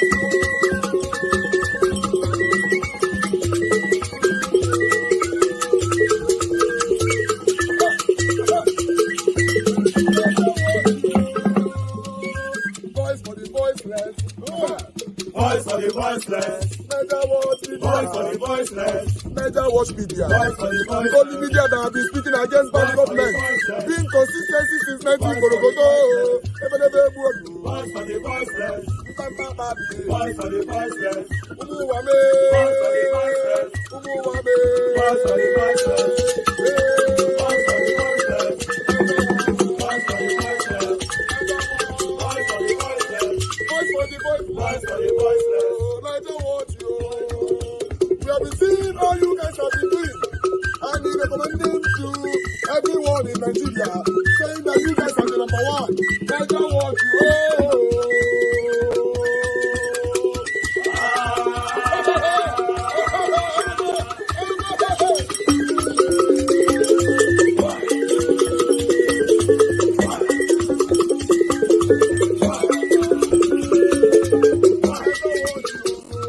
Come on, Niger, watch family and friends.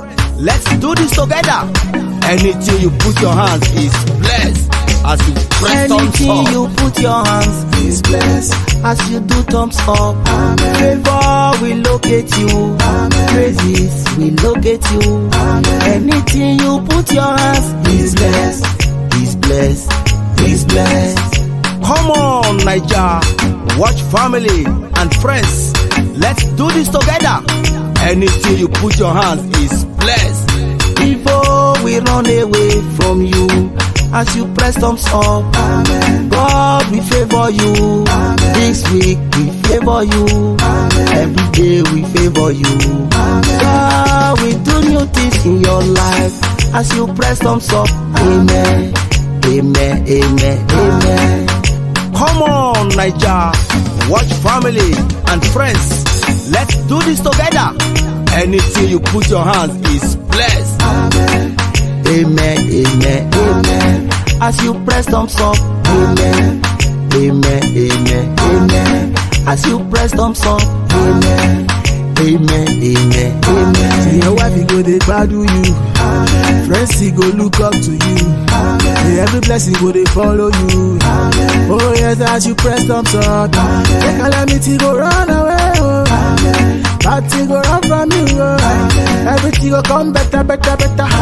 So far make you just do thumbs up. Oh yeah, do thumbs up. No, no, no, no, no, no. Amen, amen, amen, amen.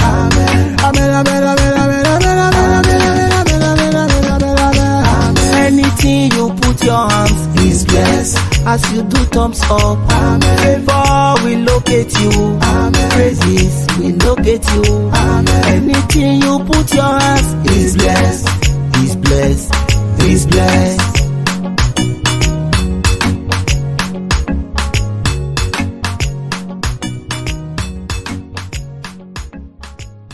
Láti sọ̀rọ̀, I no dey do competition with anybody.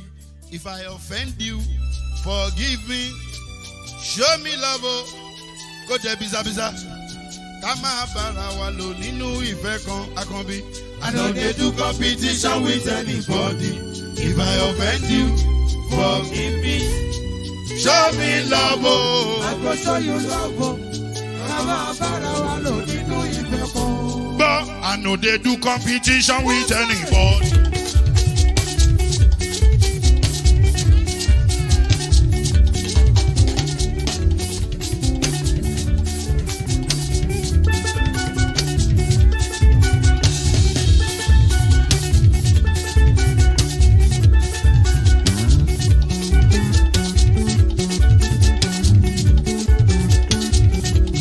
If I offend you, forgive me. Show me love, oh, I go show you love, eh. Ká má bára wa lò nínú ìfẹ́ kan. I don't dey do competition with anybody. If I offend you, forgive me. Show me love, oh, I go show you love, oh. Ká má bára wa lò nínú ìfẹ́ kan.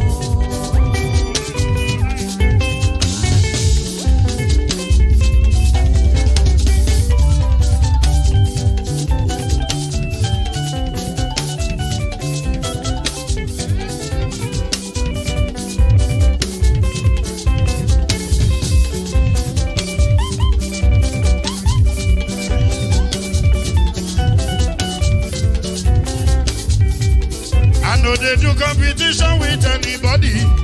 If I offend you, forgive me. Oh, tó bá ti sanwó fún Ṣẹ́gun nàbí o. Ẹ fẹ́ jókù. Alákọ̀bí. Ṣẹ́gun nàbí.